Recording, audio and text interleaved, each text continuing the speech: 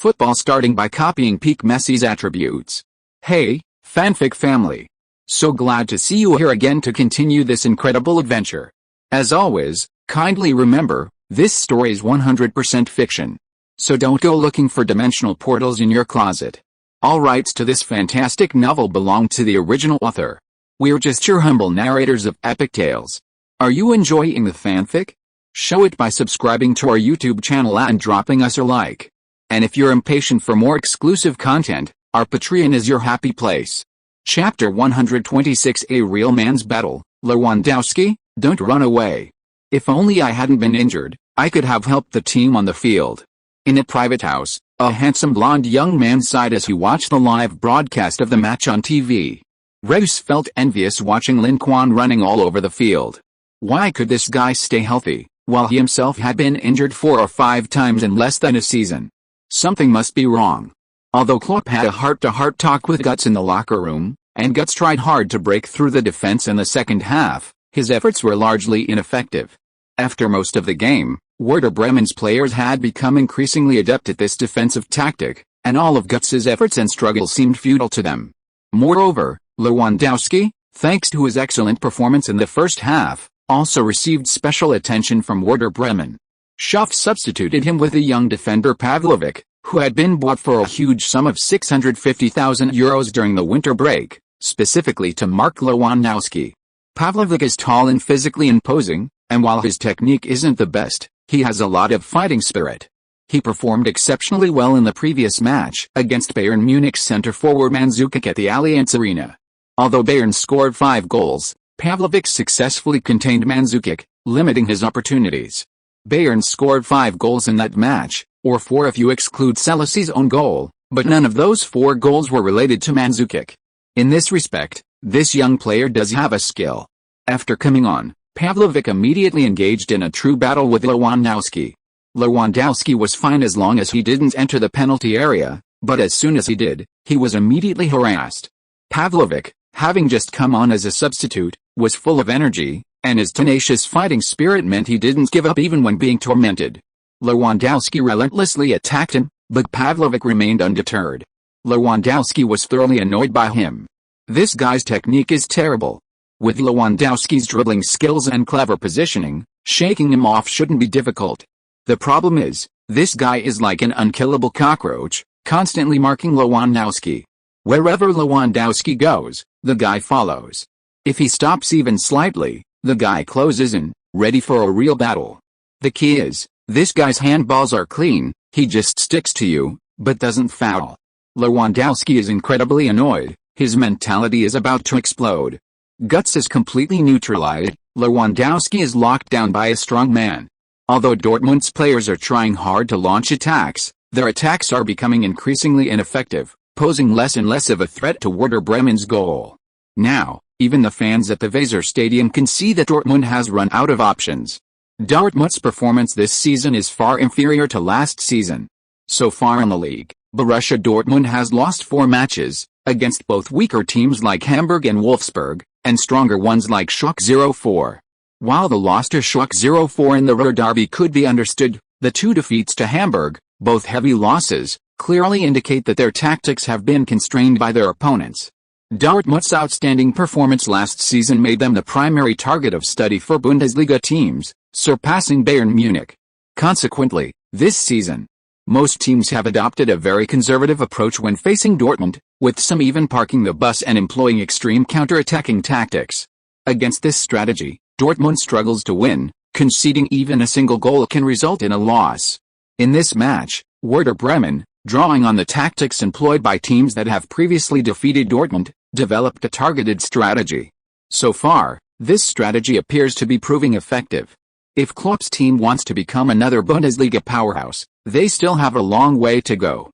At the very least, they need to diversify their tactical approach and stop relying on a single winning formula. Bayern Munich has been difficult to beat this season not only because of their deep bench but also because of Coach Jupp Heynckes' individualistic coaching style. He tailors tactics to each player's strengths and weaknesses, fully unlocking their potential. This makes it difficult for opponents to understand Bayern's true style of play and effectively counter them. However, Klopp can't afford to worry about that now. He's brought on a striker and replaced a midfielder to bolster the attack. Down by 2 goals, only a goal can save the team. A single goal could revitalize their currently low morale. With Dortmund's attacking prowess, if they can build momentum, what's a 2-goal deficit, or even a 3-goal deficit? A Dortmund team on fire is invincible. Schreiber was brought on as a substitute in the 67th minute. His introduction relieved some pressure on Lewandowski, allowing the latter to find an excellent scoring opportunity in the 77th minute. Unfortunately, Lewandowski, who had been harassed by Pavlovic for several minutes, was completely out of form, and his shot flew into the stands, causing an uproar among the Dortmund fans. Even Lewandowski himself was frustrated, clutching his head in disbelief. Klopp, who had been clenching his fist in celebration when he saw Lewandowski's shot, froze when the ball flew into the stands, then turned and punched the roof of the coaching bench. The roof of the Weser Stadium coaching bench was quite sturdy, and the punch didn't cause any damage, but Klopp's hand was injured. Although Klopp immediately put his hand behind his back and gripped it tightly with his other hand, trying to maintain a calm expression, his face remained impassive. But his flushed face and his trembling hands, even when gripped tightly, betrayed his inner turmoil. That slam must have hurt terribly. Dortmund's coach Klopp seems a bit agitated. The sideline cameras have captured him grappling with the Werder Bremen bench roof. Taking advantage of a dead ball situation, several commentators in the commentary booth quipped, "Hell, the team is on the back foot, Klopp must be furious." But arguing with the Weser Stadium roof is clearly not a wise choice. Klopp looks completely outmatched this time, with no hope of winning. As time ticked away, the Dortmund players on the field began to grow impatient. In the 81st minute, De Bruyne received the ball and prepared for a counter-attack. Nuri Sahin, unable to win the ball from behind, pushed De Bruyne in desperation. De Bruyne, who was just turning to get away, was pushed and immediately fell to the ground, sliding a considerable distance forward on the grass. Sahin had already regretted his actions, but seeing the opponent's exaggerated fall, his anger flared up instantly. He stepped forward, not to help De Bruyne up, but to question him about his exaggerated dive. Was it a ploy to frame him and get him a card? De Bruyne had just gotten up and hadn't even had time to steady himself when Sahin shoved him to the ground again. This time, the Werder Bremen players were furious. The ruthless and taciturn Hunt launched a flying kick directly at Sahin's chest. Sahin hurriedly dodged but was still hit in the side, letting out an exaggerated scream as he fell to the ground in an even more dramatic fashion than De Bruyne's earlier descent. Hunt's actions angered the Dortmund fans, who quickly surrounded him, ready to beat him up. The Werder Bremen players wouldn't let their teammate be bullied. Besides, the Dortmund players had started it all. So they rushed forward, and a large-scale shoving match erupted on the field, threatening to escalate into a full-blown brawl. The referee, about to issue a yellow card to Sahin, saw Hunt's action and, without hesitation, pulled out his red card, sending him off. The Werder Bremen players were very unhappy with the referee's decision, as he only punished Hunt and not the Dortmund players. The referee showed yellow cards to the protesting Werder Bremen players, then pulled out a red card and approached the instigator of the conflict. Sahin tried to explain, but the referee, his face grim, ignored his explanation and showed him a red card, sending him off as well. Both sides had lost a central midfielder, bringing the number of players on the field to 10. The situation didn't seem to have changed much, neither side seemed to have suffered much. However, the conflict lasted a full 5 minutes before subsiding, and by the time the referee finally calmed the situation, the match time was almost up.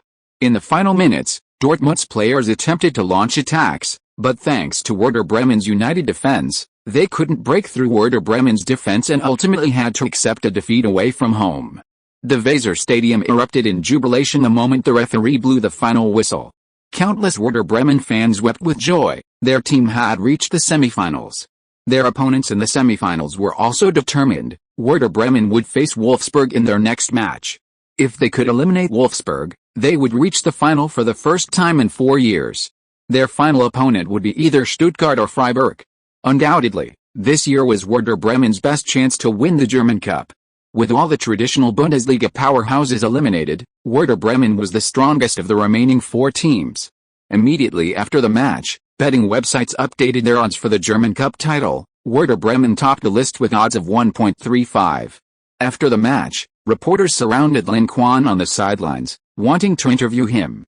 Having overcome the formidable obstacle of Dortmund and successfully reached the semi-finals, Lin Quan was in high spirits and readily agreed to the reporters' requests. Lin, how are you feeling right now? Before this match, did you expect to win against both Bayern Munich and Dortmund and reach the German Cup semi-finals? Lin Quan smiled and shook his head. To be honest, if someone had told us before the match that we would face two Bundesliga powerhouses in the next two rounds, I think no one would have thought we had a chance of winning. Seeing Lin Quan's honest answer, the reporters were surprised and continued to press. So, what do you think enabled Werder Bremen to overcome these two obstacles and reach the semi-finals?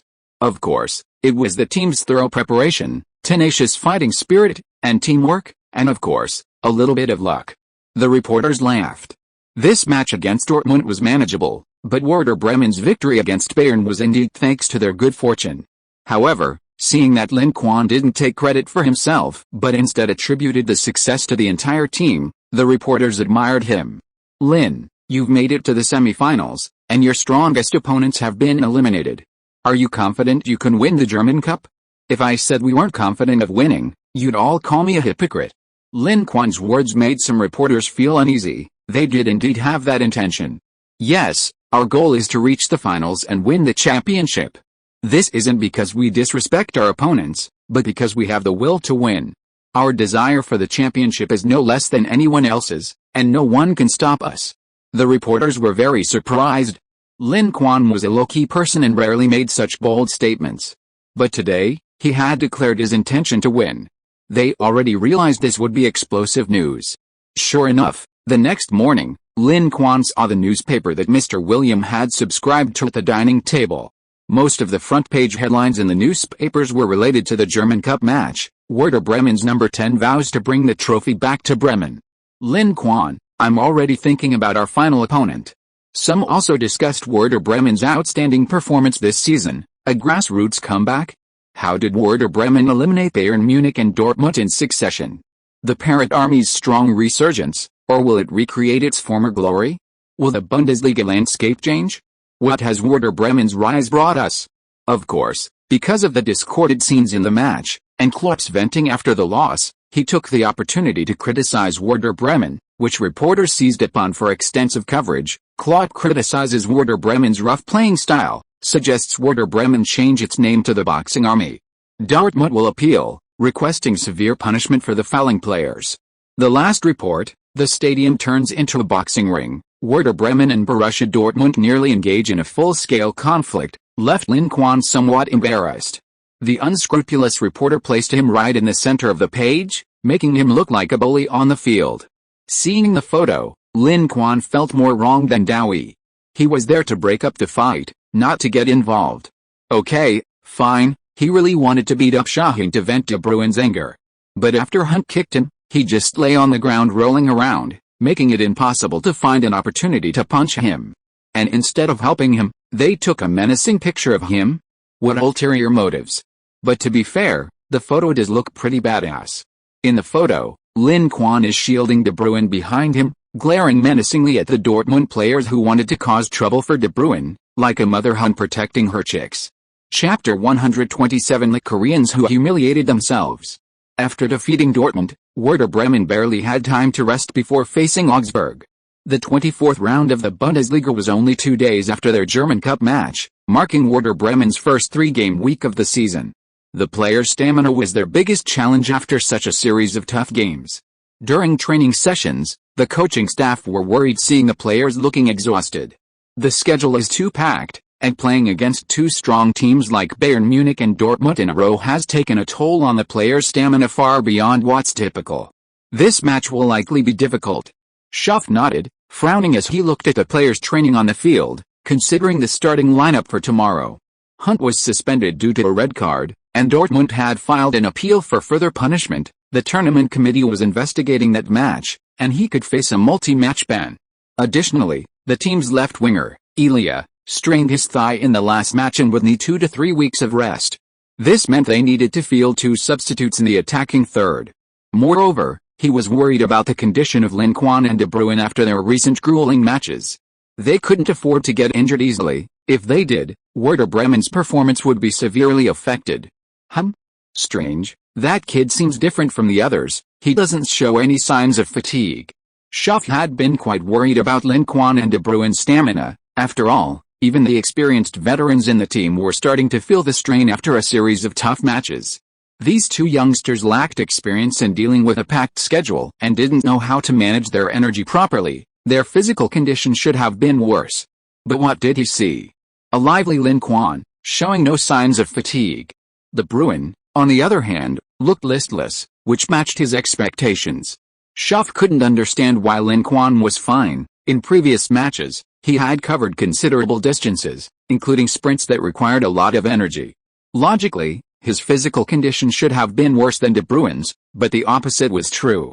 He could only attribute it to Lin Quan's diligent daily training. He'd heard from Lin Quan's host family that Lin Quan dedicated time to physical training every day. Hard work pays off, and with such a training attitude, his progress was understandable. Seeing the player's poor condition, Schaff clapped his hands and stopped the training. This afternoon's training is halved. After the set, you can go home and rest. Report to the team tomorrow morning at 10:30. Get a good rest tonight, and don't waste your energy on things that don't require it, especially you young players. Don't let me hear any news of any of you going to nightclubs, or you know the consequences. Schaff's words elicited cheers from the players, especially the news of the delayed training, which excited them greatly. Finally, they could sleep in tonight. However, everyone remembered Schaff's final warning. Those players who liked to frequent nightclubs and seek pleasure had to restrain themselves and dared not defy the rules. Lin Quan possessed a level 2 physical talent, and his physical recovery speed was much faster than that of ordinary players, so he didn't feel tired at all. Therefore, even though the team had a day off, Lin Quan didn't leave the training base early but chose to stay and train alone. De Bruyne used to stay and train with him, but today De Bruyne was too tired to even move a finger and simply couldn't play anymore, so he had to go back to rest first. Also staying at the club was Schaff, who was racking his brains over tomorrow's starting lineup. He sat in his office, looking through the office window at the hard-working young man on the training field. The golden sunset shone from the Weser River, illuminating the training base on the left bank of the Weser, casting a long, long shadow of the young man on the field. March 2nd, 4:30 p.m., the Weser Stadium was packed. Although it was just an ordinary league match, and the opponent wasn't one of the top teams in the standings, the enthusiasm of Werder Bremen fans was undiminished. The stadium, with a capacity of 50,000, was packed. Tickets had sold out a day in advance, and some fans who hadn't bought tickets in advance had to resort to buying them from scalpers outside the stadium at inflated prices.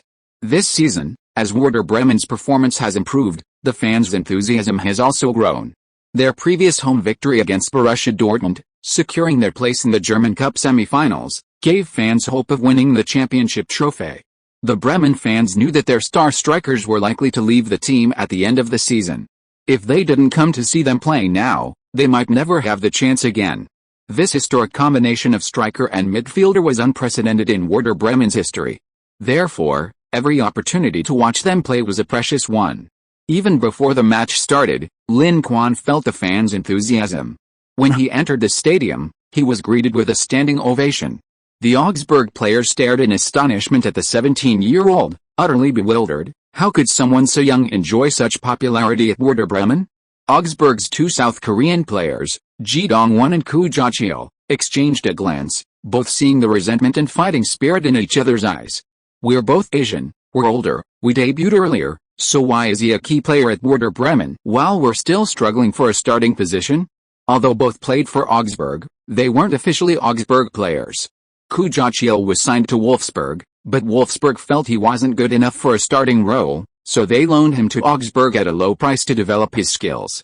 As for Ji Dong-won, he played for Sunderland in the English Premier League, who also felt he couldn't adapt to the pace of the Premier League, so they loaned him to Augsburg for experience. These two South Korean national team players, meeting on the same team in a foreign land, were ready to give it their all. After 23 rounds, Augsburg was third from bottom, a full 9 points behind fourth to last Wolfsburg. With 10 rounds remaining, catching up by 9 points seemed impossible. If they truly had that ability, they wouldn't be so deep in the relegation zone. Taking advantage of Werder Bremen's recent struggles and poor form, Augsburg had some ideas. They had held Werder Bremen to a 3-3 draw at home in the 7th round, and if not for bad luck allowing them to score 3 goals, they would have won that match. Because of that encounter, Augsburg didn't think Werder Bremen was anything special. How strong can a bottom-ranked team like us be, they thought. So, in this match, they took the initiative from the start, launching a fierce attack on Werder Bremen's penalty area. Schuff was delighted to see this tactic. His team was fatigued and couldn't play a pressing attack, so he devised a counter-attacking strategy. Although playing a defensive counter-attacking style against a relegation-threatened team at home is a bit embarrassing, there's no other way. Results are more important now. Third-placed Borussia Dortmund is on fire lately and is going all out for points. Werder Bremen's second-place position isn't secure. If Dortmund catches up, given Dortmund's form in the second half of the season, it will be difficult for them to overtake them. Moreover, the gap between fourth-placed Schalke 04 and Werder Bremen isn't that large. They've closed the gap considerably while Werder Bremen has suffered consecutive losses to Dortmund and Bayern. If Werder Bremen continues to lose, they might not even be able to hold on to third place. While there are 4 Champions League spots in the Bundesliga, the fourth-placed team has to play in the playoffs against other leagues, and only by winning those playoffs can they qualify for the Champions League group stage. This carries the risk of losing, as no team from other leagues that has made it this far is easy to beat. Seeing Augsburg choose a pressing attacking style, Schuff breathed a sigh of relief. This match is in the bag. On the other side, on the Augsburg coaching bench, seeing Werder Bremen's players completely dominated, the away team's coach felt confident. Just as predicted before the match, Werder Bremen's players were out of shape and clearly not in form. We Augsburg can't beat a full-strength Werder Bremen team, but surely we can bully a tired one? We've got this game. For the first 15 minutes, Augsburg dominated the game. Werder Bremen's players seemed half asleep, their movement sluggish. They were like an old, rusty machine, barely functioning. Losing seemed inevitable. This team, they don't seem so great after all. They're not as amazing as everyone says, Guardiola and Ji Dong-won thought, seeing Werder Bremen being suppressed and Lin Quan failing to make any impact. They began to underestimate their opponents, thinking they were nothing special. The opponent's fame was entirely due to the hype from unscrupulous reporters. However, just when the two thought victory was assured, the situation on the field suddenly changed. Werder Bremen successfully intercepted the ball in their own half, and it was quickly passed to De Bruyne. After shaking off his defender, De Bruyne used the most effortless method to pass the ball to Lin Quan. Lin Quan got the ball. Guardiola, playing as a central midfielder, was closest to Lin Quan. Seeing Lin Quan receive the ball, he immediately moved closer. He felt that with his physical attributes, stopping the opponent would be a piece of cake with just a little physical contact. He used to play like this when he was with the South Korean national team, against Chinese players. Almost none of those Chinese national team players could withstand his and his teammates' collisions. Not to mention them, even the better performing Japanese team couldn't withstand their impact. In terms of physical attributes, South Korea is the best in East Asia, okay? Guardiola charged forward with full confidence.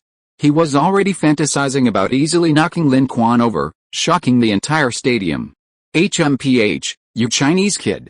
Let me expose your true colors and show the world your huge weakness. Seeing Guardiola charging towards him, Lin Quan slightly adjusted his body, facing his opponent with his shoulder. With a loud bang, the two collided head-on. The sound was so loud that it echoed throughout the stadium through the close-up sound recording equipment. The fans in the stadium erupted in an uproar, filled with worry. Lin Quan was a full 10 centimeters shorter than the Korean player, and the other player had deliberately charged at him. Would he suffer a great loss in such a collision? On the sidelines, Augsburg's coach nodded in satisfaction at Guardiola's choice. This Korean kid is playing very cleverly. Werder Bremen's number 10 clearly lacks physical strength and has been avoiding physical contact with Augsburg players. This must be his Achilles heel. This time, the Koreans' collision perfectly exploited Werder Bremen's weakness, not only disrupting their counter-attack but also exposing that vulnerability. Other Bundesliga teams will likely adopt this tactic when facing Werder Bremen in the future. Augsburg's coach watched the collision with anticipation, eager to see what he wanted to see. Then, they saw one of the two bounce back as if he had hit a wall. However, to his and everyone's surprise, it wasn't Lin Quan who was knocked away, but Guardiola. The latter staggered several steps after being knocked away by Lin Quan, falling to the ground with a thud. staring incredulously at Lin Quan, who had rushed past him. Why? Why was I the one who got knocked away? 1,000 questions flooded Ku Jiaqiu's mind. He couldn't understand why this had happened. The audience erupted in an uproar. Werder Bremen fans breathed a sigh of relief at this sight. Augsburg fans, especially the South Korean fans, were filled with disappointment. Why did Ku Jiaqiu lose in a physical confrontation? Actually, if they watched a few more of Lin Quan's matches, they wouldn't think his physical strength was weak. While Lin Quan isn't particularly tall, he's certainly not light. At 74 kilograms, he's unusually heavy for a player his height. Furthermore, during the winter break, he learned defensive techniques from Guardiola, including how to fully utilize his body in physical duels. Mastering these techniques made him like a small tank, possessing formidable physical strength. Although Ku Jiaqiu is 10 centimeters taller, he only weighs 75 kilograms, just 1 kilogram heavier than Lin Quan. With similar weight, Lin Quan, with his greater speed and lower center of gravity, naturally gained the upper hand in physical confrontations. Ku Jiaqiu underestimated Lin Quan's physical strength and overestimated his own. Thus, the South Koreans' attempt to physically overpower Lin Quan and humiliate him only resulted in his own defeat. Idiot. Augsburg's coach cursed angrily after Ku Jiaqiu lost the physical battle. However, he quickly lost his temper and stopped blaming the Korean, because Lin Quan had already dribbled the ball into their penalty area. Chapter 128, enjoyed the treatment of a top-tier football star. After breaking into the penalty area, Lin Quan saw the opposing goalkeeper and 2 defenders all heading towards him, while Peterson was in open space on the other side. He feigned a shot and then passed the ball to his teammate, creating an assist opportunity. Peterson didn't waste Lin Quan's brilliant pass, he volleyed the ball into the net, giving his team the lead. Werder Bremen made it 1-0 in the 23rd minute of the first half, taking a 1-goal lead. After scoring, Peterson was ecstatic. He ran to the corner flag, took off his shirt, and raised his arm to the crowd, asking for applause. The Werder Bremen fans responded enthusiastically, giving him a warm round of applause and cheers. Several female fans nearby even winked at him, making Peterson so excited he almost wanted to dance. After awarding the goal, the referee pulled out a yellow card, walked expressionlessly to Peterson, and showed him the first yellow card of the match. Lin Quan used his foot to lift the jersey from the ground, held it in his hand, and walked towards Peterson, tossing it to him so he could put it on quickly. Taking off one's shirt to celebrate a goal would definitely get a yellow card, and Peterson probably already knew the consequences before he did it. So Lin Quan didn't say anything, but Schaff on the sidelines frowned. How many yellow cards has Peterson gotten this season? 4 before, and this makes 5. So that means he'll be suspended for the next game due to accumulated yellow cards? That's right. Schaff put his hand to his forehead, speechless for a moment. Peterson's performance had gradually improved in the last few games, and he had intended to give him more playing time. But the guy wasn't paying attention to his actions on the field, and now, with a suspension for the next game, he wouldn't be able to get a chance. Peterson didn't know he was going to be suspended for the next game. After scoring, he was very active, running around like an eel in the attacking third, causing chaos in Augsburg's defense. His efforts paid off. His activity on the field led Augsburg to tighten their defense against him. This, however, freed up Lin Quan on the other side. In the 42nd minute of the first half, Werder Bremen launched another deadly counter-attack. Almost identical to the previous counter-attack, Werder Bremen intercepted the ball and quickly passed it to their forwards. Augsburg's midfield defense was like paper, easily breached. Lin Quan dribbled into the penalty area, with Peterson and Füllkrug also positioned to follow. Werder Bremen had a 3-on-3 situation in the attacking third. Augsburg's players assumed Lin Quan would pass again, so one marked Arnautovic, another marked Peterson who had just scored, leaving only one to defend Lin Quan.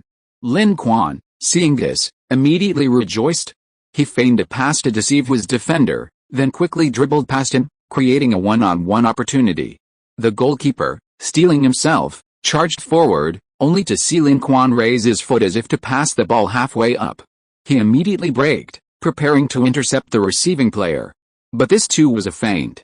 Seeing the goalkeeper fall for it, Lin Quan unhesitatingly shot towards the far corner. The goalkeeper hastily dived to save, but was a fraction too slow. Before he could even land, the ball had already rolled into the net. Having conceded 2 goals in quick succession, Augsburg's players were stunned. They couldn't believe the match had turned out this way. They had been besieging the opponent's goal, yet after half the game, they hadn't scored, while their opponents had only launched a few counterattacks and scored 2 goals. This scoring efficiency was simply outrageous. They couldn't accept it. Why was their opponent so lucky? If they had lost to a Werder Bremen team in full form, Augsburg wouldn't have had much to complain about. But the problem was, Werder Bremen was a sick tiger.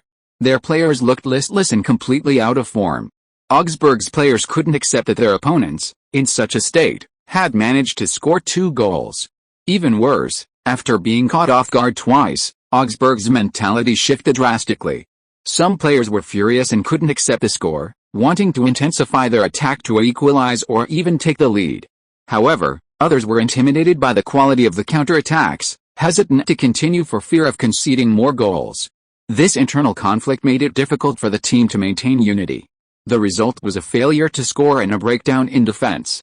Augsburg's performance on the field worsened compared to before.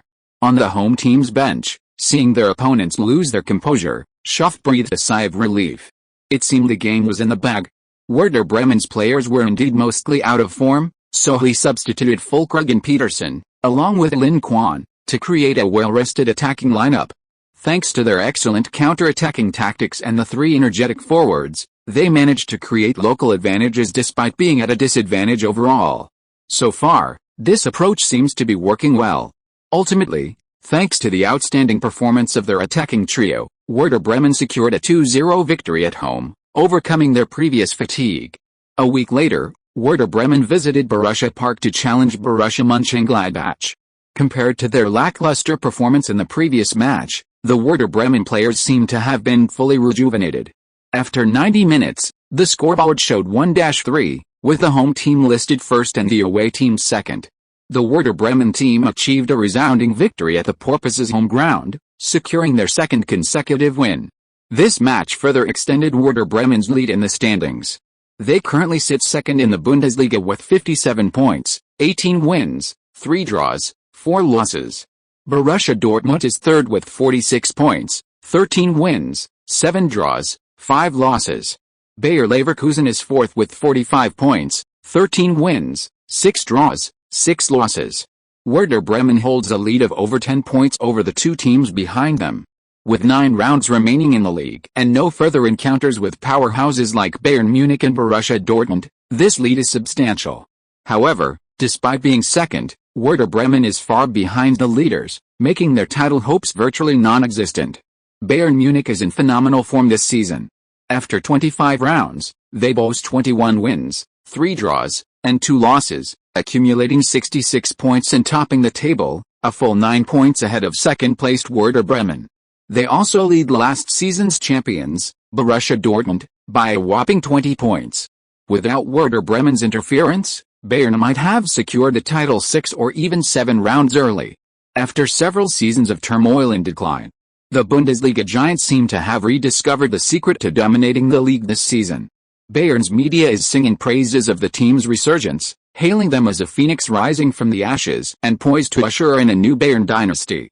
Other German media outlets expressed concern, arguing that Bayern Munich's dominance was detrimental to the overall development of the Bundesliga. Among the top 5 European leagues, aside from the Bundesliga, it's difficult to find another league with such a dominant force.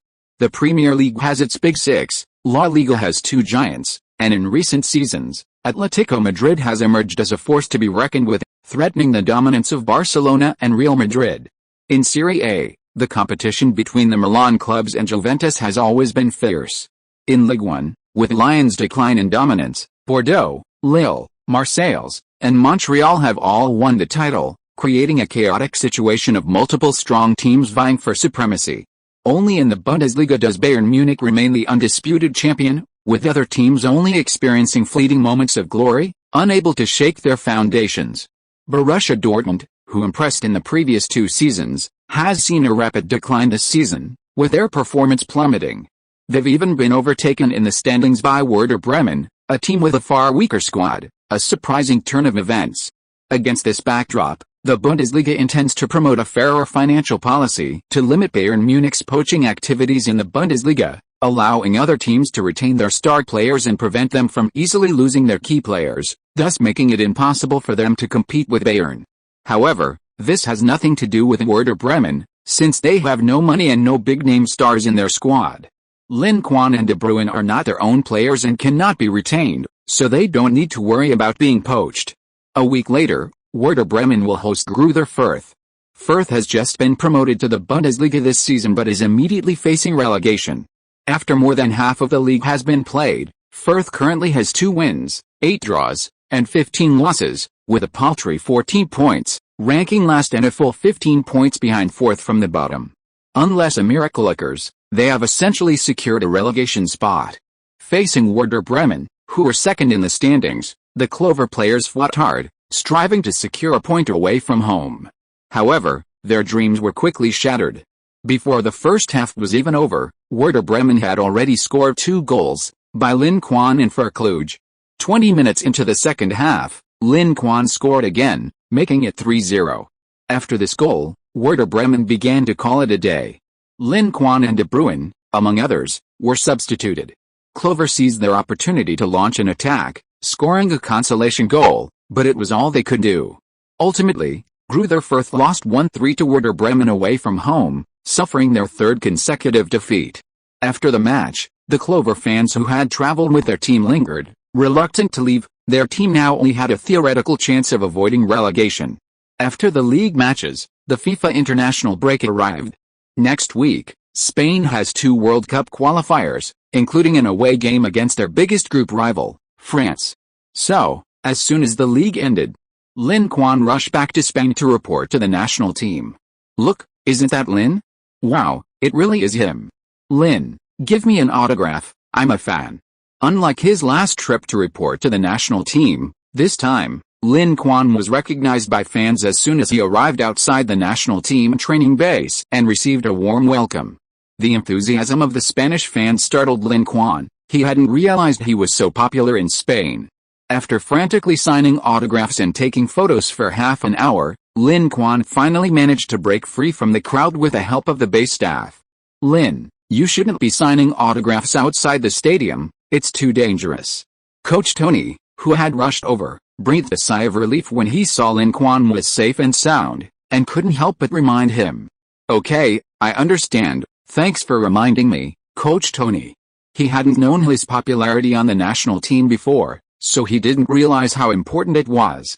But now he did, and he wouldn't dare get out of the car outside the training base next time. "Lin, you're back. I heard such a commotion outside, and I was wondering which star player had arrived." Sure enough, a star player did.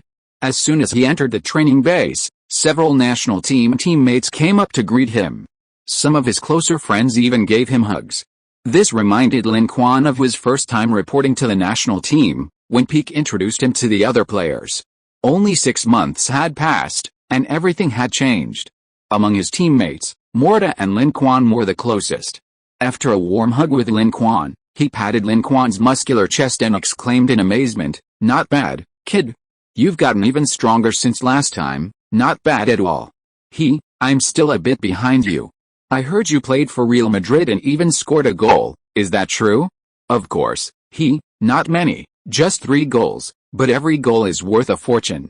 Morata was a little smug. He felt his status within the Real Madrid team slowly rising. Last season, he only played once for Real Madrid and didn't score. But this season, he had already played 15 times for Real Madrid and scored several goals. This made Morata eagerly anticipate, would he be able to secure a starting position at Real Madrid next season and score even more goals? With rumors circulating that Argentine striker Gonzalo Higuain might transfer in the summer, his playing time next season will definitely increase significantly. Alvaro Morata has just turned 20, and for a player his age, being able to play for a top club like Real Madrid is already a remarkable achievement. Moreover, he's still young and has a lot of room for improvement, which is why Real Madrid values him. However, the mention of young makes Morata involuntarily glance at Lin Quan in front of him. Wow! This guy, 3 years younger than him, is already a starter in the Bundesliga and for the Spanish national team. What a prodigy! If you are listening to this novel on a channel other than Fanfic World, it means it was downloaded and re-uploaded without effort. We warmly invite you to visit our channel, Fanfic World. There you will find the original version of this story and many other novels of various genres. We look forward to seeing you dive into a world of incredible novels. Chapter 129 It Feels So Good to Crush Noobs. March 23rd, the fourth round of the World Cup qualifiers kicked off, with Spain hosting Finland, a Nordic team. Finland isn't a weak team, they're roughly third in their group of 5. However, the Finns have had some bad luck, first facing France, then Spain. They finally managed to face a slightly weaker opponent, Georgia, but then scored an own goal on home soil and had a player sent off. Forced to play with 10 men, Finland unfortunately missed their chance for a first win, currently sitting at the bottom of the group with only 1 point. Therefore, against the world champion Spain, they wisely chose to park the bus. They weren't aiming for a victory, just a point would be enough. Facing Spain's impenetrable defense, the old Spain would have struggled to break through. But with Lin Quan on the team, they weren't worried about failing to score. The entire first half resembled a halftime attacking and defensive drill.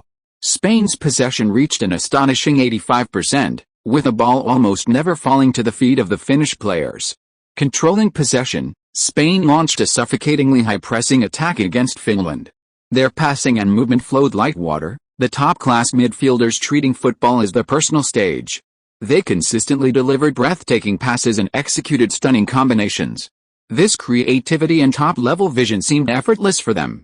In the 22nd minute, Spain strung together a series of passes in the attacking third. The Finnish players, seeing the ball being passed around, were practically blinded, their bodies unable to keep up with their thoughts. Several players, chasing the ball, slightly out of position. A fleeting gap appeared in their defense. Lin Quan saw this opportunity and immediately passed the ball into the penalty area. Arsenal midfielder Casorla received the ball on the right side of the box and unleashed a powerful shot. Finnish goalkeeper Minpa made a crucial save, leaping and diving to deny the ball. The shot was of high quality, but the opposing goalkeeper performed exceptionally well. Casorla could only give Lin Quan a thumbs up in gratitude, feeling a little disappointed. However, with so many top-class midfielders, Spain had no shortage of shooting opportunities. 2 minutes later, Spain launched another attack. In the 24th minute, Silva delivered a brilliant pass, and Casorla received the ball on the left side of the penalty area. This time, instead of shooting himself, he swept the ball across the face of goal. Lin Quan and Iniesta, who were rushing in, simultaneously slid in and fired. The ball flew into the goal at incredible speed, leaving the goalkeeper helpless. After the goal, both Iniesta and Lin Quan ran to celebrate. The Spanish players, unsure of who is credited, ran over and surrounded the two men to celebrate. The Molinone Stadium's big screen showed in slow motion that the ball first touched Lin Quan's foot, then Iniesta's foot, before finally going into the goal. Strictly speaking, this should be considered Iniesta's goal, and Lin Quan's assist. Iniesta saw the replay on the big screen and ran over to hug Lin Quan, jokingly saying, "That was a great pass. I didn't even need to adjust, it just hit my foot and went in."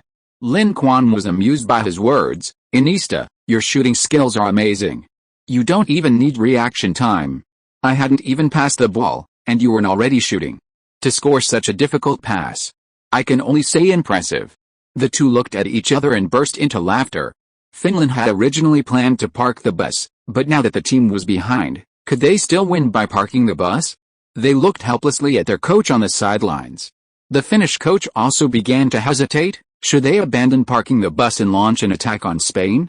If they continued to park the bus, given Spain's terrifying possession rate, they probably wouldn't have a chance to equalize. But if they committed more players to the attack, there might still be a glimmer of hope. So, the Finnish coach waved his hand, ordering the team to attack. Now, things were much better. Spain had initially complained that there were too many players around the Finnish penalty area, making it difficult to break through. Now that the opponent has taken the initiative to attack, their backfield has become much more open, allowing their passing and movement to become much smoother.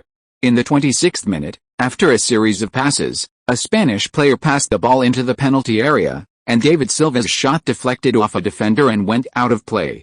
Spain won a corner kick. Lin Quan took the corner, aiming at the far post inside the penalty area.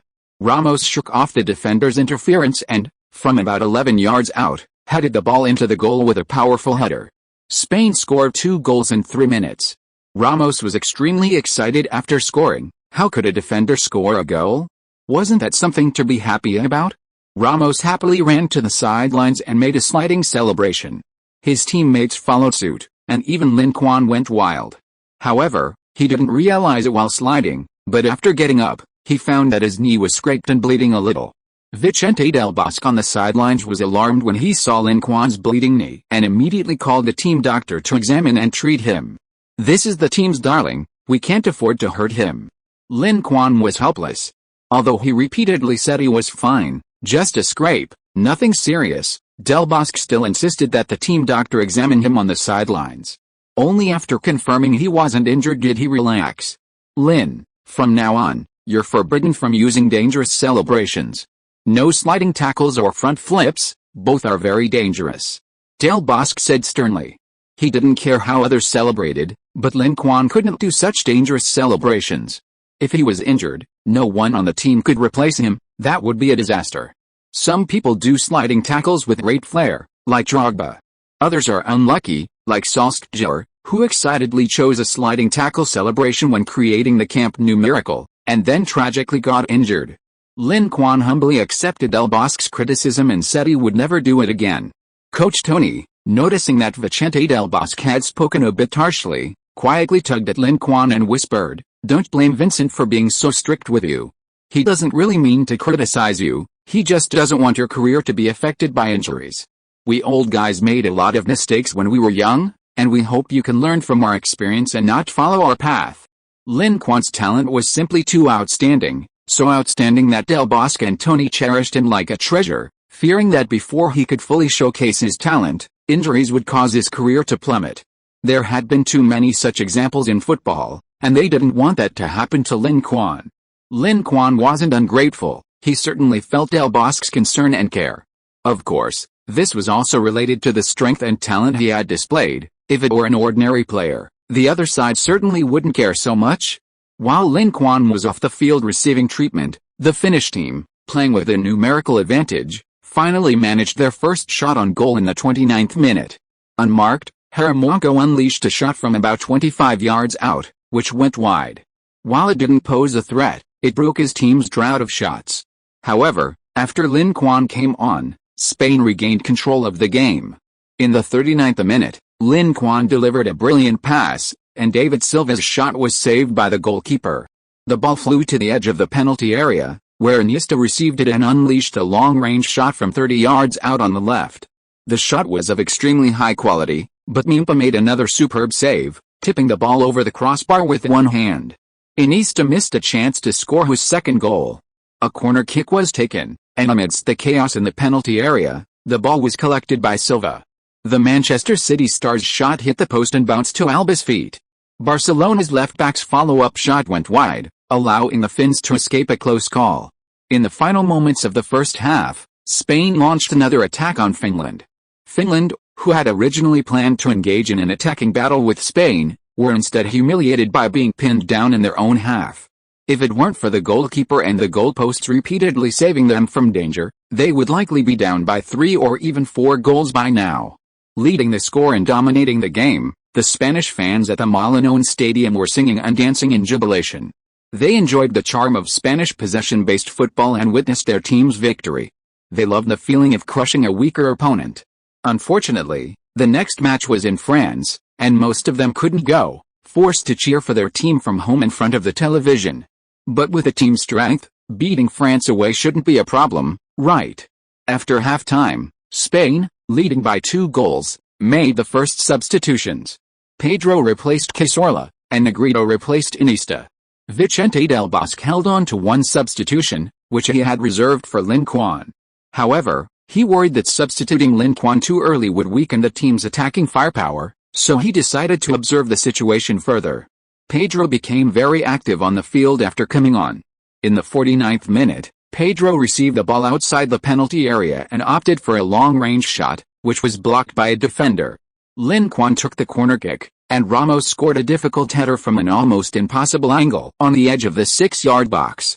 After scoring, Ramos immediately took off his jersey, revealing his muscular physique, and ran to the sidelines to strike a powerful pose for the cameras. It was unbelievable that a defender had scored 2 headers in this match. The Spanish fans in the stadium erupted in cheers, regardless of whether they were Ramos fans or not. Everyone had to applaud his brilliant header. How did that goal even happen? On the sidelines, after celebrating with his national team colleagues, Vicente Del Bosque touched his smooth forehead, now bare of hairline, with an incredulous look. Only God knows. Even if Ramos had tried again, he probably wouldn't have scored. Del Bosque nodded and quickly instructed his assistant to make a substitution. With a 3-goal lead, Lin Quan didn't need to stay on the field. He needed to be substituted quickly to prepare for the next match against France. Seeing the fourth official raise the substitution board, Lin Quan jogged off the field, applauding the fans who had come to watch the game. The fans enthusiastically applauded him in return. Lin Quan didn't score in this match, but all 3 goals were assisted by him. Iniesta's assist might have been a little questionable, but he played a crucial role in Ramos's 2 headers.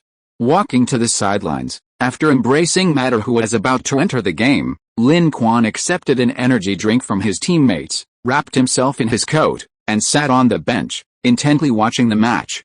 Vicente Del Bosque saw that Lin Quan wasn't angry about being substituted so early and nodded slightly. This kid has a good mentality, unlike others who throw tantrums. Although 3 key players were substituted, Spain still firmly held the initiative on the field. In the 57th minute, Fabregas passed the ball, and Ramos's header grazed the left post, almost completing a hat-trick of headers. After missing the goal, Ramos covered his head in regret. If he had scored, he would have set a Spanish national team record. A defender scoring 3 goals in one game, all with headers, that would definitely be historic. But unfortunately, Fabregas's pass was a little too strong, and he didn't get a comfortable header. If Lin Quan had passed that ball, it might have actually gone in.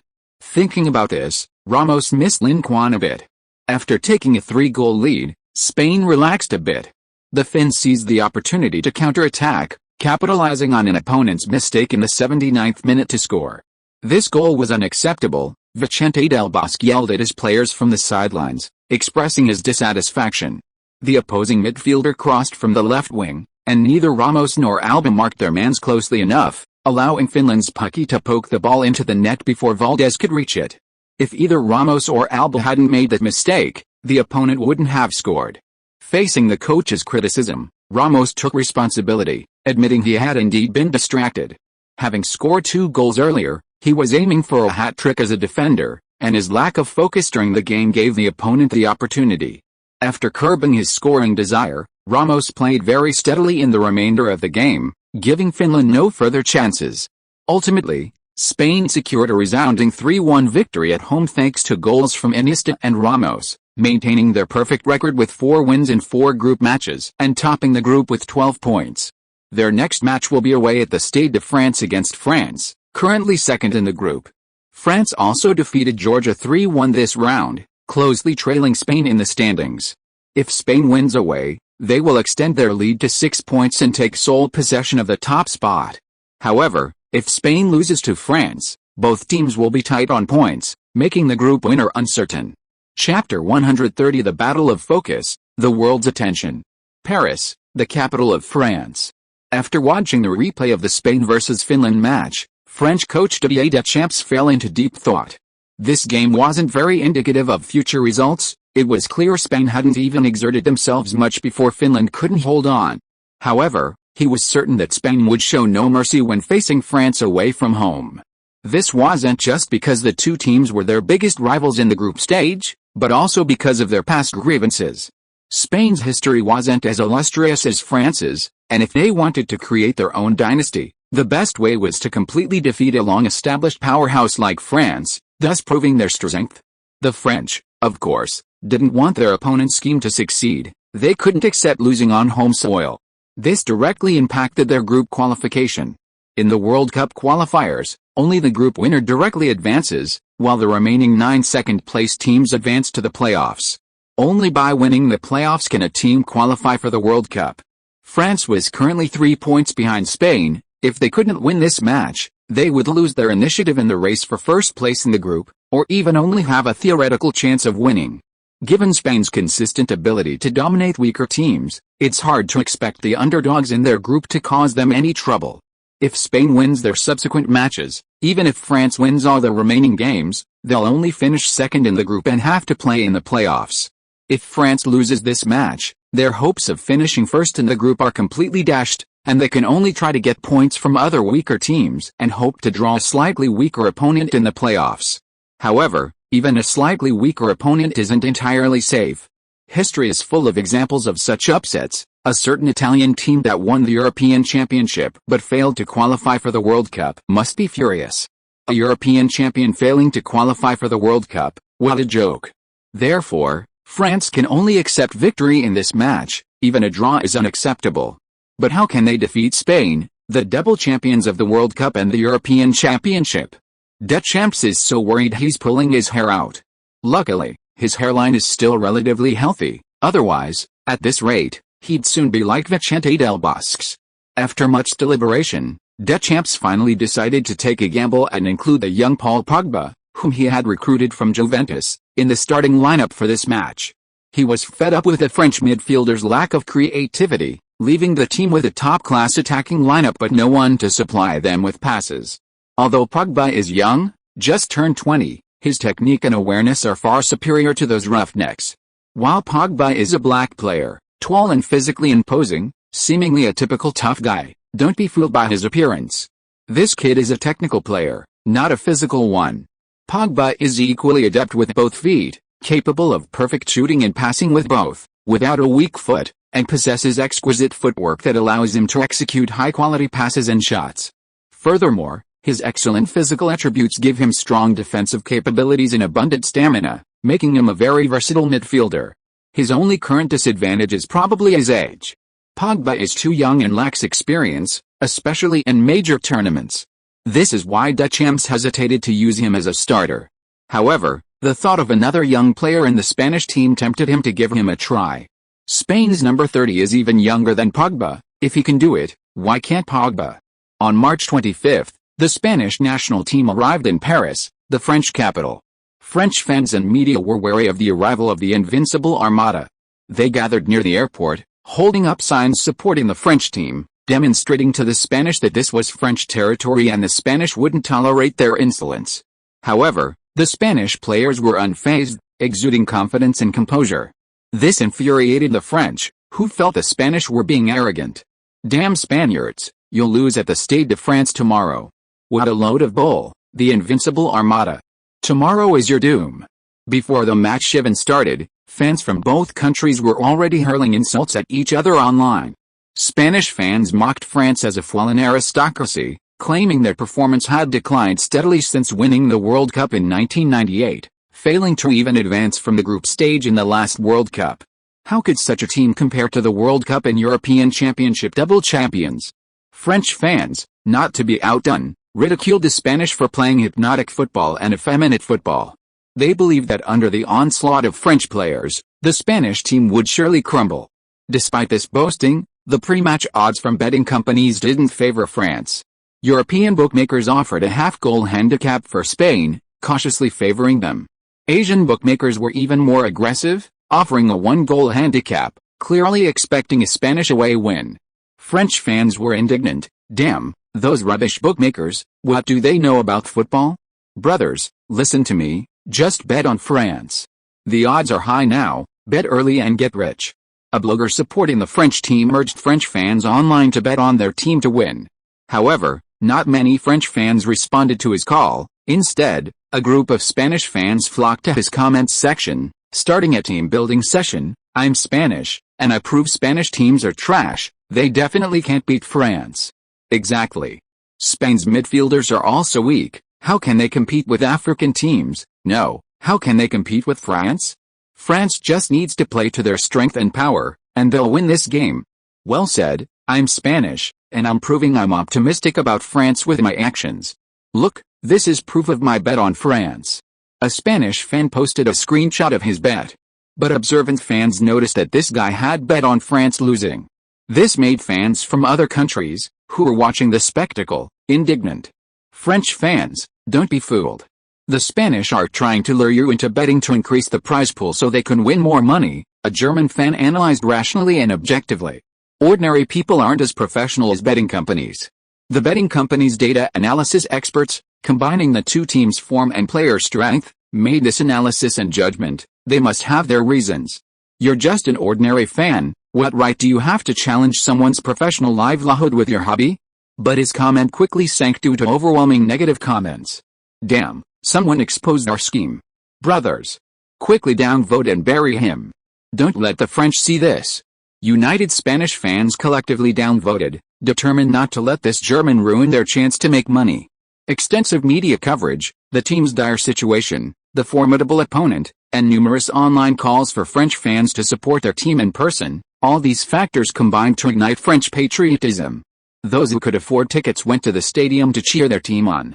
Those who couldn't get tickets went to nearby bars or even the square outside the stadium for crucial matches. The least committed were those who stayed home to watch on TV and cheer. The Stade de France, with a capacity of 80,000, was packed to capacity on match day. French fans, who usually don't support their national team much because of the team's ethnicity, all turned out to watch the game this time. This match was crucial and highly anticipated, and they naturally didn't want to miss it. Of course, seeing their team win would be even better. The France vs Spain match was at 8 p.m. on March 26.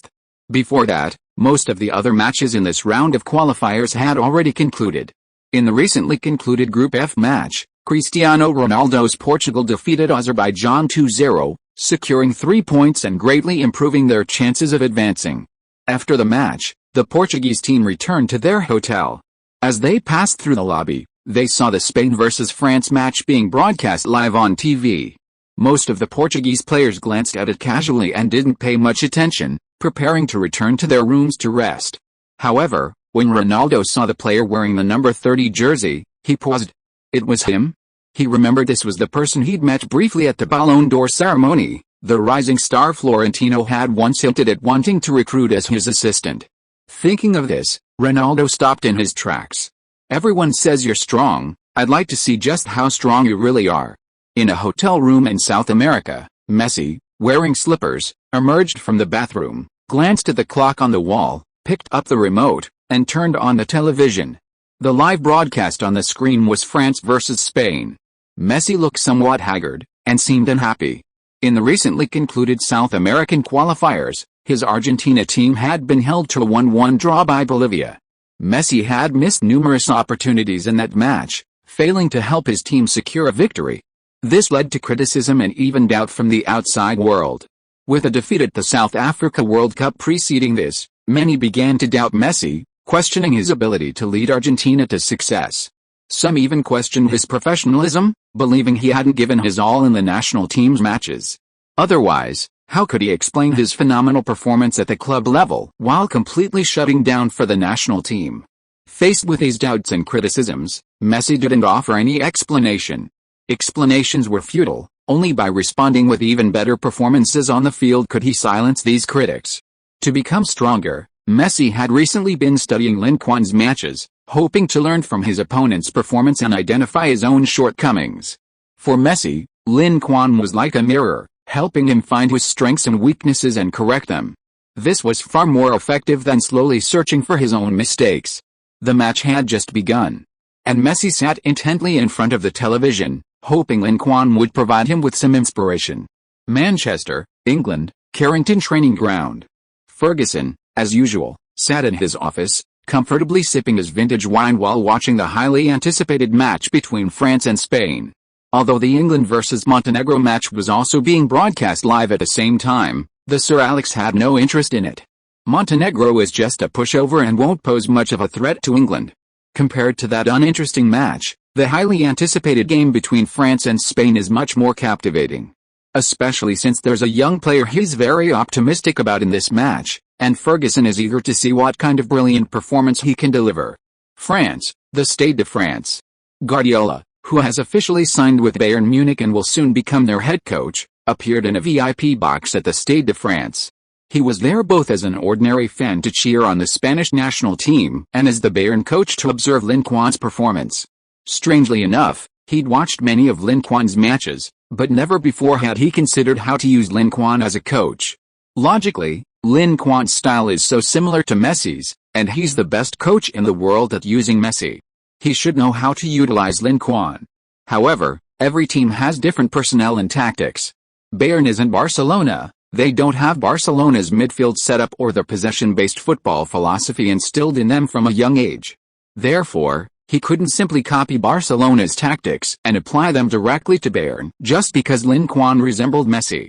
Bayern and Barcelona have completely different tactical approaches, and he needed to find a balance between the two, preserving Bayern's traditional strengths while bringing over what he considered to be advanced concepts for the future of football, achieving a perfect fusion. And this was no easy task. Thinking about this, Guardiola couldn't suppress the urge to experiment. Inside the players' tunnel, Lin Quan stood calmly among the Spanish team, waiting to play. Similar to Lin Quan, most of the Spanish players weren't particularly nervous. On the other hand, several young players making their first start for the home team appeared extremely nervous, even repeatedly making the sign of the cross. Lin Quan glanced at one of them, who was also looking at him. That stylish hairstyle clearly identified him as Paul Pogba. Pogba's eyes gleamed with envy and longing. He envied Lin Quan, so young yet already a regular starter for the Spanish national team. Pogba, on the other hand, had only recently joined the national team, his future uncertain. This match, where he felt like he'd been forced into it, facing Spain's championship-caliber midfield, filled him with apprehension. What if he didn't play well? Would he lose his place on the national team? Young Pogba was indeed inexperienced, but Lin Quan had no doubt about his ability. He clearly remembered that this guy would return to Manchester United for a world record transfer fee of €105 million. Of course, whether Manchester United's money was well spent was another matter. Teams in rebuilding phases often spend lavishly on players, but seem to frequently misjudge their chances. This was true of Manchester United after Ferguson, and later of Barcelona. Chapter 131 One-on-one duel, completely outclassing Pogba. Guardiola says he's learned something. CCTV, viewers, this is broadcasting live the 2014 FIFA World Cup European Qualifiers Group Stage match between France and Spain from Group I. I'm your commentator, He Wei. I'm Zhang Lu. Because the Chinese national team was eliminated early in the World Cup qualifiers, and this match was a highly anticipated and crucial game, CCTV chose to broadcast it. Let me first introduce the starting lineups for both teams. Both teams are using a 4-3-3 formation. Spain's starting lineup today is: goalkeeper, Valdez; defenders, Arbeloa, Pique, Ramos, Monreal; midfielders, Busquets, Xabi Alonso, Xavi; forwards, David Silva, Iniesta, Lin Quan.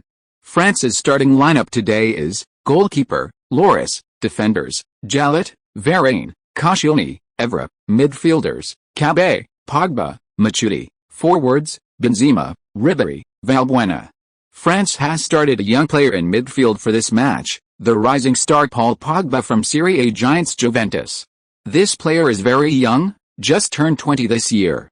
This is his first match representing the French national team, and he's already started, showing that French coach Deschamps has high hopes for him.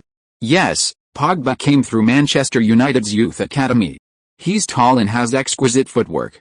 Since joining Juventus this season, he's performed exceptionally well in Serie A. Many people are optimistic about his future and think he might be Zidane's successor. Haha, for the French team, they've been waiting for a top-class midfielder for a full 6 years. As the fans say, French football hasn't recovered for 6 years since Zidane retired. During these 6 years, they've lacked a top-class midfield playmaker.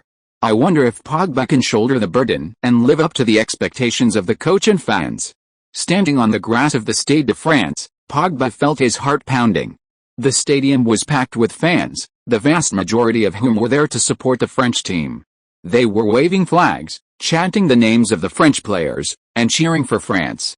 Fatally, Pogba seemed to hear his own name. This gave him a glimmer of hope. If he could play well in this match, then he, Pogba, would have become famous overnight.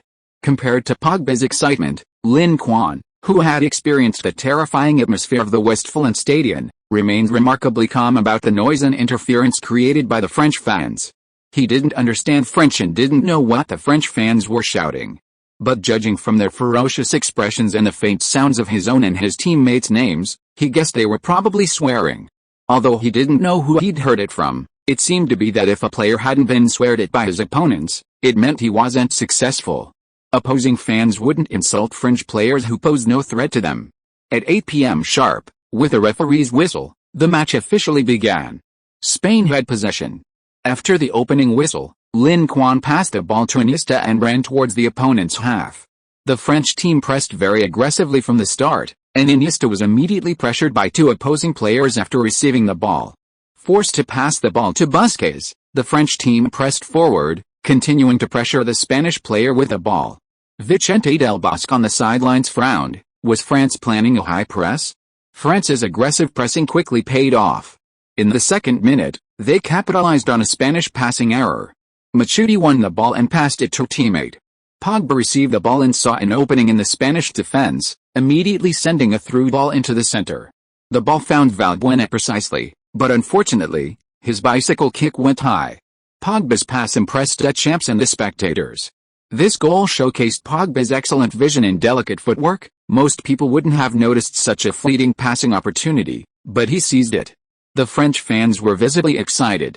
6 years. Do you know how we've spent these past 6 years? Since Zidane's retirement, they had endured the torment of a group of rough players in the team for a full 6 years. Having grown accustomed to Zidane's masterful passing, watching these rough players passing on the field was simply unbearable for French fans. But now, Pogba's emergence has given them a glimmer of hope. Finally, they have a player who isn't just physically imposing, but capable of displaying skill and flair. This shot seemed to greatly encourage the French team, as they committed more players to press higher in the attacking third. In the 5th minute, France once again won the ball back in the attacking third, and Matuidi's powerful left-footed shot went over the crossbar. In just 5 minutes, they had already had 2 shots on goal, seemingly firmly controlling the game. This scene thrilled the French fans in the stadium, who cheered even louder, their shouts growing ever louder, trying to provide more motivation for the French players on the field. Faced with France's pressing, Spain quickly made adjustments. Their formation shifted to 4-6-0, with all 3 forwards dropping back into their own half to join the midfield battle. Spain's strikerless formation is renowned because all their forwards can play in midfield. Iniesta, David Silva, and Lin Quan are not traditional forwards. Their addition to the midfield battle allowed Spain's numerical advantage to become apparent. The Spanish players, who had been somewhat overwhelmed by the opponent's pressing, now had more passing options, significantly reducing the risk of mistakes. As a result, the fans gradually noticed that while the French team was still trying to press the Spanish players with the ball, their pressing efficiency began to decline sharply. Since the shot in the 5th minute, they hadn't touched the ball for several minutes. In this way, the French team's pressing didn't look like pressing at all, it looked more like they were being tugged at by the Spanish. On the sidelines, seeing his team's midfield gradually stabilize, Vicente Del Bosque breathed a sigh of relief. He sat confidently on the bench, so happy he almost wanted to hum a cheerful tune. With such a luxurious midfield setup, are we afraid of your pressing? As long as you can't win the ball, this pressing momentum can continue. The French players will lose confidence and motivation after repeated failed pressing attempts. Moreover, the opponent's formation is so high up the pitch, which is a great opportunity for Spain to launch a counter-attack. Thinking of this, Del Bosque looked at Lin Quan on the field. I've prepared the stage for you to perform, now it's up to you. Seeing that the team's pressing tactics seemed to be ineffective, Deschamps stood on the sidelines, instructing the players to increase their running and use more active running to increase the success rate of pressing. But just as they were pressing forward, the Spanish team found a counter-attack opportunity. In the 12th minute of the match, Spain passed the ball around in their own half, attracting 3 French forwards to press, and Monreal quickly passed a ball to Busquets. Professor Busquets looked up and observed the situation in the attacking third, and immediately sent a very long pass, finding Lin Quan in the middle. Lin Quan quickly accelerated and charged towards the French half. Pogba was closest to Lin Quan, almost instinctively appearing in front of him to intercept him. The audience, seeing the two face off, grew increasingly excited. One was Spain's rising star, the other a promising young talent for the French national team. Their direct confrontation was highly anticipated, leaving everyone eager to know who would emerge victorious. Lin I won't let you get past me so easily. Pogba stared intently at Lin Quan, his fighting spirit soaring. Winning this duel with Lin Quan would prove his ability and solidify his position on the national team. Facing such a tall defender, Lin Quan didn't use any fancy techniques. He lowered his left shoulder, simultaneously passing the ball to his left foot, feigning a breakthrough from the left. Pogba had never faced Lin Quan before and didn't know how deceptive his feints were. Seeing the shift in his opponent's weight, he assumed Lin Quan would break through from his right and attempted to intercept. Then, Lin Quan and the ball vanished from his left. Whoosh! The fans in the stadium erupted in gasps, especially the French supporters. They had expected a closely contested showdown, but their highly anticipated Pogba was easily beaten like a puppet. How could this be? They couldn't understand it, and neither could Pogba on the field. How could it be a feint? His weight had clearly shifted to the right, so how could he break through from the left? Because Pogba was beaten so quickly, the opposing centre-backs had no choice but to rush towards Lin Quan. They couldn't give him too much space, otherwise, whether it was a long-range shot or a breakthrough, it would be difficult to defend. They had to compress the space around him and limit his passing and dribbling. The French defender's judgment was accurate, but the problem was, with two of them coming to defend Lin Quan, what were the other Spanish players supposed to do? Facing the interception of two opposing defenders, Lin Quan decisively passed a ball to the open space on the right. The ball arrived just as quickly as Lin Quan passed to Iniesta on the right side of the penalty area. Receiving the pass, Iniesta slotted the ball into the empty net. In the 12th minute of the first half, Spain broke the deadlock with an ordinary counter-attack opportunity. The 80,000-seat Stade de France fell silent the moment Iniesta scored. You could hear a pin drop. French fans stared in disbelief, hands on their heads. Their team had clearly dominated the game, so why was it Spain who scored first, and not them? This goal wasn't unexpected. Spain's counter-attack was very effective, while France pushed too high, leaving their defense vulnerable and easily caught off guard, Hiway said with a laugh. France, playing at home, naturally wanted a victory, so their attacking style wasn't surprising. However, against a Spain team with Lin Quan, their tactics were too risky, Zhang Lu added, laughing. Spain was now a strengthened version of Barcelona. You want Barcelona to play counter-attacks? What kind of quality will that be? I can't even imagine. This goal conceded isn't Pogba's fault. He lacked the protection of his teammates, and it's normal to be defeated one-on-one by a player like Lin Quan. Seeing Pogba's dejected expression on the camera, Hiway, unusually, said something positive for him. Yes, France's overall defensive strategy had problems. We can't ignore their counterattacks just because Spain played a strikerless formation. After they finished speaking, both felt strange. Isn't possession-based tactics supposed to pursue high possession rates and constantly create shooting opportunities through pressing? How come with Spain, it's become passing the ball around in their own half, attracting the opponent to press, and then playing counter-attacks? This tactic feels like a combination of Guardiola and Mourinho. Was this an accidental success, or intentional? In a VIP box at the stadium, a bald coach saw Del Bosque's style of play. His eyes lit up, and he took out his notebook and quickly jotted it down.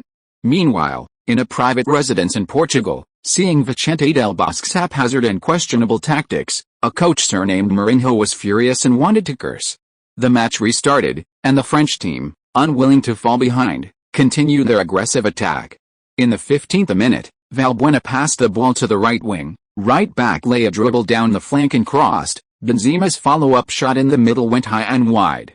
In the 20th minute, Benzema, facing multiple defenders in the penalty area, forced a shot that was blocked out for a corner. The French corner was collected by Valdez. During this period, the French team played very hastily, seemingly creating many shooting opportunities. However, almost all of their shots were not threatening. Moreover, as Spain gradually gained possession, they had fewer and fewer of these seemingly difficult shooting opportunities.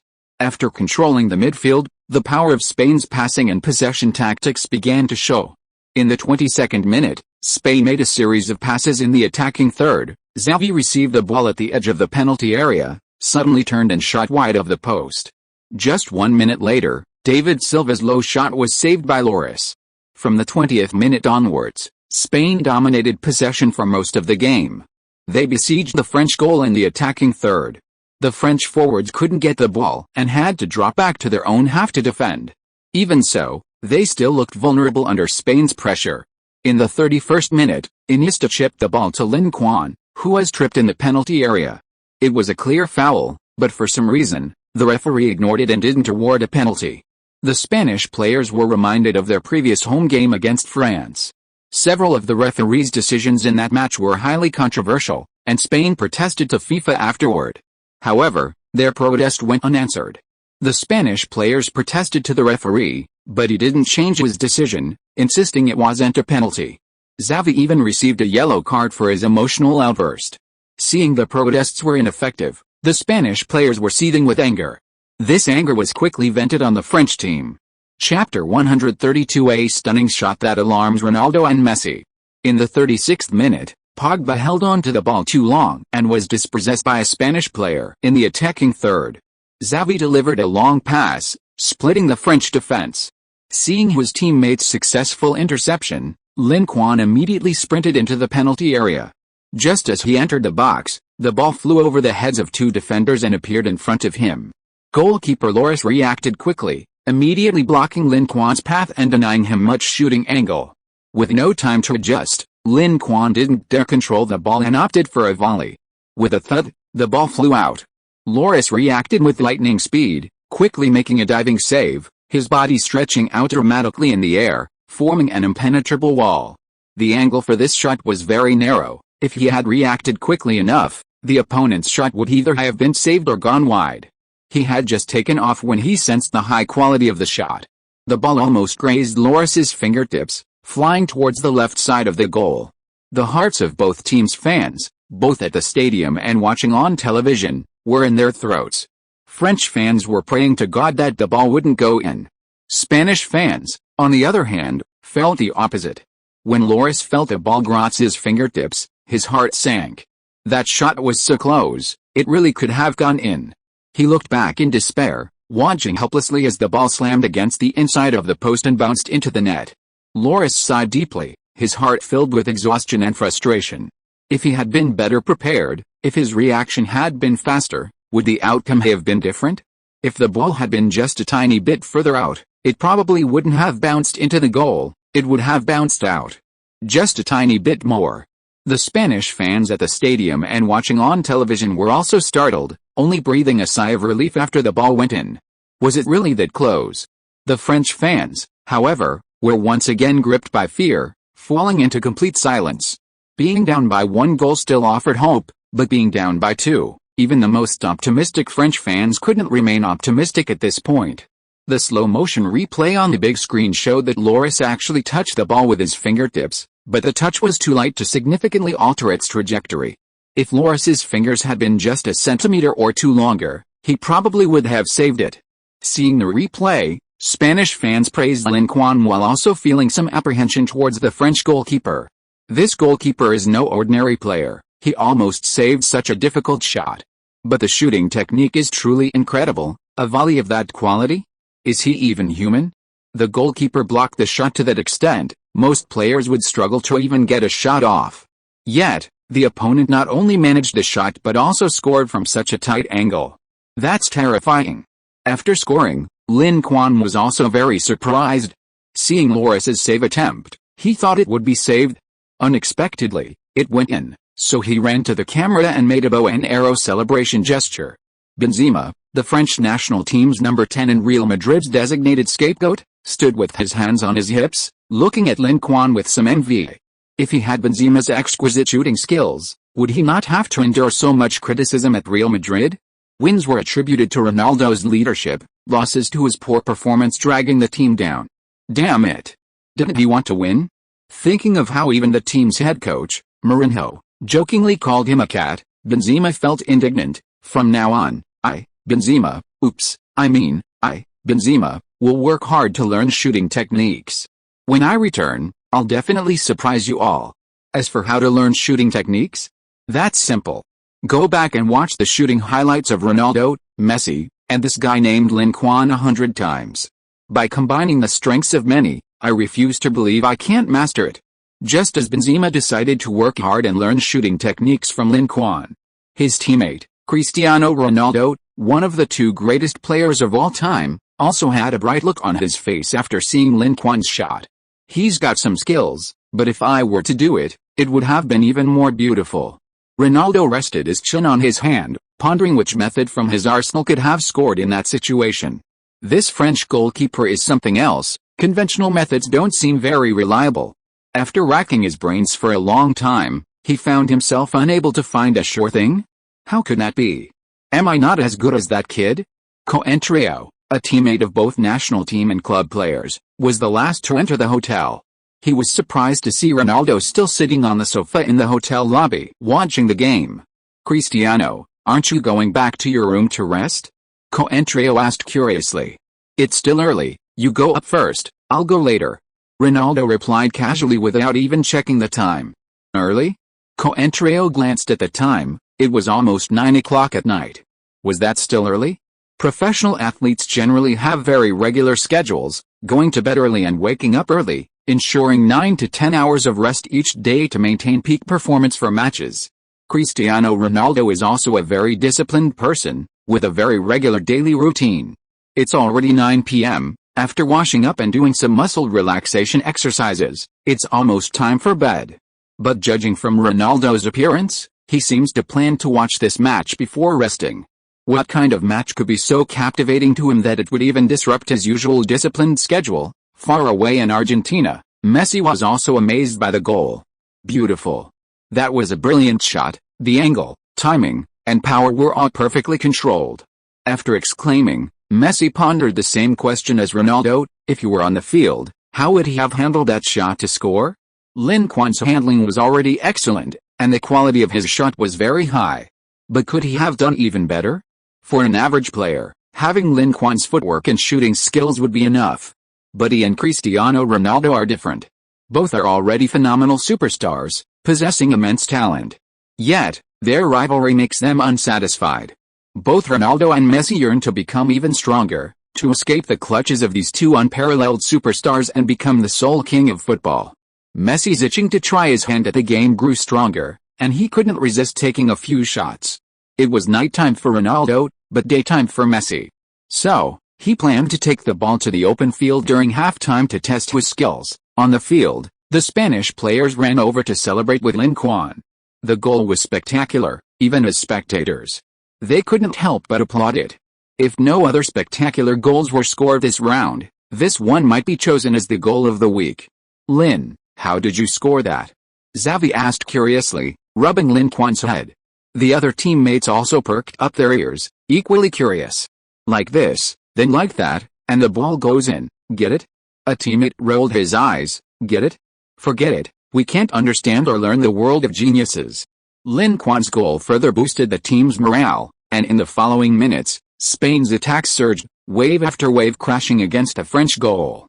In the 39th minute, Alonso delivered a through ball from the center, and Iniesta's shot from the edge of the penalty area went just over the bar. Just a minute later, Lin Quan delivered a brilliant backheel pass from the edge of the penalty area, and David Silva's shot inside the box was blocked by the goalkeeper's leg. As Spain's possession gradually increased, the French goal was under siege. French goalkeeper Lloris became the busiest man on the field. He continued his excellent performance from the previous match, making saves left and right, keeping the goal intact and preventing Spain from extending their lead. However, the relentless attack on their team left the French fans in the stadium trembling with fear. They couldn't continue being so passive, they had to attack. If they didn't even manage a single threatening counter-attack, the Spanish would only intensify their attacks. The French players knew this wouldn't work. So, taking advantage of the opponent's relentless pressure, they tried a few counter-attacks. However, the results were unsatisfactory. Spain had too many players in midfield, making it difficult for their passes to penetrate. Aside from his initial impressive performance after entering the game, Pogba's performance during this period was abysmal. In less than 40 minutes, he had already made 3 mistakes. Against Lin Quan, he was completely outplayed. Every defensive play was a bluff, he couldn't stop the opponent at all. Not only that, he was also dispossessed by Lin Quan once. Even worse, in his desperate attempt to regain possession, he made an overly aggressive tackle and received a yellow card. This disastrous performance gradually caused French fans to lose patience with him. Those who had hoped he could become the new Zidane for the French team had now completely given up hope. With his performance, he wasn't even worthy of shining Zidane's shoes. Seeing that Spain's midfield was proving ineffective, France quickly changed tactics. In the 42nd minute, France intercepted the ball in their own half and launched a long-range pass, bypassing the midfield. The ball reached the wing, where Bayern Munich winger Frank Ribery arrived in time, displaying his magical footwork to dribble past Arbeloa and create a one-on-one opportunity. However, facing Valdés, his shot towards the far corner was brilliantly saved by Valdés.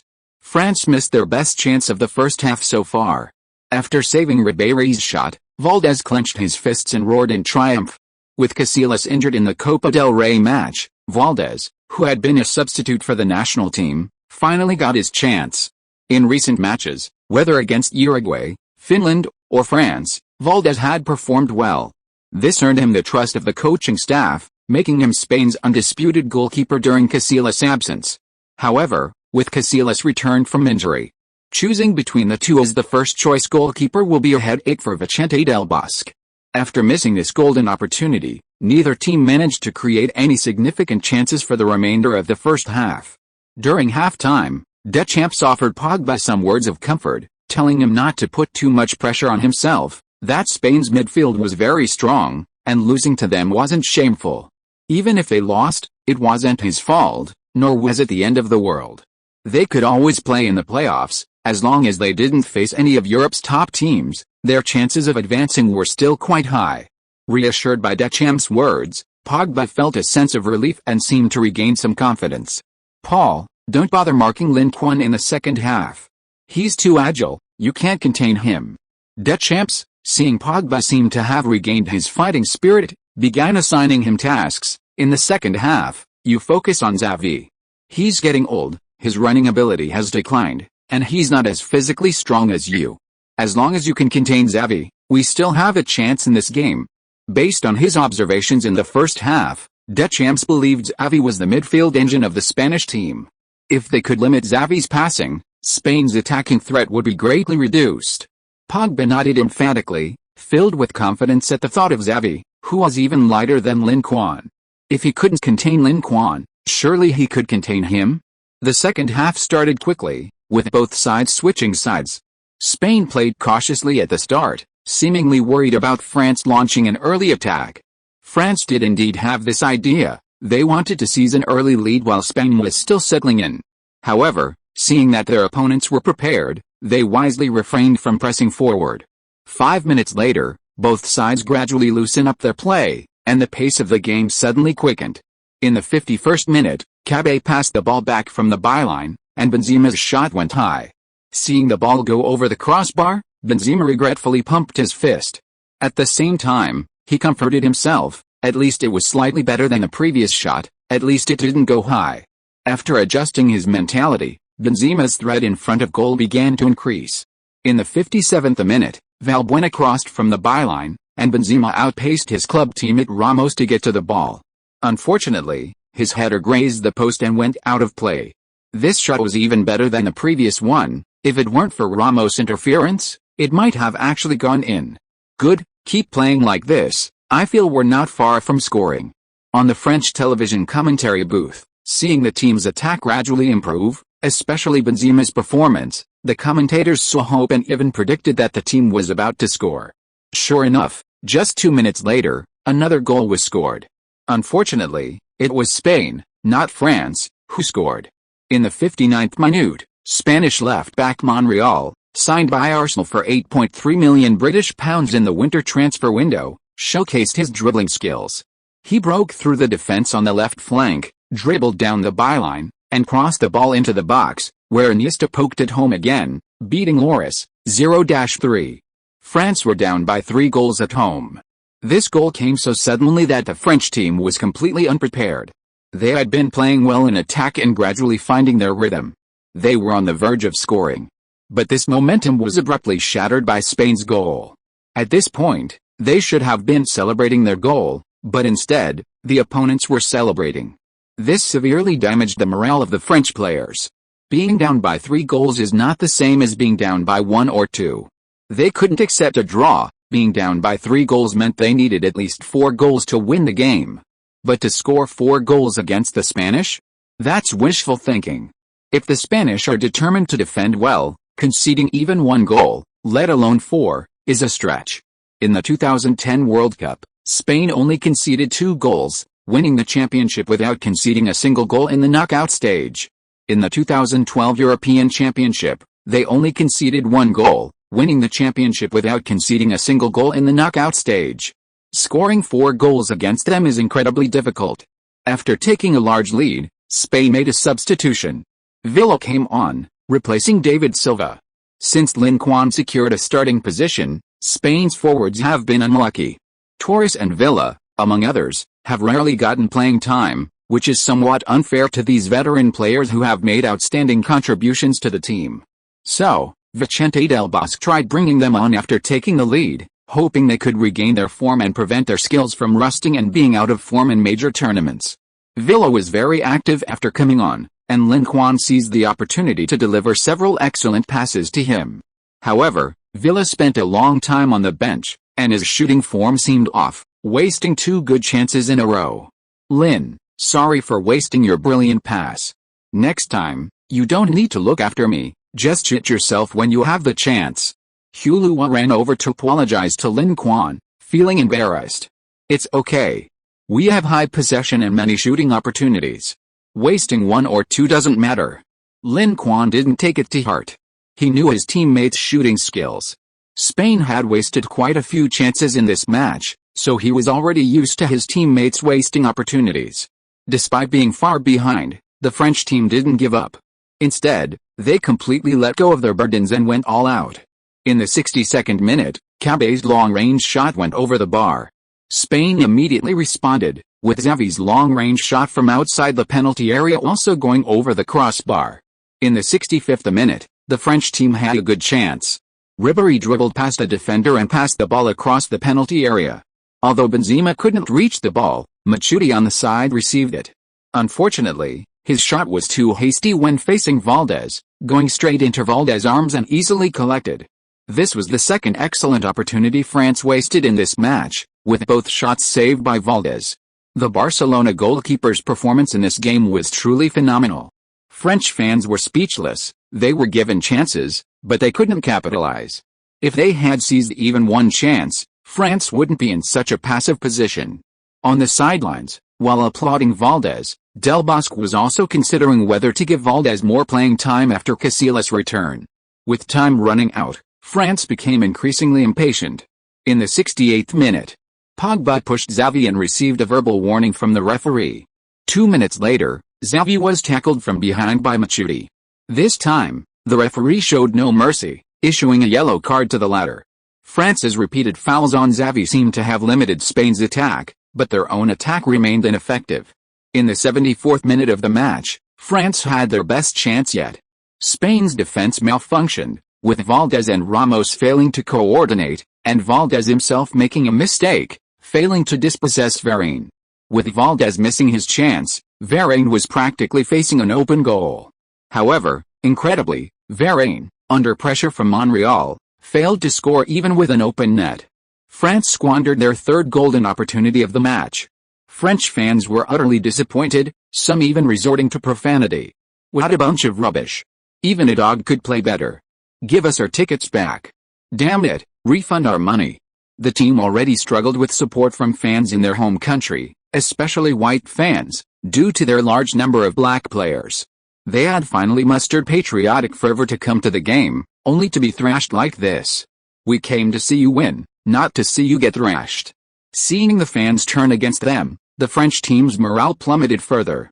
With their opponents demoralized and unable to mount a comeback, Spain made another substitution, with Vicente Del Bosque replacing Andrés Iniesta with Cesc Fabregas.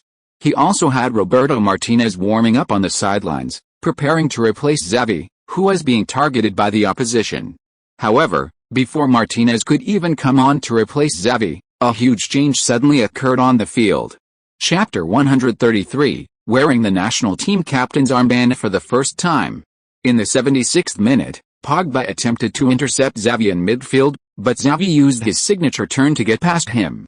Just as Xavi was about to deliver a decisive pass, Pogba, for reasons unknown, raised his foot and stomped on Xavi's ankle. Although Xavi immediately retracted his foot, he couldn't avoid the kick and was brought down. After falling, Xavi appeared injured, writhing on the ground clutching his foot in obvious pain. Spanish players rushed over, surrounding Pogba. "Are you fucking trying to kill someone?" The hot-tempered Ramos was about to punch him. Although he and Xavi were bitter rivals at club level, they were teammates on the national team. Seeing his teammate being bullied, Ramos immediately stepped in. French players quickly came to protect their teammate, separating Pogba from the Spanish players. Pushing and shoving erupted between the two sides, and a conflict was imminent, making the atmosphere on the field tense. Seeing the severity of Xavi's injury, Lin Quan quickly waved to the sidelines, signaling for the team doctor to come. The Spanish team doctor rushed over with a medical kit. Xavi's sock was pulled down, revealing a visibly swollen and red ankle. Soft tissue contusion, bone is fine. The team doctor breathed a sigh of relief upon seeing that Xavi's ankle wasn't deformed. However, a soft tissue contusion is no minor injury. For a player's Xavi's age, such an injury would require at least 6 to 8 weeks of rest. If the recovery is slow, it could take more than 2 months. Seeing this, the Spanish players became even more furious. The referee's decision was decisive, showing Pogba a straight red card and sending him off. His stamping action was a very serious foul, not only resulting in a red card but also potentially further penalties. Pogba's mind went blank, he didn't know what he was thinking or why he had done it. After seeing the referee show him the red card, he lowered his head and silently walked to the sidelines without saying goodbye to the coaches or others, heading straight for the locker room. Deschamps was furious with Pogba. He had instructed Pogba to mark Xavi, but not to use any malicious fouls to defend him. Now, trailing by a large margin and playing with one less player, they were destined to lose this game. And not just lose the game, but also lose face. After Xavi's injury, Spain immediately made a substitution. Martinez came on, replacing the injured Xavi. Casillas and Puyol did not play in this game, so the captain's armband was worn by Xavi. Before leaving the field, he didn't hand the captain's armband to Ramos, but instead handed it to Lin Quan. Lin Quan felt it was a bit inappropriate and was about to refuse when he heard Xavi say, "Lin, I can't continue playing. Wear this and win the game for me." Lin Quan nodded emphatically, no longer refusing, and took the captain's armband, putting it on his left arm. This was the first time Lin Quan had worn the captain's armband in his professional career, and for the national team no less. Reporters captured the moment with their cameras. The passing of the armband between him and Xavi, one veteran and the other young, seemed to symbolize the passing of the torch on the Spanish national team. On the sidelines, Vicente Del Bosque looked worriedly at Xavi on the stretcher. Hearing the team doctor say that Xavi might be out for 2 months, Del Bosque's face darkened. 2 months meant Xavi would miss all of Spain's remaining World Cup qualifying group stage matches. Damn it. Del Bosque slammed his fist on the edge of the bench, muttering a curse. Although Xavi was old, he remained crucial to the Spanish team. Without him, Spain's midfield strength would be significantly weakened. After being reduced to 10 men, the French team was unable to launch any threatening attacks. An enraged Spain launched a relentless assault on the opponent's goal in the final stages of the match, pinning the French players back in their own half, utterly helpless. This scene greatly disappointed the French fans in the stadium, and many began to leave early. Trailing in the score with no hope of equalizing, and fearing a disastrous outcome if they watched any longer, they decided to stop watching. With Xavi and Iniesta both substituted, Lin Quan, wearing the captain's armband, took on the role of Spain's midfield commander. Lin Quan showed no signs of discomfort in this position. Originally a defensive midfielder, he had also played in attacking playmaking. Under Lin Quan's direction, Spain firmly controlled the tempo of the game. In the final stages of the match, Spain launched a relentless offensive. In the 85th minute, a Spanish pass broke through the French defense, reaching Alonso's feet. Alonso created space and opted for a long-range shot, but unfortunately, he couldn't control the ball, and it flew into the stands. 2 minutes later, a French marking lapsed, and Villa found space. Lin Quan delivered a strange, curved pass, the ball bypassing the defender and rolling towards Villa. However, French goalkeeper Loris rushed out in time to avert the danger. Lin Quan was truly impressed, his teammates' shooting skills were almost superhuman. If round shots weren't working, then a high ball would do. Ramos had been in good form lately, maybe he could head one in? In stoppage time, Spain earned a corner. Lin Quan lobbed the ball into the box, Ramos fought for the header, but although he got the ball, he lacked power, and Loris easily collected it. After missing this opportunity, Spain failed to extend their lead. At the end of the 90 minutes, thanks to goals from Lin Quan and Iniesta, Spain secured a 3-0 away victory against France. The French players visibly breathed a sigh of relief when the referee blew the final whistle. It was finally over, they wouldn't have been able to hold on any longer. The Spanish attack was terrifying. If they had a choice, they never wanted to face this Spanish team again. Lin, can we exchange jerseys? Benzema, whose performance in this match had been mediocre, solemnly approached Lin Quan and requested to exchange jerseys. Seeing Benzema's quick movements, Ribéry, who had already taken off his jersey and was walking towards Lin Quan, scratched his head awkwardly. Damn, he should have been faster. Yet, no problem. Hearing Lin Quan's reply, Benzema smiled, a rather goofy smile. Lin Quan suddenly understood why Benzema was always the scapegoat in Real Madrid. His harmless appearance made him easy to bully, naturally making him the designated scapegoat. Besides Benzema, the other French players were uninterested, with only a few exchanging jerseys with the Spanish players. The rest quickly left the stadium at the end of the match, returning to their locker rooms. Among the French fans who hadn't left the Stade de France, many were attacking and hurling insults at them. They didn't want to stay in that awful place any longer. Back in the locker room, the players completely ignored Pogba, who had made a huge mistake, and silently went to their lockers to take out towels and clothes to wash up. Suddenly, the locker room door was pushed open forcefully. France's head coach, Didier Deschamps, stormed into the locker room, his face contorted with rage. His gaze swept across the room, landing on Paul Pogba huddled in a corner. Pogba kept his head down, keeping a distance from his teammates, too afraid to speak to them, and they seemed unwilling to acknowledge him either. Deschamps, initially furious, softened at the sight of Pogba's dejected posture. Paul, come with me to the press conference. Pogba looked up in surprise at his coach. The other players stopped what they were doing and turned to look at Deschamps. Was the coach all right? Bringing a player who had committed a malicious foul and been ejected to the post-match press conference? Seeing Pogba's lack of reaction, Deschamps flared, are you planning to be a coward for the rest of your life? Come on, come with me to the press conference and apologize to the opponents in public. Making mistakes isn't terrible, what's terrible is not having the courage to admit and face them.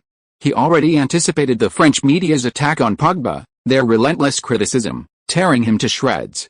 If he does nothing, Pogba could very well be ruined by this match. If they don't want Pogba to carry this psychological shadow for the rest of his life, they have to step up and protect him. However, this also requires Pogba's cooperation. If he's hopeless, Deschamps can't help him. Pogba isn't lacking in emotional intelligence, he understands that the coach is protecting him. So he nodded emphatically and attended the post-match press conference with Deschamps. On the Spanish side, Lin Quan attended the press conference with Vicente del Bosque. I'm sorry, I acted irrationally on the field. I apologize for the harm my actions caused to the opponent. I hope Xavi recovers soon. Pogba bowed deeply to the cameras, his attitude very sincere. The reporters present quickly took out their cameras and captured the moment. A Spanish journalist angrily asked, Pogba, do you think your poor performance and irrational behavior dragged the team down and caused France to lose this match? This question placed all the blame for France's loss on Pogba. Pogba bears responsibility, but not to this extent. The Spanish journalist was not receptive to Pogba's apology and deliberately used such a difficult question. I'm very sorry, I have let down the coach and my teammates, and I have also let down the fans' expectations, Pogba said sincerely. I will work harder in the future and strive to reach the level expected by the fans as soon as possible. A French journalist asked Deschamps, Coach Deschamps, will you still use young, impulsive players like Pogba in the future? Clearly, the French journalists were not optimistic about Pogba's future with the national team. Pogba's performance today was so poor that it was difficult for them to trust him again. Of course, the team always needs fresh blood. I will continue to scout young players who perform well in major leagues. If they meet my requirements, I will offer them opportunities to play for the national team. Deschamps is now truly determined to rejuvenate the French team, he has given up on the veterans. If France wants to achieve success in next year's World Cup and the European Championship 3 years later, it must start rebuilding now. The midfield will be his focus. Not only Pogba, but also Griezmann, who has performed well in La Liga this season, is a key target. French journalists were not convinced by Deschamps' answer. Aren't you worried that young players will perform as poorly as Pogba? You know, we've almost lost our hope of directly qualifying for the World Cup. After 2 consecutive losses to Spain, they have essentially lost hope of winning the group. The French team can now only hope to finish second in the group and play in the playoffs to try and advance to the World Cup. Ahem, when facing young players, we need more patience. They need a growth process. We can't expect them to put on a dazzling performance right away. A chorus of boos erupted from the audience. A Spanish reporter bluntly asked, then why is Lin Quan, who's only 17, integrated so well into the Spanish team and performs so well in every game? The subtext was that the French were inferior to the Spanish. Otherwise, why were their young players so impressive while the Spanish were so lackluster? Ahem, a talent like Lin Quan can't be compared to ordinary players. Deschamps' words caused an uproar among the reporters. What's going on? The French coach is praising a Spanish player? Is this the wrong script? Shouldn't the Spanish coach be saying this? Vicente del Bosque looked wary. Is this kid eyeing our team's gym? So he also began to sing praises, showering Lin Quan with compliments. The Spanish reporters applauded the two of them enthusiastically. The team won by a large margin, and their newcomers completely outmaneuvered the French team's newcomers. This gave them immense pride in front of their French counterparts, who looked down on them with disdain. The French journalists were furious, but helpless. Even their own coach had betrayed them. What could they say? They could only blame themselves for not having players comparable to Lin Quan. Deschamps' prediction was correct. After the match, Pogba's poor performance became the target of criticism from French fans. Although Pogba apologized immediately, Spanish fans remained dissatisfied and joined the chorus of condemnation. In fact, it wasn't just Pogba who was criticized, Deschamps himself was also criticized. Fans accused him of poor judgment and misjudgment in personnel. Using young players in such a crucial match not only had no effect but also led to a crushing defeat. The French media were extremely pessimistic, believing that a huge gap had widened between their team and top teams like Spain. The French team was no longer a top European team. Unlike the widespread pessimism in French media, Spanish media and fans were far more optimistic. After this match, Spain held a significant lead in their group. They were 6 points ahead of second place, and winning just 2 of their remaining 3 matches would secure them first place in qualification for the World Cup finals. While the entire nation of Spain was jubilant and full of confidence for the future, Lin Quan felt a sense of unease. Spain's squad was showing clear signs of aging. Puyol, Xavi, and others were getting on in years. They would retire after this World Cup. The level of Spain's younger generation was considerably lower than these world-class players. Conversely, under Deschamps' bold policy of promoting young talent, the French team was bound to revitalize sooner or later. In the not-too-distant future, Spain would have another formidable rival on the international stage. After the match against France, Lin Quan didn't return to Spain with his teammates. Instead, he flew directly from Paris back to Germany. He had barely landed when he received a call from his agent. "Per, someone wants me to be their spokesperson?" "Yes, and it's a huge contract." Per gave a positive answer over the phone. Based on readers' reminders and suggestions, the previous chapter has been revised. I usually start writing in the afternoon, so I can't see everyone's comments immediately. Welcome to join the group to encourage the author. There are many friendly and helpful people in the group. It's super fun. Chapter 134 3 years for 9 million? Who does this sponsorship contract look down on? Upon learning that Lin Quan had returned to Germany, Per immediately traveled from Spain to meet him. The speed of Per's actions made Lin Quan realize that this might truly be a big contract. "Uncle Per, what kind of contract is it? Take a look first, and we'll talk as we go." Per poured himself a glass of water, drank it in one gulp, and then spoke. "The contract with Bayern is almost finalized, and Adidas is Bayern's sponsor. They've had their eye on you for a long time and wanted to sign you. However, before, you only had some fame in the Bundesliga, and your influence in the overall football world was relatively limited, so Adidas didn't pay much attention to you. The contract they offered wasn't very sincere, and I rejected it. So what made them start to value me, an unknown player, this time? Lin Quan closed the contract in his hand and smiled at Per. Ahem. Firstly, it's because your performance in the Bundesliga is getting better and better, proving that you're not a flash in the pan. Secondly, you're gradually establishing yourself in the national team, and you're even showing signs of becoming a core player for the next generation of the Spanish national team. Barring any unforeseen circumstances, you'll definitely have a place in the future of football. Adidas might have been observing before, but now they can't sit still. If they don't act now, and other competitors contact you first, they might miss out on this future star. Lin Quan nodded. There are quite a few giants in the sports brand industry. Adidas isn't the strongest, but because their headquarters are in Germany, they were the first to notice him. As his fame in the football world grows, many sponsors will definitely come knocking on his door seeking cooperation. Players of Ronaldo and Messi's caliber are the ones whose sponsors actively seek cooperation, not the other way around. Adidas's offer is quite attractive. They've offered €9 million over 3 years. If you sign with them, they'll use their connections in European football to help you win this year's Golden Boy Award. Per was clearly tempted by the offer. Cristiano Ronaldo's contract was only €24 million over 4 years, and Lin Quan was still a newcomer. Such a contract was already quite good. However, Per's words didn't sway Lin Quan. While Ronaldo's current contract wasn't large, it was signed 3 years ago, and his contract with Nike expires next year. Nike would definitely increase the renewal fee significantly. If he remembered correctly, Ronaldo's next contract was a 5-year deal worth a whopping €50 million. That meant that starting next year, Ronaldo would receive at least €9 million annually from Nike. Adidas offering him a 3-year, €9 million contract at this point seemed like a waste of money. Reject Adidas offer. Lin Quan already disliked Adidas, not to mention the disgusting things they did in later years.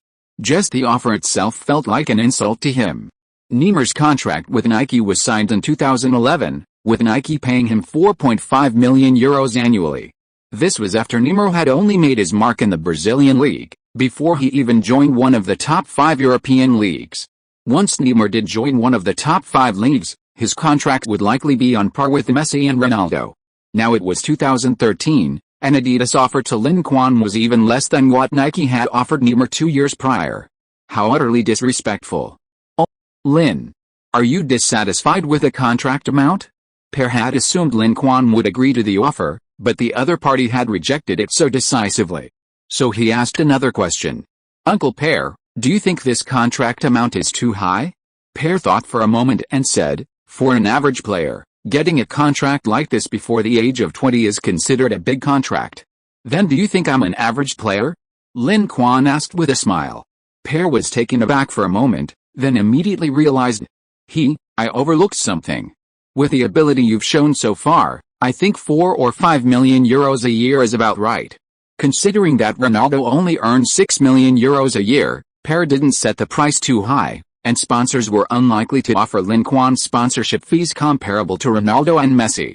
However, given the enormous potential Lin Quan has shown so far, offering him 4 or 5 million euros isn't unreasonable.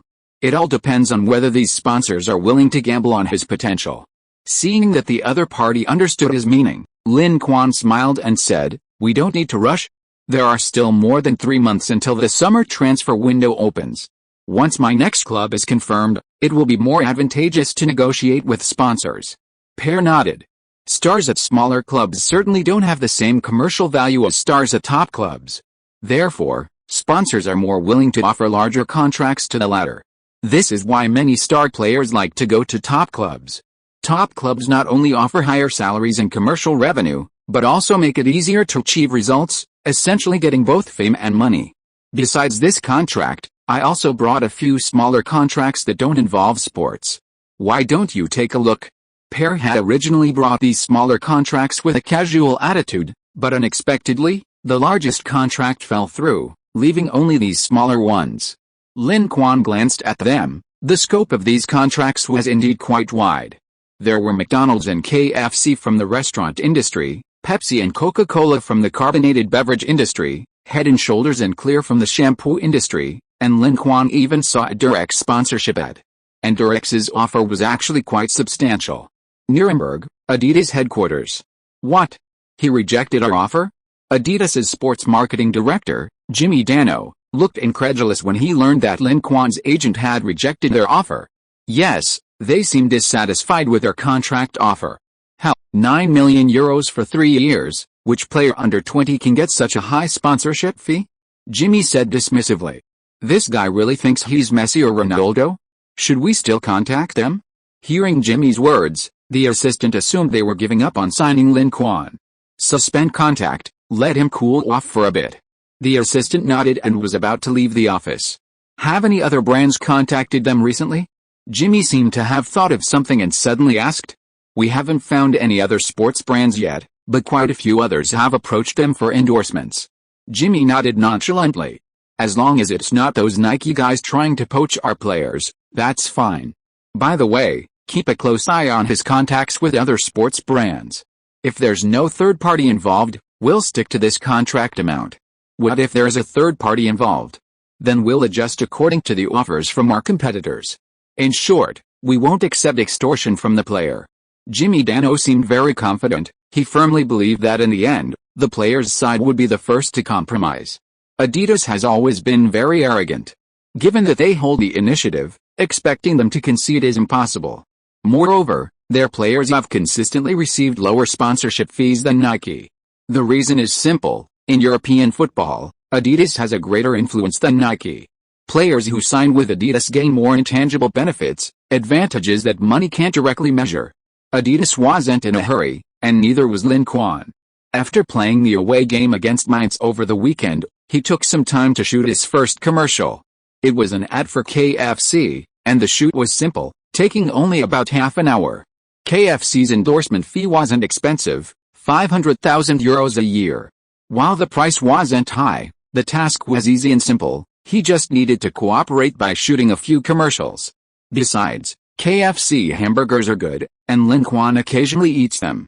After shooting their commercials, he enjoys certain privileges, such as enjoying the hamburger he endorses for free. Additionally, KFC stores give him various perks every crazy Thursday. However, for a professional athlete, fried food isn't healthy. He can eat it, but only in small amounts. Eating it once or twice a week is fine, but more often, it can easily lead to weight gain and affect his health. On April 6, in the 28th round of the Bundesliga, Werder Bremen hosted Schalke 04. The two teams didn't have much of a history of rivalry, but Werder Bremen had a very unpleasant experience last year when they visited the Werder Bremen stadium. Schalke's Neustadt committed a vicious foul on De Bruyne, causing Werder Bremen's midfield maestro to miss almost a month of matches. During this time, Werder Bremen had to rely on Lin Quan as their sole midfielder.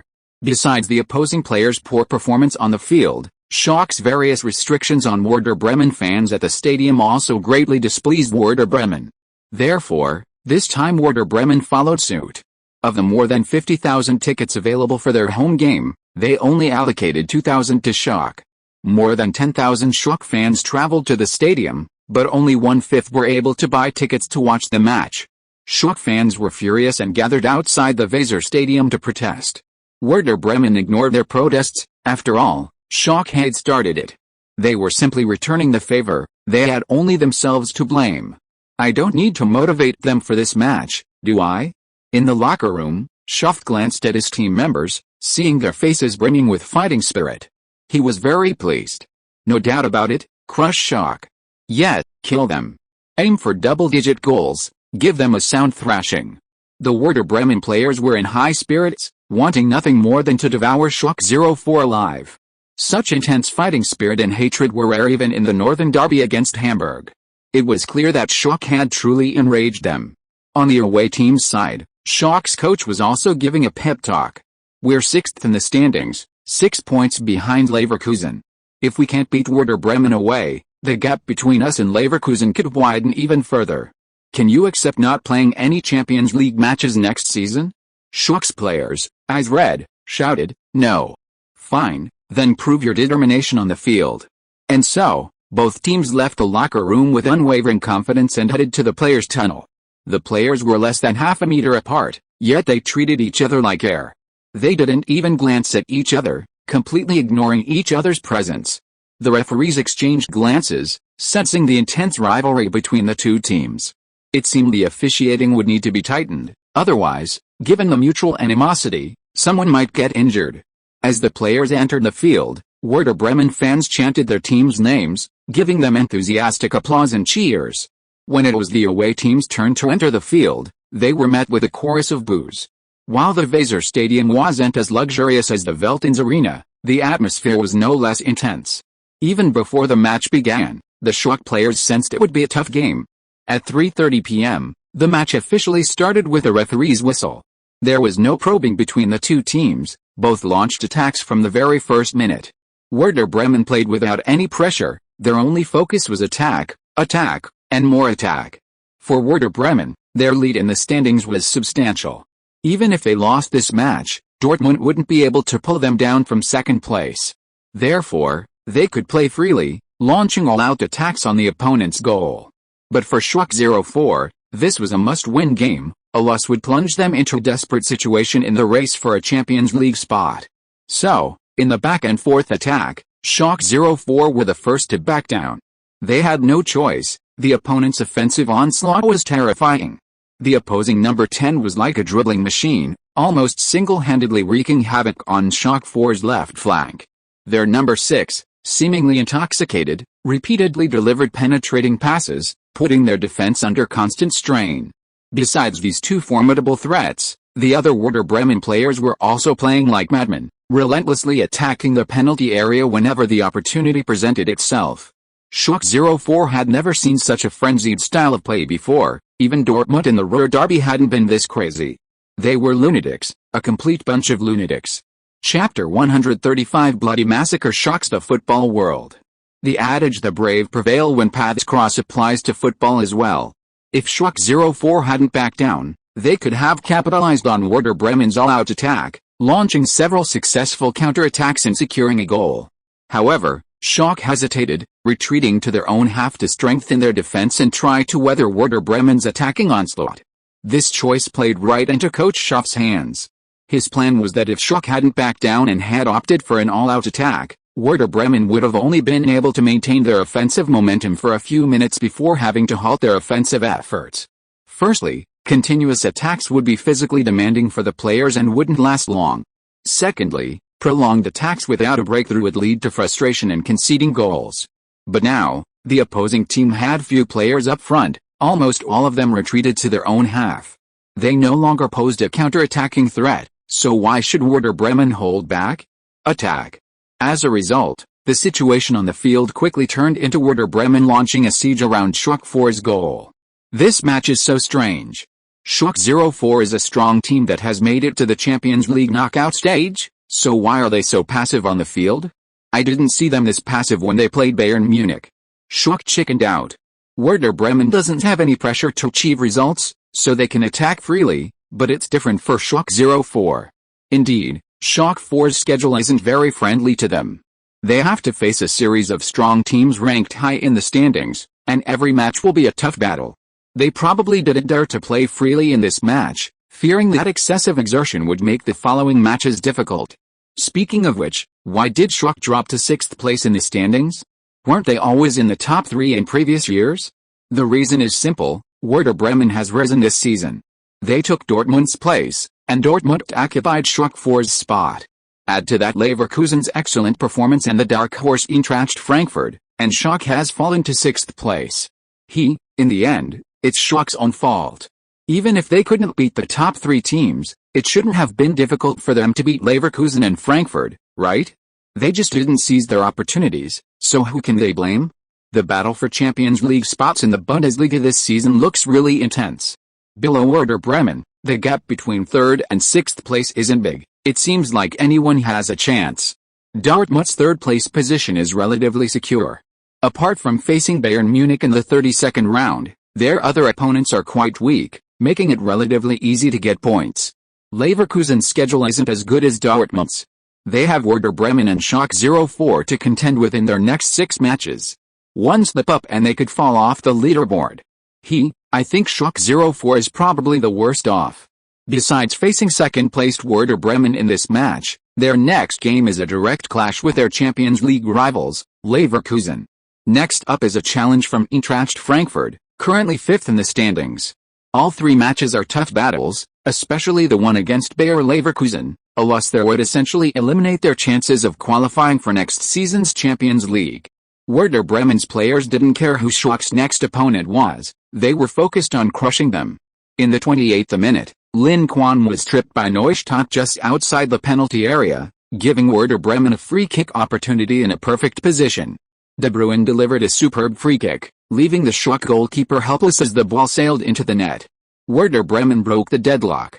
After the goal, Werder Bremen's morale soared. With a 1-goal lead, they were more confident and less afraid of conceding. Faced with Werder Bremen's relentless attack, Schalke's goal was quickly breached again. Just 5 minutes later, Lin Quan received a brilliant pass from De Bruyne inside the penalty area. Facing the on-rushing goalkeeper, he chipped the ball over him and slotted it into the empty net. The score became 2-0, and Schalke's morale seemed to be crumbling. Strike while the iron is hot. In previous seasons, Werder Bremen might have chosen to back down after taking a 2-goal lead. But now, the two teams were bitter rivals, and Werder Bremen not only wouldn't back down, but would rub salt into Schalke's wounds. In the 38th minute of the first half, De Bruyne's long-range shot forced the Schalke goalkeeper to fumble, and the ball rolled into the penalty area. Chaos erupted in the 6-yard box as players from both sides scrambled for the ball. In the chaos, Lin Quan poked the ball into the net before the goalkeeper could collect it 3-0. Before halftime was even over, Werder Bremen had a commanding lead over Schalke. But this wasn't the end. In first-half stoppage time, Lin Quan passed the ball into the penalty area, and Arnautovic outjumped the opposing defender to head the ball into Schalke's goal, 4-0. It's insane. Werder Bremen has gone completely berserk. This match is heading towards a massacre. Schalke's players have completely lost their fighting spirit, their faces filled with frustration and confusion. They themselves know why their performance has been so poor, conceding 4 goals in just half a game. Fortunately, the referee blew the whistle for halftime in time, allowing Schalke's players a brief respite. Otherwise, given their current state, they would likely have conceded even more goals. You did a great job, keep it up in the second half. In the locker room, Coach Schaff praised the team's performance and encouraged them to keep up the good work. Clearly, Coach Schaff had no intention of stopping. Having already raised the executioner's blade, he was determined to deliver a crushing defeat. How could he give up halfway? On the away side, Schalke's coach gave what he considered a spirited pep talk, attempting to rouse the players' fighting spirit and help them regain their form in the second half. However, judging from the players' reactions, his encouragement had little effect. The Schalke players were completely stunned. The first 45 minutes had been pure torture for them. The thought of enduring further torment and humiliation in the second half made them not even want to play. Their opponents were on fire, scoring 4 goals in the first half alone. Who knew how many more they could score in the second? If a disastrous defeat occurred away from home, these players would be forever branded with shame. At that moment, they only wished to escape this hellish Weser stadium as soon as possible. If possible, they never wanted to return to this place of heartbreak. But just as life goes on, the second half had to be played. 15 minutes later, halftime ended, and both teams returned to the field. Werder Bremen didn't celebrate at halftime, nor did they become complacent. The torment of Schalke continued. In the 52nd minute of the second half, Werder Bremen scored again from a corner kick. 7 minutes later, Lin Quan scored directly from an elusive free kick, making it 6-0. In the 78th minute, substitute Peterson scored again with a difficult volley in the penalty area, 7-0. The Weser stadium was already boiling, completely transformed into a sea of joy for the Werder Bremen fans. For Werder Bremen fans, the tickets to this match were absolutely worth it. They not only achieved a satisfying revenge but also repeatedly humiliated their opponents. With their team scoring the 3rd goal and securing the victory, their mentality was completely relaxed, and they spent the rest of the time thoroughly enjoying the game. The chants and cheers from the crowd never stopped. Every time the team scored, the fans responded with enthusiastic applause and cheers. Some fans even shouted themselves hoarse because the team had scored so many goals. It was truly a crazy match. As for the Schalke fans, they couldn't bear to watch anymore when Werder Bremen scored their 5th goal in the second half and began to leave the stadium. They weren't masochists, seeing their team being completely overwhelmed. Continuing to watch would only mean witnessing a humiliating defeat.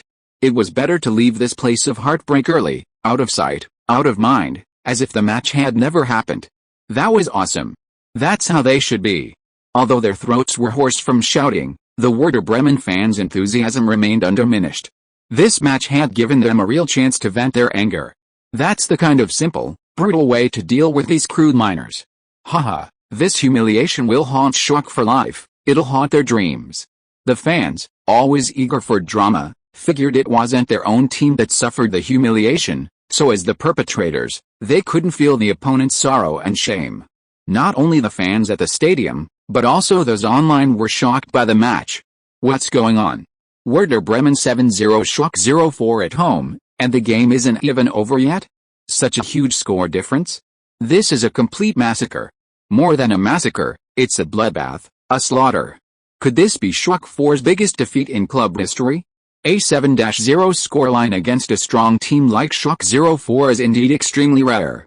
Although many longtime fans online have watched football for years, they've rarely seen such a lopsided score, especially against Schalke. I checked, Schalke's biggest away defeat was in the 1966-1967 season against Borussia Mönchengladbach, a humiliating 0-11 loss, which remains their biggest defeat in club history. This seems like good news for Schalke fans, at least they don't have to worry about breaking their losing streak at the Weser Stadium. That's certainly good news. After scoring the 7th goal, Schalke began substituting key players like Lin Quan. Winning the game, venting their frustration, and inflicting a crushing defeat on the opponent was enough. There was no need to waste a key player's energy on the field in pursuit of more goals, especially since they had league matches to play and the German Cup semi-final to prepare for. Having finally eliminated Bayern Munich and Borussia Dortmund, 2 more wins would lift the trophy. They couldn't afford to falter at this crucial moment. Without Lin Quan and De Bruyne, Werder Bremen's attacking firepower decreased significantly. Although the substitutes played very actively after coming on, they failed to score again.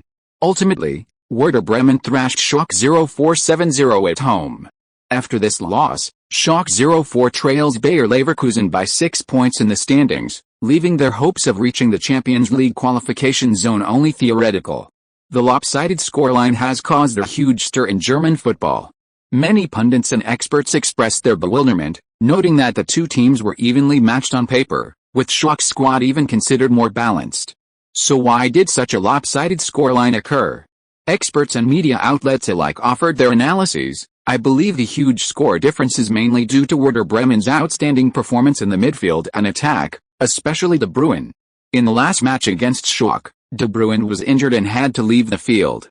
He played with a revenge mentality in this match, and as everyone saw, he scored a goal and provided 2 assists, contributing to 3 goals single-handedly.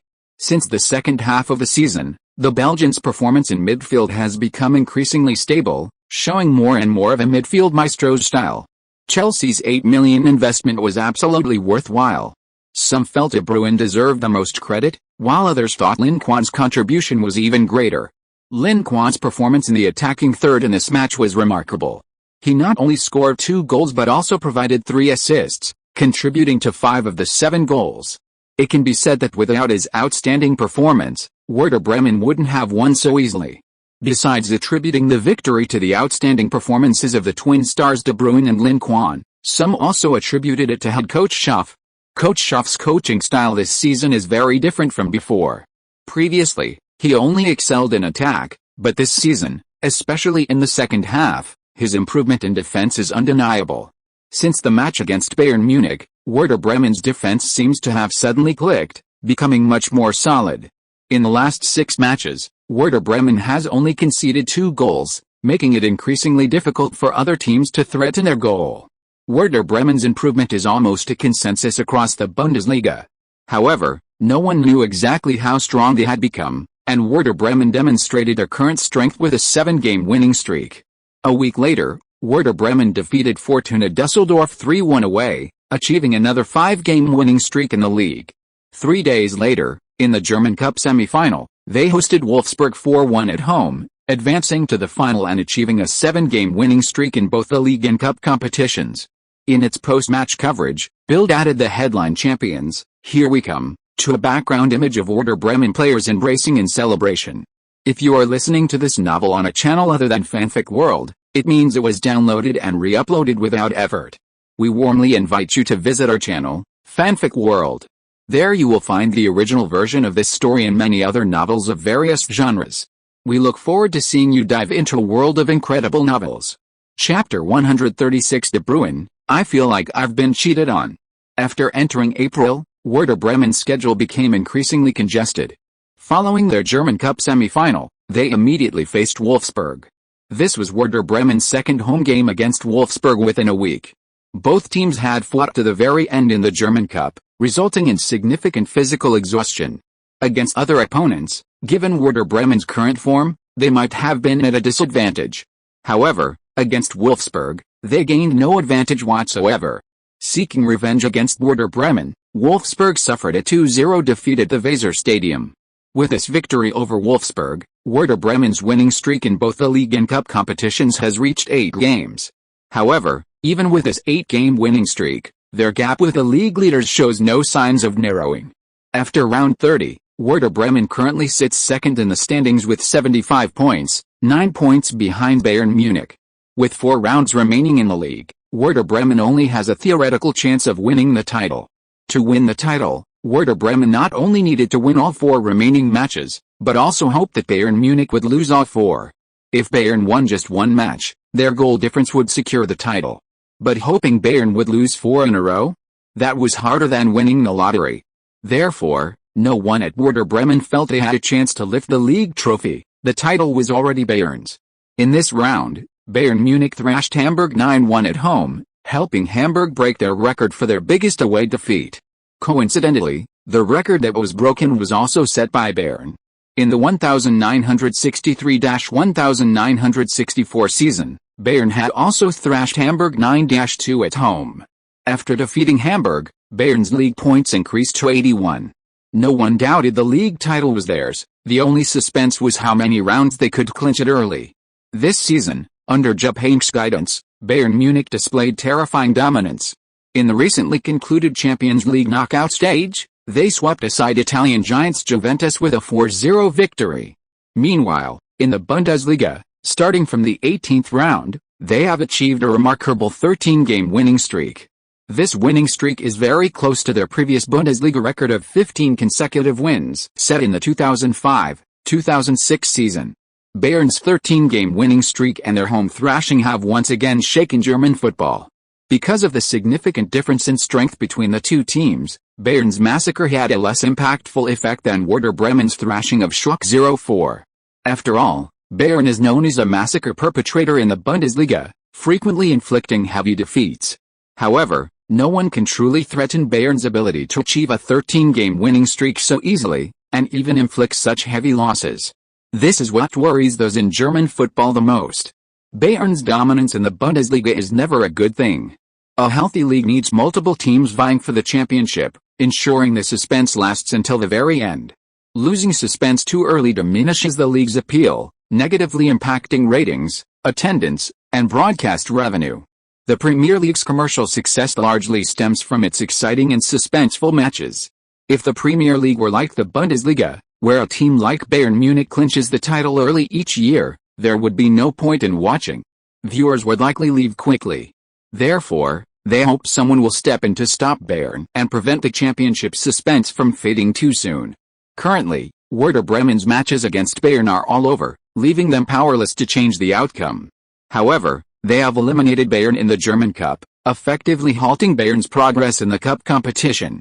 Meanwhile, third-placed Borussia Dortmund still has 1 match against Bayern in the Bundesliga's 32nd round. This clash between Bayern Munich and Borussia Dortmund could very well become the most crucial game of the Bundesliga season. A win for Bayern would tie their club and league record for the longest winning streak. Considering their weaker opponents in the final 2 rounds, a victory against Dortmund would likely break that record. Dortmund will certainly not allow Bayern to achieve such a feat, making this match incredibly exciting. Can you stop Bayern? After seeing the German media reports, Lin Quan sent a message to Reus. Of course. Reus replied quickly, his reply so fast it made Lin Quan wonder if he was chatting with a girl. Otherwise, why would he reply so instantly? Oh? So confident? Bayern and Dortmund are the 2 most evenly matched teams in the Bundesliga. If anyone could stop Bayern, it would be Dortmund.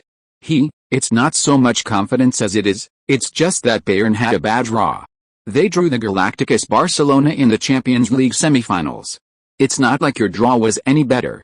Didn't you also draw Real Madrid? Dortmund's schedule is exactly the same as Bayern Munich's, playing the first leg at home and the second away. The two Bundesliga matches are sandwiched between these two Champions League games. For both teams, they need to play 4 matches in 10 days. 2 of these are high-intensity Champions League knockout matches, requiring them to travel back and forth by plane. This schedule is truly grueling. The 4 teams that have reached the semifinals come from 2 different leagues, and they've avoided facing each other domestically. If they had drawn opponents from their own leagues, they wouldn't have had to go through all this trouble. However, from a viewing perspective, playing domestic matches in the Champions League semifinals is obviously not as exciting as playing against teams from other leagues. Unfortunately, the Premier League and Serie A giants were eliminated early. The performance of Premier League teams in the Champions League in recent years has indeed been poor. Manchester United has repeatedly failed to advance beyond the quarter-finals, and Arsenal has consistently finished in the round of 16. Manchester City, despite their wealth, didn't even make it out of the group stage, and last season's Champions League winners, Chelsea, also perished early in the group stage. If they had performed better and made it to the semifinals to cause a stir, the Bundesliga and La Liga wouldn't be dominating the competition. Haha, is the schedule the same? Want to take another look? Reus sent a laughing emoji after hearing Lin Quan's words. What did that mean? Lin Quan asked, but Reus just smiled without answering. He had no choice but to search for the Champions League semi-final schedule online himself. After a glance, Lin Quan immediately noticed the problem. Wow, why is your match a day earlier than Bayern's? Playing the match a day earlier means that Dortmund will have an extra day of rest before the crucial match. This is absolutely unfair to Bayern. No wonder Reus said he was confident. He's got such a huge advantage. Silly boy, of course you can't schedule such important matches like the Champions League semifinals on the same day. If they were all on the same day, or even at the same time, how would the viewers choose? These matches get very high viewership, and the broadcast fees are huge, so UEFA deliberately staggers the 2 matches to make more money. Considering Lin Quan had never played in the Champions League, Reus patiently explained it to him. The Champions League is different from the league. To maintain fairness, leagues try to schedule certain key matches at the same time.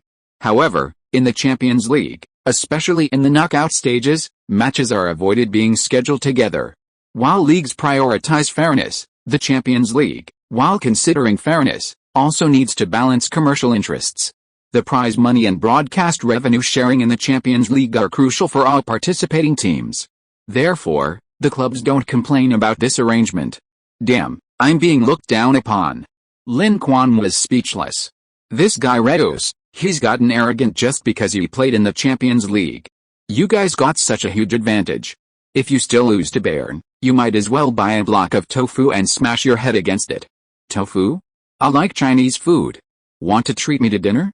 Reus looked up the term Lin Quan used online before figuring out what it meant. When you come to Werder Bremen as a guest, I'll treat you. Reus sent a speechless emoji. Our matches are over, and you won't be at Werder Bremen next season. Where am I supposed to find you to treat me? Then how about you treat me to dinner if you take me to Dortmund to watch the game? Dortmund will play Real Madrid in the first leg at their home stadium in 4 days. Dortmund isn't far from Werder Bremen. It's only an hour by intercity train. Lin Quan had traveled this route twice with a team before and knew it well. Being able to witness a top-level Champions League match up close is an irresistible temptation for anyone. Okay, I'll save you 1 ticket. Remember to come back and collect it. Dortmund tickets are notoriously hard to get, especially for a Champions League knockout stage match. Without connections, you're forced to buy from scalpers at exorbitant prices. 2 tickets, I'll bring a friend. Lin Quan tried to bargain, hoping to bring the Bruin along to broaden his horizons and observe Mourinho's coaching style. Damn, only 1. Take it or leave it. Reus was unhappy. This was a rip-off. He could have 2 tickets, but if Lin Quan brought someone else, how could he treat him to dinner? 1 is fine. See if your teammates have any tickets left. I'll buy 1 myself, okay. In the end, Reus gave him 2 tickets without making him pay. After securing the tickets, Lin Quan immediately shared the good news with the Bruin. Go watch the Real Madrid vs Dortmund match? De Bruyne's eyes lit up at the mention of a game. Yeah, tickets are no problem. Yes, of course we'll go, but what about the coach? The match was in the afternoon, so they could go after training. But by the time the match ended, it would probably be evening, and De Bruyne worried it would affect training the next day. The coach is so understanding. We'll just talk to him and make sure it doesn't affect tomorrow's training.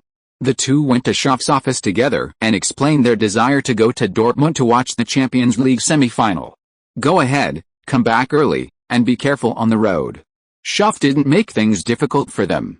He not only agreed to their request but even granted them half a day off. If they couldn't make it back by tomorrow morning, they could come to the training ground in the afternoon. What a great coach. After arriving in Dortmund by Intercity Express train, Lin Quan contacted Reus by phone and got the tickets from him. Ahem, this is my friend Marco Reus. Seeing De Bruyne's surprised expression, Lin Quan solemnly introduced him. The two had actually faced each other in the league, but De Bruyne was surprised because he didn't know Lin Quan had become friends with Reus without his knowledge. This made him feel a little strange, as if he'd been cuckolded. Hello, I've seen you play, your passing is amazing. Reus smiled and extended his hand, which De Bruyne quickly reciprocated, you're great too. De Bruyne was clearly less talkative than Reus, even his polite words sounded stiff. Reus was the darling of the Dortmund locker room, while De Bruyne was a quiet, reserved person in the Werder Bremen locker room. He wouldn't say a word unless you approached him. You guys go in yourselves, I'm going back to warm up. No cheering for Real Madrid in this match, and absolutely no asking Ronaldo for an autograph. Reus said this to Lin Quan, somewhat suspecting that the kid's reason for coming to Westfalen Stadium was just to see Ronaldo. After all, for many young players, Ronaldo and Messi are their idols. And Ronaldo, with his better looks, is clearly more popular. Okay, go on, I wish you a great start and a resounding victory over Real Madrid. Thanks for your kind words. If we really win, I'll treat you to dinner tonight. Reus's mood brightened upon hearing Lin Quan's blessing. You said it yourself, I didn't force you. Lin Quan's eyes lit up. He remembered Dortmund's 4-1 victory over Real Madrid at home. Reus smiled without saying anything, waved to the two, and hurried back. The two then followed the fans into Westfalen Stadium. The vast stadium was already packed, with a huge mural already painted on the south stand where Dortmund's die-hard fans had gathered. Half an hour later, the first leg of the Champions League semi-final between Borussia Dortmund and Real Madrid officially kicked off. Chapter 137 The shocking defeats of Barcelona and Real Madrid in the football world. The biggest beneficiary was actually Lin Quan. Watching a match from the stands is a completely different experience from playing on the field. Sitting in the stands, it's easy to be swept up in the emotions of tens of thousands of fans around you. You might see an attack that, from a player's perspective, seems ordinary and unremarkable. But when a fan shouts from nearby, and everyone around joins in with cheers or tense boos, it's easy to get caught up in the excitement. After the match started, both teams played aggressively. In the 6th minute, Dortmund intercepted the ball in their own half, and Reus dribbled from near the center circle all the way to Real Madrid's penalty area. Facing Diego Lopez, he calmly slotted the ball into the far corner, making the score 1-0. This dream start made the Westfalen Stadium erupt like a volcano, and the black and yellow's fans instantly went wild. The eruption of sound nearly deafened Lin Quan and De Bruyne. Lin Quan covered his ears, somewhat puzzled. He remembered that Reus's shot had been saved by the goalkeeper, and all of Dortmund's goals in this match came from Lewandowski, but why did the actual situation seem different from his memory? Was it because of the butterfly effect he had created? After scoring the goal, Reus excitedly ran to the corner flag, bracing himself with his hands behind his back in an extremely domineering celebration. That shot was something he had learned from someone. Reus paused suddenly before shooting, using this change of rhythm to deceive the goalkeeper. Otherwise, with the Real Madrid goalkeeper's ability, he would have been perfectly capable of saving his shot. Lin, thank you for coming to cheer me on. I scored a goal for you using this method I learned from you. Are you satisfied? Lin Quan, distracted in the stands, didn't notice this. But De Bruyne, who had been paying close attention to Reus's every move since the start of the match, keenly noticed the difference. That guy's shooting style was very similar to Lin's. Was it a coincidence? After taking the lead, Dortmund's momentum immediately picked up. Just 1 minute later, Dortmund executed a combination play on the wing, with Guts delivering a cross, Lewandowski, sandwiched between two Real Madrid defenders, won the header and stretched out his long leg to volley the ball into the goal 2-0. Less than 8 minutes into the game, Real Madrid were already 2 goals down. Seeing this goal, Lin Quan breathed a sigh of relief. The game seemed to be back on track, at least it was Lewandowski who scored. However, with Dortmund scoring an extra goal, would the score be different from another dimension? Unwilling to fall behind, Real Madrid pressed forward aggressively in the subsequent match, attempting to equalize. Even if they couldn't equalize, they needed to at least score an away goal, otherwise, returning home with a 0-2 deficit would severely hamper their chances of advancing. In the 24th minute, Real Madrid won a free kick in the attacking third. Cristiano Ronaldo showcased his knuckleball technique. De Bruyne, also a master of free kicks, was visibly excited to see Ronaldo take the shot. Ronaldo's 30-meter free kick was of extremely high quality, but ultimately fell just short, saved by the goalkeeper. De Bruyne looked disappointed. He felt Ronaldo's free kick was excellent, and the failure to score was indeed a bit unfortunate. However, free kicks are never 100% successful. Scoring 1 or 2 out of 10 free kicks is considered a very good result. Meanwhile, Dortmund's counter-attacks were extremely threatening after Real Madrid pressed forward. With Reus, a fast and capable dribbler, on the pitch, Real Madrid's defense faced a severe test.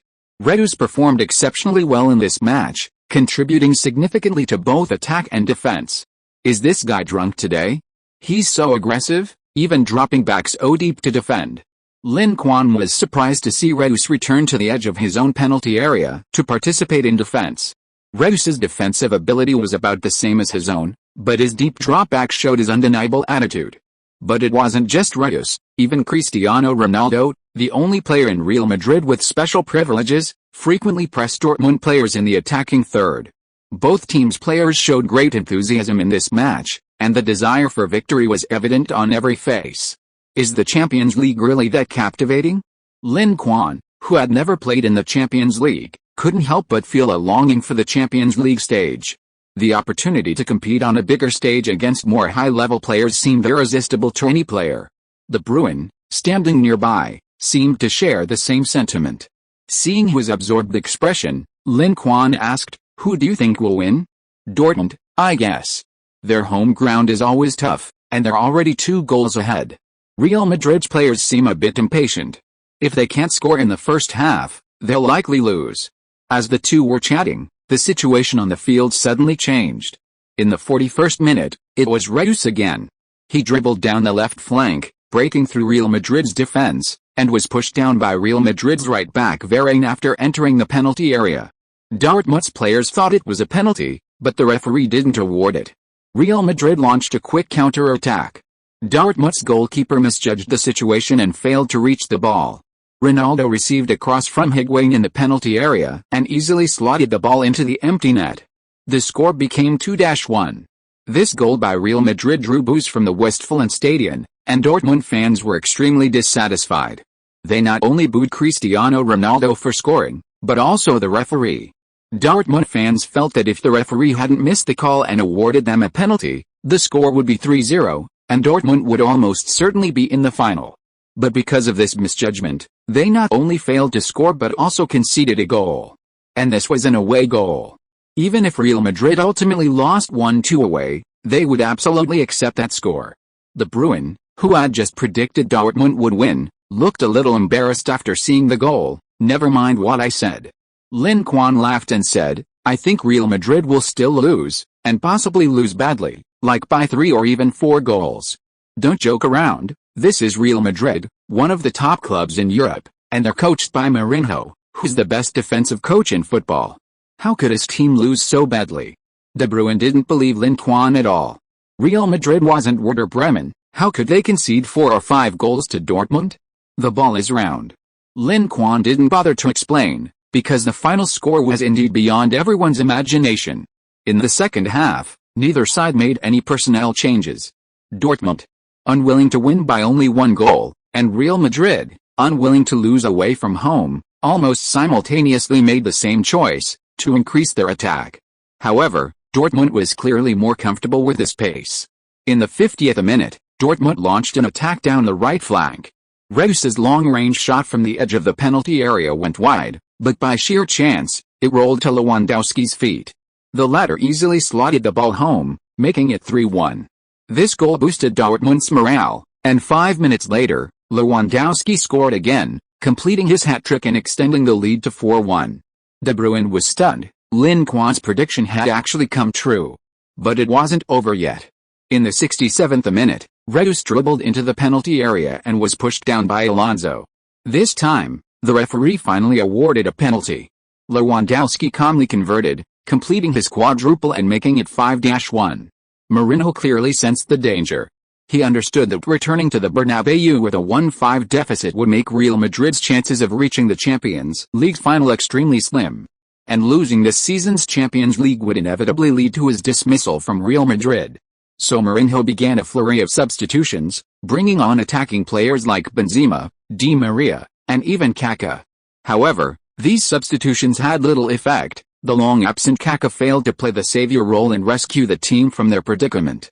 Seeing Kaká's relentless effort and tireless running, all for the sake of winning, Lin Quan felt a pang of sadness. The former prodigy, after leaving the San Siro, had gradually become a fringe player for Real Madrid. This scene would make anyone sigh. And the reason for Kaká's severe decline in form was ultimately injuries. So, he needed to quickly accumulate enough points to unlock top-tier injury-related talents. How was my performance in this match? Reus, who had performed excellently, scoring a goal, winning a penalty, and providing an assist, looked somewhat smug. Not bad. Lin Quan knew the kid was showing off, but he deliberately didn't let him have his way. Tisk, you have high standards, but with your ability and vision, my performance in this match is probably only passable. Reus didn't mind at all. Let's go eat, it's on me, but you decide the place. I want Chinese food, the authentic kind. Reus seemed very happy after winning the game, keeping his promise to treat everyone to dinner. As long as someone paid the bill, finding a place to eat was no problem for Lin Quan. After the Champions League semifinals ended, the entire football world was shaken. Borussia Dortmund defeated Real Madrid 5-1 at home, and Bayern Munich defeated Barcelona 4-0 at home. This result was beyond almost everyone's expectations. Before the match, everyone favored the two La Liga giants. Many La Liga fans dreamed that their two teams would meet in the Champions League final, but unexpectedly, the two teams that would meet in the Champions League final were actually two Bundesliga teams. Although there was still a second leg to play, both teams were down by 4 goals. With such a huge disadvantage, it was extremely difficult to turn the tide. Furthermore, historically, no team has ever managed to overturn a 4-goal deficit in the first leg of a Champions League knockout stage match. The previous record for the biggest comeback in the Champions League was Deportivo La Coruña's 4-0 home victory after a 1-4 away defeat to AC Milan, securing a 5-4 aggregate victory. However, that was only a 3-goal deficit, whereas both La Liga teams are now down by 4 goals. Real Madrid is in a slightly better position, having at least 1 away goal. Barcelona, however, is in a much worse situation, having failed to score away from home. Back at home, they need at least 4 goals to equalize, and they cannot concede another. If Bayern Munich scores just 1 more goal, Barcelona will need at least 6 to advance. Therefore, after the results were announced, almost everyone thought Barcelona was doomed. Even their status as a dominant force couldn't save them. Real Madrid, theoretically, had a better chance, but based on the result, their chances are practically non-existent. In this season's Champions League, Real Madrid faced Borussia Dortmund in the group stage, winning one and drawing the other, gaining no advantage whatsoever. Now, they've suffered another humiliating defeat away from home, facing an opponent they've never beaten before. To convince anyone that they can beat them by 4 goals is incredibly difficult. The humiliating defeats of these two La Liga giants have caused many who previously ignored or underestimated the Bundesliga to start paying attention. And when they glanced at the Bundesliga standings, they were stunned. Dortmund, who had thrashed Real Madrid 5-1, was already considered incredibly strong. But surprisingly, Dortmund was ranked lower than a team called Werder Bremen. Many fans unfamiliar with the Bundesliga are completely unknown to Werder Bremen, a relatively unknown small team. So when they saw that Werder Bremen had a full 11 points more than Dortmund, they were all astonished. Who is Werder Bremen? Is he really that good? Could it be that the Bundesliga is truly full of hidden talents, with another big boss besides Bayern and Dortmund? So, they found Werder Bremen's match highlights and watched them out of curiosity. What they found was astonishing. Werder Bremen's attacking firepower was incredible, especially their number 10 player. His dribbling skills and goal-scoring efficiency were simply outrageous. Looking at the Bundesliga's top scorer list, people were even more surprised to find that this guy had already scored 38 goals in the Bundesliga. And he scored against both Bayern and Dortmund. The comparison is striking. Messi didn't score a single goal against Bayern Munich. Ronaldo only scored 1 goal against Dortmund, but Lin Quan? He has already scored over 10 goals against both teams. Looking at his age, everyone had only one thought in mind: this guy is a monster. Without a direct comparison, people might not realize how powerful Lin Quan is. But after those 2 crushing defeats for Barcelona and Real Madrid, they finally realized the immense talent of the 17-year-old. As a result, within just a few days, Lin Quan's name spread rapidly among fans of the top 5 European leagues. Consequently, the number of followers on Lin Quan's Bluebird account increased significantly, jumping from 500,000 to over 1 million. Previously, his fanbase was limited to Werder Bremen and Spanish national team fans. But now, his followers spanned the top 5 European leagues. This turn of events surprised even Lin Quan himself. What was supposed to be a clash between the Bundesliga giants and the Spanish giants had unexpectedly benefited him. Was this a windfall? Chapter 138: Nike's move. 25 million to sign Lin Quan. The unexpected fame brought Lin Quan far more benefits than he had imagined.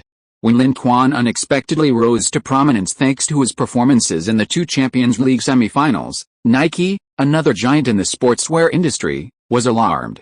After watching highlights of Lin Quan's league and national team matches and witnessing his rapidly increasing popularity on social media, Nike immediately realized that he might be the next Messi or Ronaldo level player. They had to sign him immediately.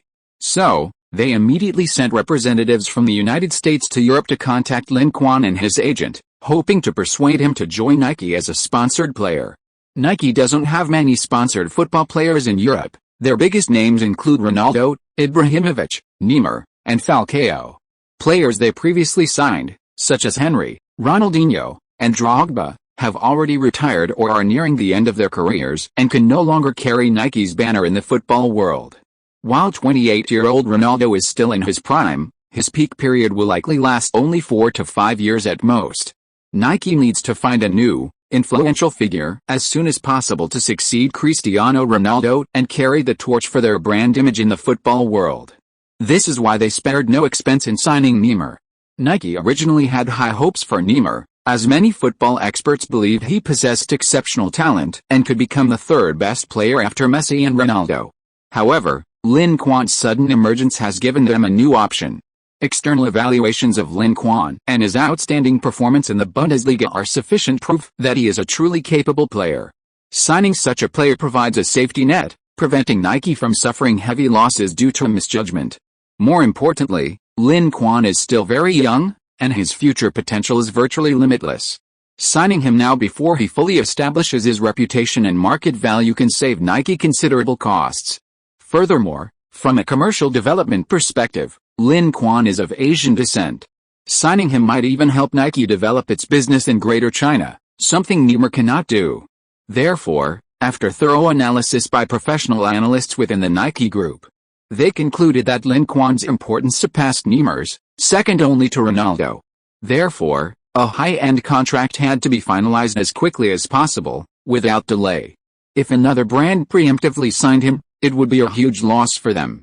Having learned from their previous experience with Adidas, Pair wasn't surprised by Nike's visit. However, after receiving their contract offer, Pair's heart skipped a beat. Nike was truly generous. Adidas was only willing to offer €9 million over 3 years, while Nike immediately offered €21 million over 5 years. The contract amount doubled, with only a 2-year extension. On average, they could receive €4.2 million annually, a full 40% more than Adidas offered.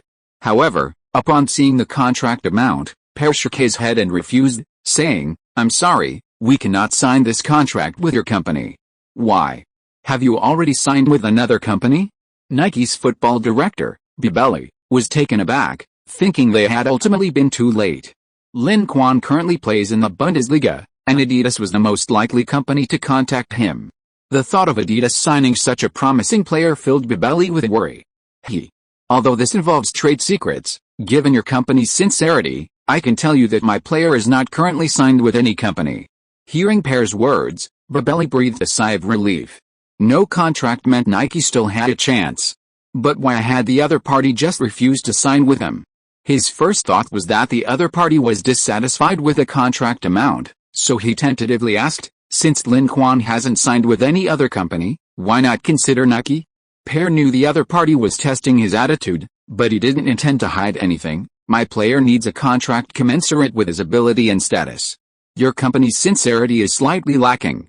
Sure enough, it was about the contract amount. Babeli immediately understood. This problem was both easy and difficult to solve. Easy because it could be resolved simply by spending money. Difficult because he didn't have enough authority. He might not be able to afford the price the other party was asking for. Lin Quan is indeed a very capable and promising player, and Nike is very sincere about cooperating with him. Seeing that the other party remained unmoved, Babeli gritted his teeth and offered what he considered a very high price, close to the limit of his authority. 5 years unchanged, contract amount increased to 25 million euros. What do you think? Pear raised an eyebrow. This amount was increased by 4 million euros, averaging 5 million euros per year. Although not as large as Ronaldo's contract, it was a full 70% higher than Adidas' contract. This was probably the other party's limit. Anything higher would likely be beyond what someone of his caliber could offer. I appreciate your company's sincerity, and I will convey your sincerity to Lin. Hearing this, Babeli finally breathed a sigh of relief. With this, the trip wasn't in vain. He could go back and wait for news. 25 million for 5 years? Nike? Lin Quan was surprised to hear Nike's offer after receiving a call from Pear. Everyone said Nike was generous, and he'd experienced it firsthand. The price was significantly higher than Adidas's, and it was indeed very attractive. However, for certain reasons, he wasn't interested in either Nike or Adidas. Plus, the contract was too long. If he signed, he'd be the one who lost out. Don't rush to answer them, let's see how other brands react. He wasn't in a hurry, the sponsors were. He wanted to use Nike and Adidas's offers as an opportunity to gauge other brands' reactions and see if they were interested.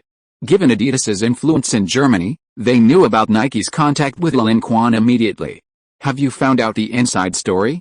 How much is Nike offering? Adidas was a little worried about Nike's contact with Lin Quan. Nike was known for its big spending and didn't skimp on money.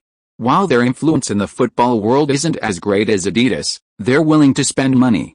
Jimmy Dano is worried that Nike will offer Lin Quan a high price, and even more worried that Lin Quan will be swayed by the offer and sign with Nike.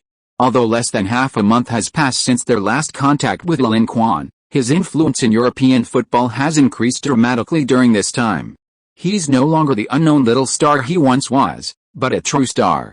Even more importantly, given his growth rate and the spread of his influence in the football world, he's vaguely beginning to move towards becoming a superstar. This has made Adidas, who was initially confident in their offer, less confident. If things continue like this, Adidas might have to raise their contract offer if they want to sign him. Not yet, but Nike always spends big. Our people said Babeli left Werder Bremen with a smile, which means their negotiations went smoothly. Nike probably offered a very high price. Upon hearing this, Jimmy Dano immediately became restless. Send someone to Werder Bremen again. Is it the same contract as before? The assistant inquired. Increase the amount by 1 million, give him 10 million over 3 years, he should be satisfied now, right? Jimmy said through gritted teeth, as if that 1 million was a piece of his own flesh that hurt. Faced with Adidas' second offer, Lin Quan rejected it immediately after hearing only the contract amount. $1 million more? That's practically the same as no increase at all. Adidas' contract was utterly insincere. In the 31st round of the Bundesliga, Werder Bremen played away against Bayer Leverkusen. For Werder Bremen, this was a revenge match. They had previously lost 2-4 to Bayer Leverkusen at home, breaking their unbeaten home record. Due to De Bruyne's absence, Lin Quan was the sole star player in that match. Therefore, Werder Bremen were not satisfied with that defeat. Since the second half of the season, Werder Bremen's form has improved significantly, and their results have risen accordingly. The players are eager to avenge their earlier defeat against Leverkusen. This match is inconsequential for Werder Bremen. Their points total is already enough to secure a Champions League spot for next season. Whether they finish third or second doesn't make a significant difference, as they lack European competition points and would likely be relegated to the third tier in the Champions League.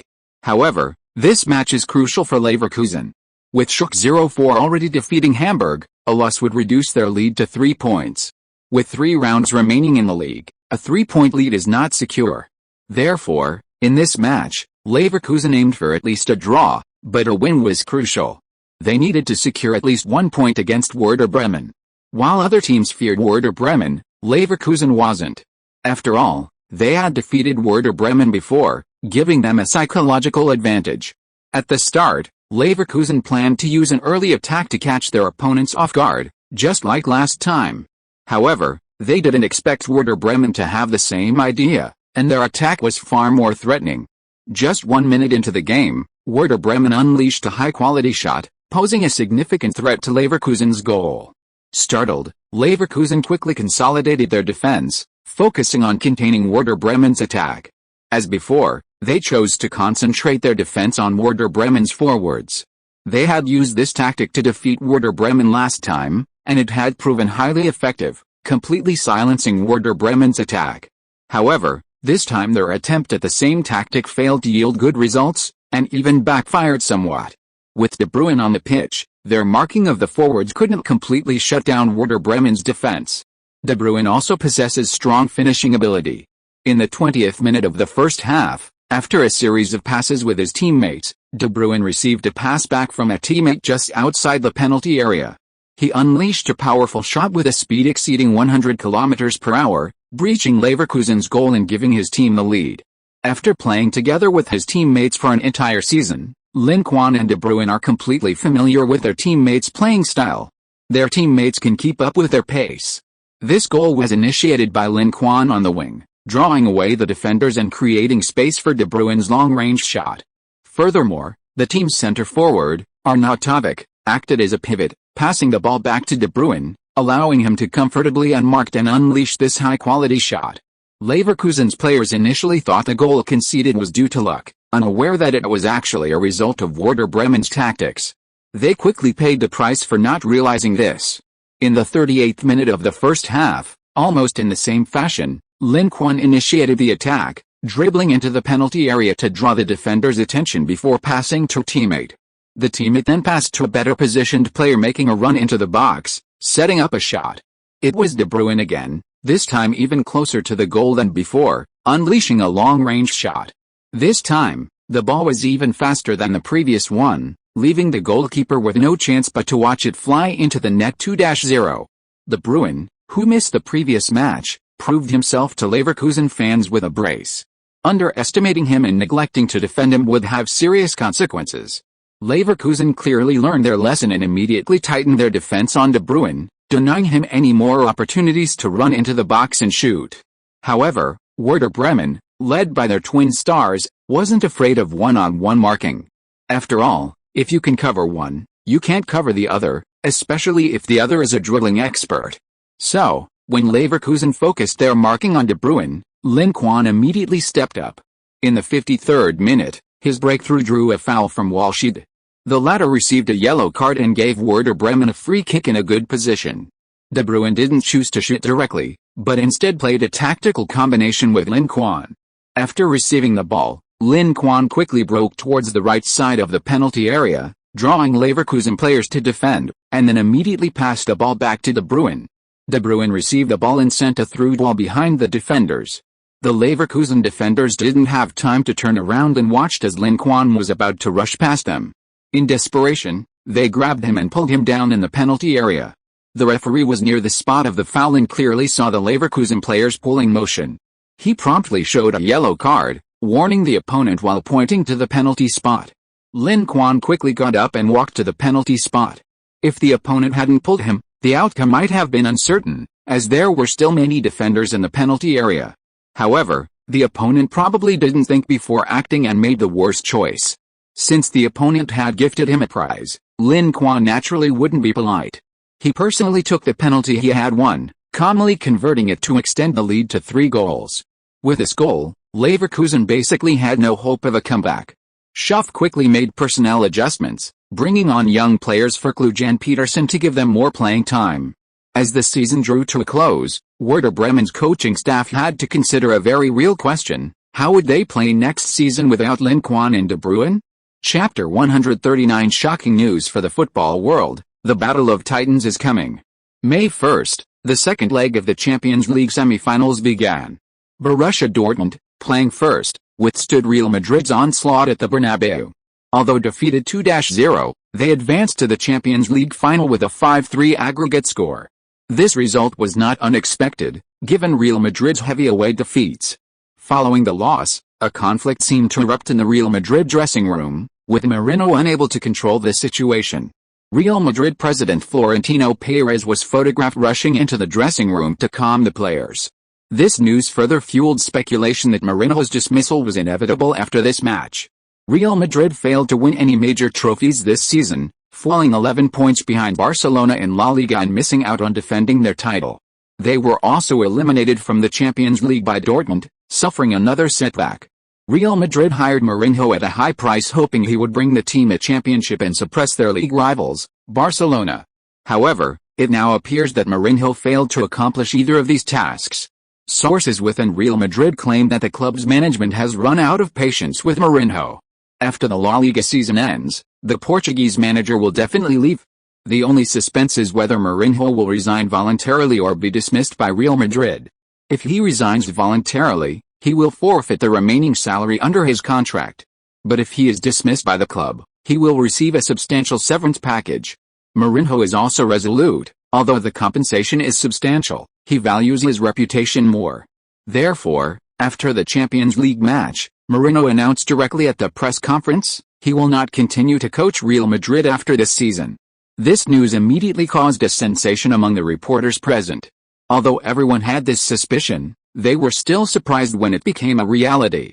Objectively speaking, Mourinho's coaching record at Real Madrid was not bad. Under his leadership, Real Madrid snatched a league title and a Copa del Rey trophy from Barcelona. Furthermore, he led the team to the Champions League semi-finals twice and the quarter-finals once. Though they didn't win the title, they at least helped Real Madrid shed their reputation for being a perennial round of 16 loser. This record might have been achievable at other clubs, but he was managing Real Madrid. After Mourinho announced the end of his Real Madrid tenure, speculation abounded about his next club, with Chelsea being the most favored.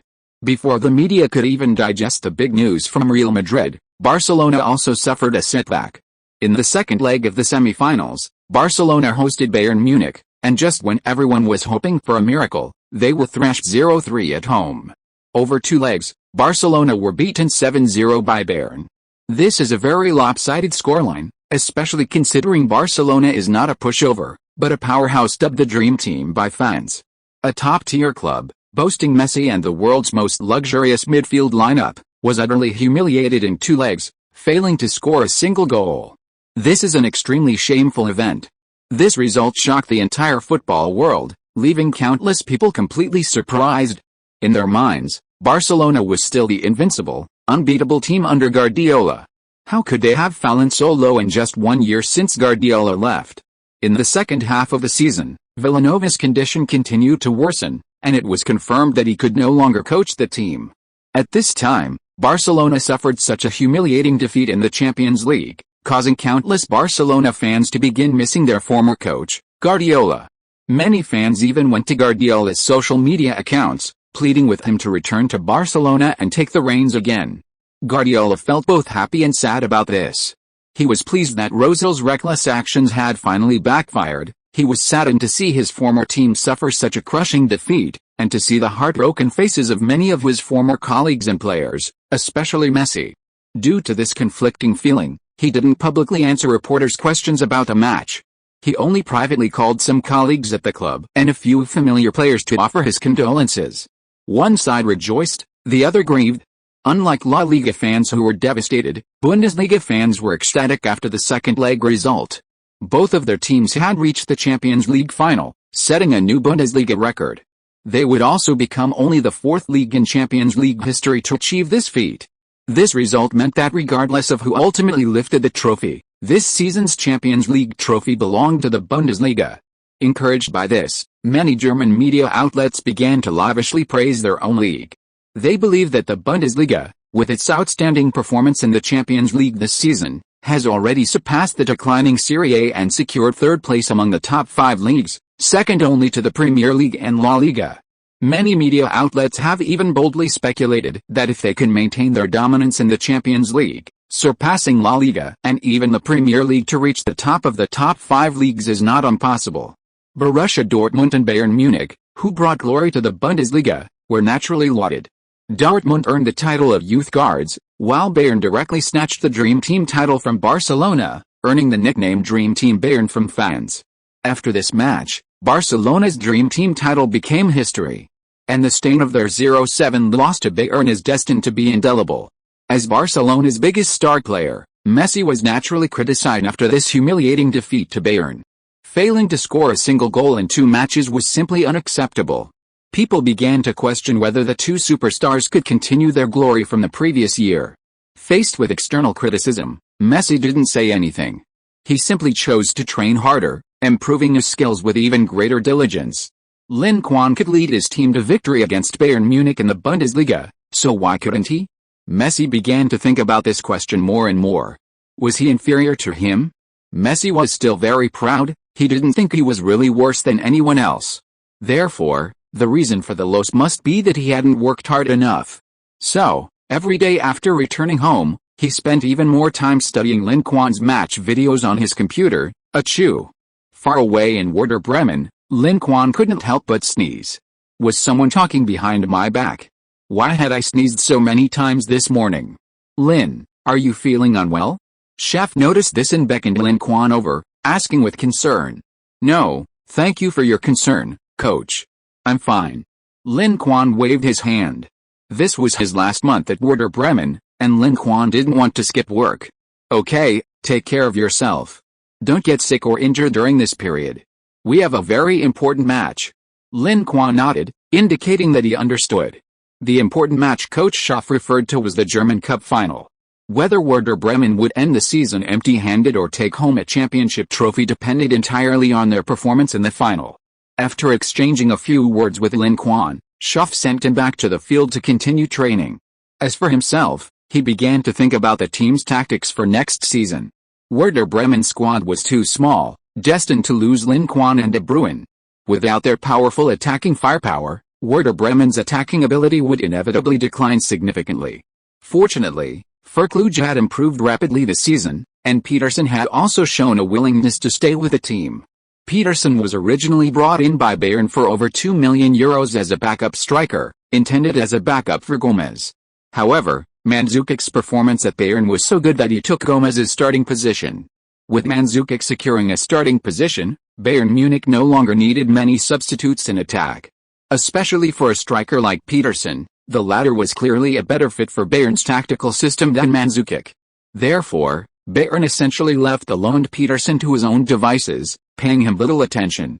In the German Cup match that eliminated Bayern, Peterson celebrated wildly at the Allianz Arena after scoring, completely forgetting he was still a Bayern player.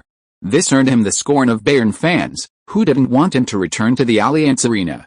With no place for him in the team and no fan support, Peterson naturally didn't want to go back. He was doing quite well at Werder Bremen. With Lin Quan and De Bruyne leaving next season, no one would be competing with him for a starting position. There, he could not only secure a starting spot but also get Champions League playing time. And who knows, maybe he'd be scouted by a top club in the Champions League and signed with them. With Verkluge and Peterson on the roster, the attacking firepower will decrease, but at least there's a safety net. However, who can replace De Bruyne? Fritz is already 32 and won't be playing for many more years, and he's not exactly a prodigious talent. Expecting him to deliver the unpredictable, surgical passes of De Bruyne is unrealistic. Therefore, the team needs to focus on acquiring midfielders during the summer transfer window. As before, Werder Bremen plans to explore loan opportunities, especially from top clubs, to bring in young players. Players scouted by top clubs are usually quite capable, but the intense competition at those clubs means they may not get consistent playing time. Many young players from top clubs are loaned out to develop their skills. Werder Bremen's Champions League qualification next season is very attractive to these young players. Perhaps this opportunity will allow them to attract a group of high-quality foreign players. However, it's unlikely that they'll draw phenomenal players like Lin Quan and De Bruyne like they did this season. After coaching for so many years, Schaff has a clear understanding of both players' talent and ability. These two will undoubtedly leave their own legends in the football world. On May 4th, the penultimate round of the Bundesliga kicked off. One of the key matches this round was Borussia Dortmund vs Bayern Munich.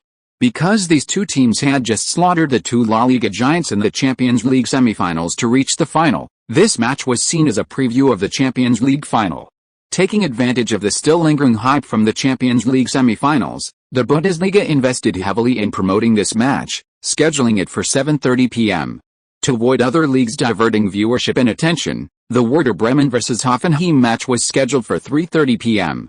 Hoffenheim is currently second to last in the standings, but unlike Greuther Fürth, who have already been relegated, they still have a glimmer of hope. Hoffenheim currently has 27 points, 3 points behind Augsburg and Fortuna Düsseldorf. If they can pull off an upset against Werder Bremen away this round, they might have the chance to close the gap and keep the relegation suspense alive until the final round.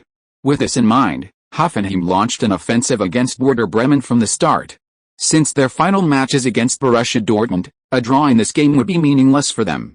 So Hoffenheim was clearly going all out. And it turned out, Hoffenheim's initial attack was quite effective. Their number 9 striker, Skiplick, scored a goal by sheer luck just 3 minutes into the game. Skiplick's long-range shot from outside the penalty area was initially too central and posed little threat. However, after the ball entered the box, it was deflected by a defender's leg. Millets almost broke his back from the deflection. The ball's position was completely opposite to his positioning, leaving him helpless. After the goal, Hoffenheim's morale soared. They attacked Werder Bremen with incredible intensity, and unexpectedly scored again in the 10th minute. This time, it was Skiplick who scored. He slipped while entering the penalty area, and the referee, standing far away, didn't see it clearly and awarded Hoffenheim a penalty. Slow-motion replays on the big screen showed it was a mistake. Skiplick had slipped.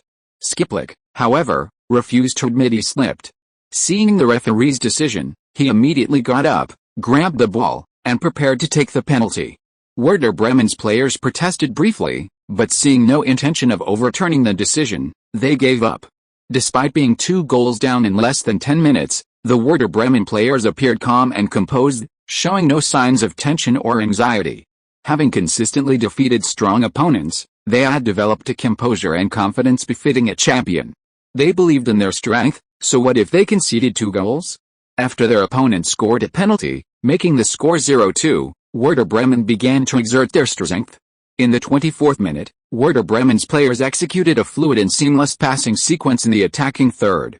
After 7 consecutive passes among 5 players, the ball was almost effortlessly passed into the net by De Bruyne. During this process, Hoffenheim's players couldn't even keep up with the ball's movement, let alone touch it. This method of scoring left Hoffenheim's players feeling utterly defeated, as if they had been subjected to a dimensional assault. The gap in strength between them and their opponents was truly enormous. Hoffenheim's players realized then that their opponents had been holding back, not using their true strength. Unfortunately, they realized this too late. In the 35th minute, Werder Bremen once again displayed fluid passing, with Lin Quan dribbling into the penalty area and easily scoring with a lob shot.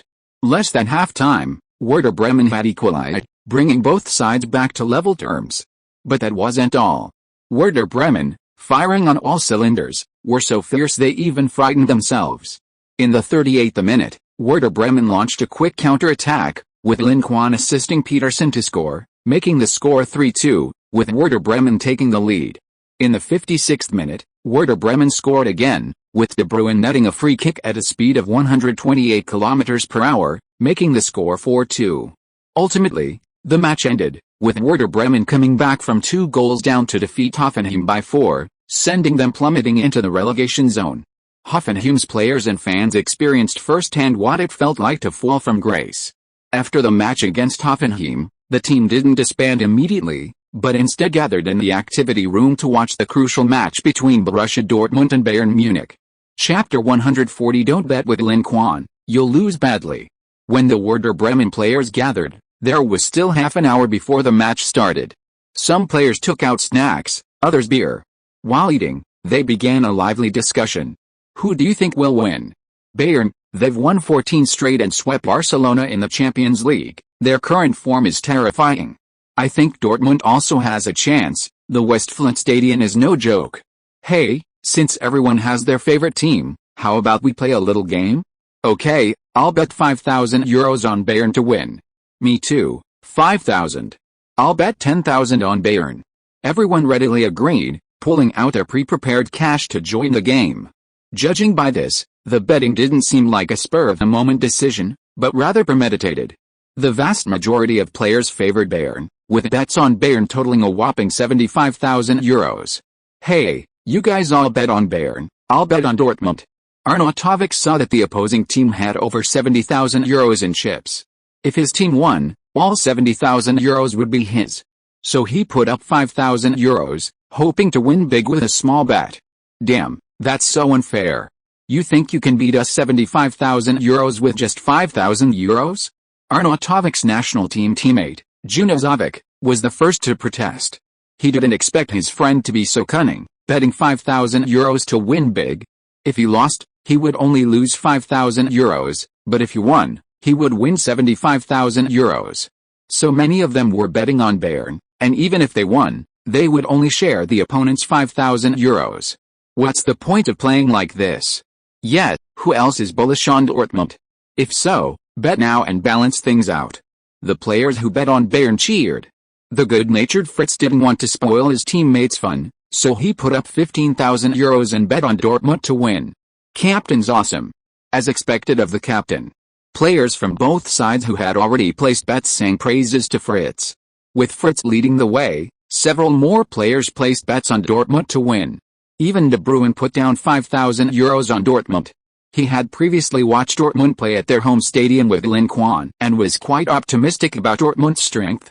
Although Bayern Munich had the upper hand on paper, Dortmund wasn't without a chance, at most a 5.5 to 4.5 chance. However, not many players were optimistic about Dortmund. Their bets were only 55,000 euros, 20,000 euros less than the other side. That's enough, that's enough.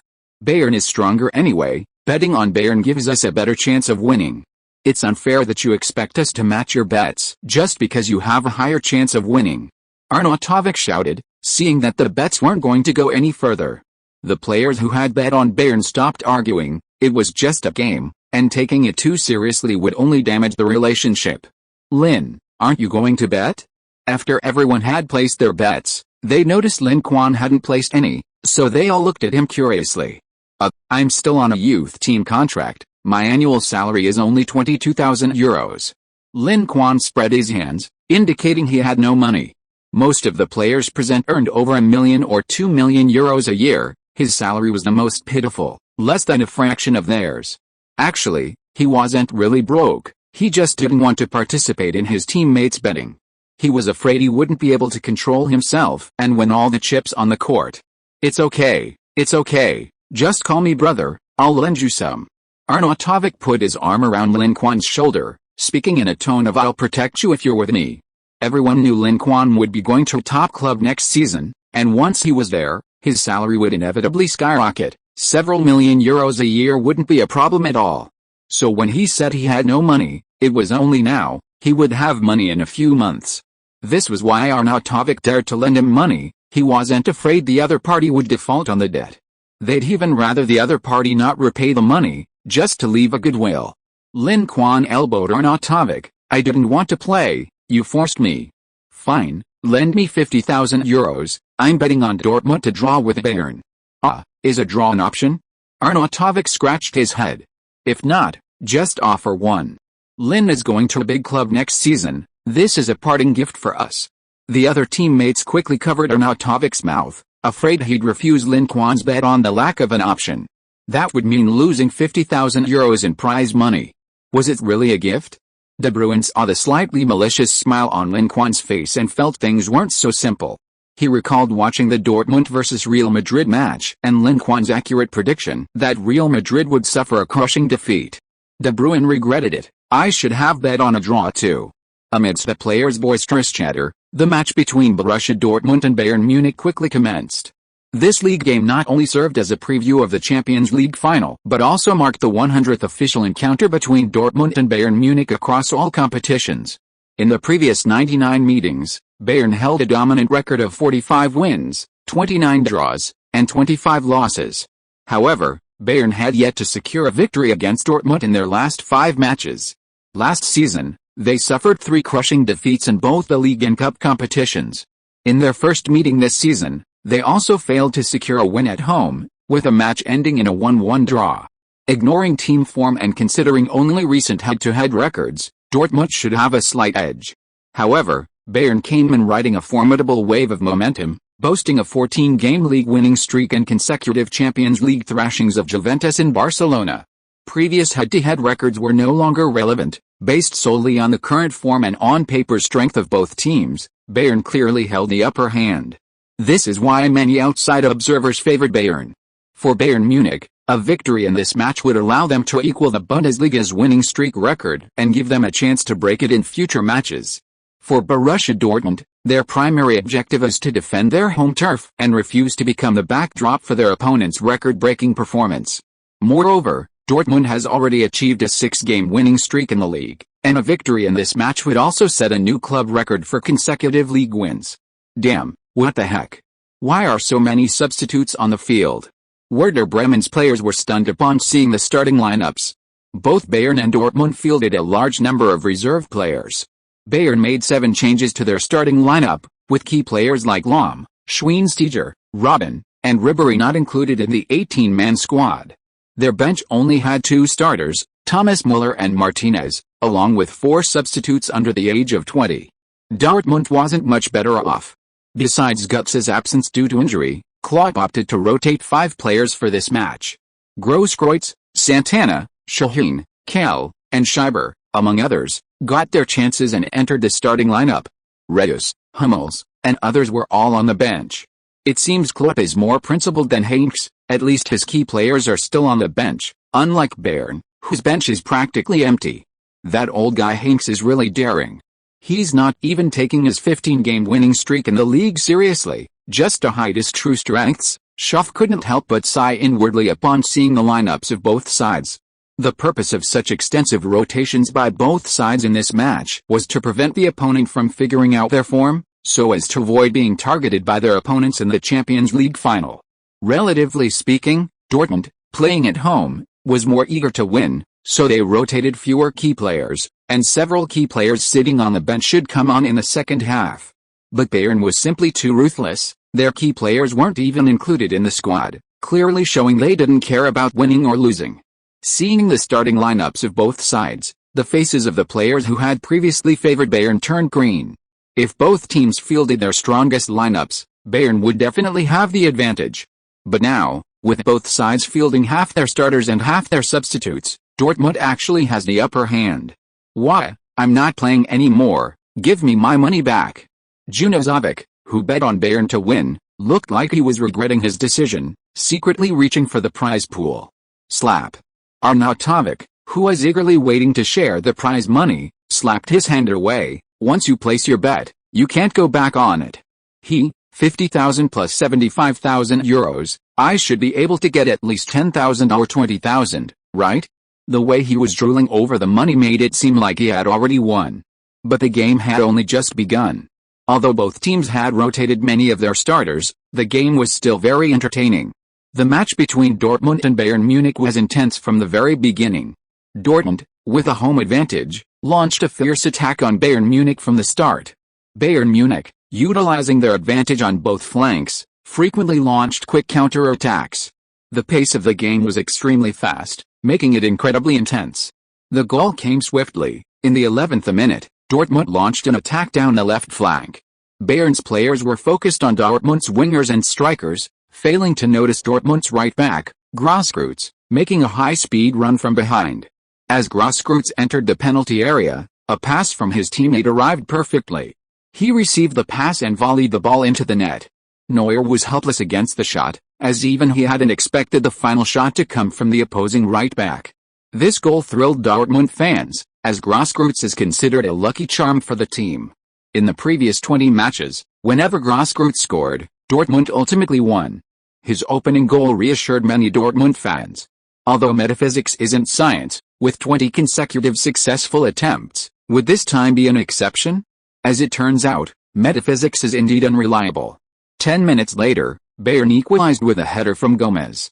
This was Gomez's 138th goal in the Bundesliga, surpassing Seeler to rise to 16th place on the all-time Bundesliga top scorers list. After scoring, a smile finally appeared on Gomez's tense face. This season, due to injuries, his starting position was taken by Mandzukic, who was originally supposed to be his substitute, which he resented. But no matter how resentful he was, there was nothing he could do. Mandzukic's playing style suited Bayern better and was more favored by the coach. He only played 11 Bundesliga matches this season, far too few appearances. Such limited playing time made it difficult for him to maintain his form. Considering next year is the World Cup year, Gomez didn't want to be left out of the national team, so he considered transferring. Once Guardiola arrives at Bayern and takes the reins, I'll talk to him and see if I have a place in his plans. If there's no place, then I'll have to transfer and find more playing time. Germany is a very strong team in this World Cup. This might be their best chance to win. Gomez doesn't want to miss this opportunity. After the score was tied, the game became increasingly intense. In the 28th minute, Bayern launched an attack down the right flank. Right winger Shaqiri delivered a low cross, and Gomez's shot at the near post went wide, missing a chance to change the score. Dortmund immediately responded. In the 31st minute, Lewandowski accelerated past Van Buiten and Boateng on the left side of the penalty area, received a pass from his teammate, and fired a shot from a tight angle, but Neuer blocked it out of bounds. Both sides launched wave after wave of attacks, but missed chance after chance, unable to change the score. With the score tied 1-1 for 60 minutes, the Werder Bremen players looked utterly dejected. At this rate, everyone would lose everything by the end of the match, except for Lin Quan, who had bet on a draw. Just when everyone thought the game was incredibly close and the score unlikely to change, a major turn of events occurred. A long-range shot from Dortmund struck a Bayern player's arm inside the penalty area. Referee Gelman saw it clearly and decisively awarded a penalty. Whoosh! Kiffy! Bonus! My bonus! Seeing Lewandowski step up to the penalty spot to take the shot, Arnautovic had his sack ready, prepared to collect the money. If Lewandowski scored, it would be 2-1, Dortmund would have won for sure. How could they lose with such a dominant force? However, under the watchful eyes of everyone, Lewandowski's penalty was saved by Neuer. Arnautovic and his sack froze on the spot. After that, although Bayern's Rafinha received 2 yellow cards within 2 minutes and was sent off, Bayern, playing with 10 men, tenaciously withstood Dortmund's attacks, holding on to a 1-1 score until the final whistle. When the referee blew the final whistle, the Werder Bremen activity room fell silent. "You guys are too kind, insisting on giving me money, so I won't be polite." Lin Quan snatched the sack from Arnautovic, who had been frozen in shock for 30 minutes, and quickly stuffed all the money into it. Then he counted out 50,000 euros and returned it to Arnautovic. "Thank you everyone, I'm very satisfied with your gifts." Lin Quan waved the sack full of money in his hand, politely thanking everyone. "I told you I didn't want to play, but you wouldn't listen. Now you regret it, right? Betting with a reborn person like me, I don't know what you were thinking." "Alright, you didn't know I'm a reborn person? Never mind then." Chapter 141 Under the Spotlight, can Lin Quan break the 40-year-old historical record? In the 33rd round of the league, Werder Bremen defeated Eintracht Frankfurt 2-1 away, extending their winning streak in the league to 10 games. This achievement also broke their club record for the longest winning streak. Lin Quan, who scored a goal in this match, reached a total of 40 goals, equaling Gerd Muller's single-season Bundesliga goal record set in the 1971-1972 season. If he can score again in the final match against Nuremberg, he will break this record and write his name on the Bundesliga record list. During this period, Lin Quan actually intentionally suppressed his goal-scoring desire. He wanted to maintain his hunger for goals so that he could be in better form in the German Cup final and help the team win the championship. Moreover, Schaff usually made substitutions early after the team took the lead, giving substitutes like Füllkrug and Peterson experience. As a result, Lin Quan's goal tally in the second half of the season was low, only 12. If he had maintained his strong attacking form from the first half of the season, he probably would have broken the Bundesliga goal record long ago. But what's meant to happen will happen. In Werder Bremen's last home game, if he can break this record and give it as a farewell gift to the home fans, perhaps that would be the best goodbye. Before the final round of the league, the Bundesliga results were basically decided. Bayern Munich had already secured the title 2 rounds early, and Greuther Fürth had already been relegated. The final relegation spot would be decided between Hoffenheim and Fortuna Düsseldorf. Considering Hoffenheim had 2 points less than Düsseldorf and faced Borussia Dortmund in the final round, their chances of relegation were higher. However, surprisingly, Hoffenheim managed a 2-1 comeback victory against Dortmund away from home, while Düsseldorf suffered a 3-0 defeat away to Hanover. Düsseldorf, who initially held a significant advantage, only needed a draw in this match to stay in the Bundesliga thanks to their lead in points and goal difference. Unexpectedly, things went awry. Hoffenheim, with their resilience, upset Dortmund, creating a miracle. It was truly dramatic. Although the title race was decided early on, the relegation suspense remained, keeping the Bundesliga from getting too boring. However, Hoffenheim wasn't completely safe from relegation. They still had to compete with a third-place team in the 2.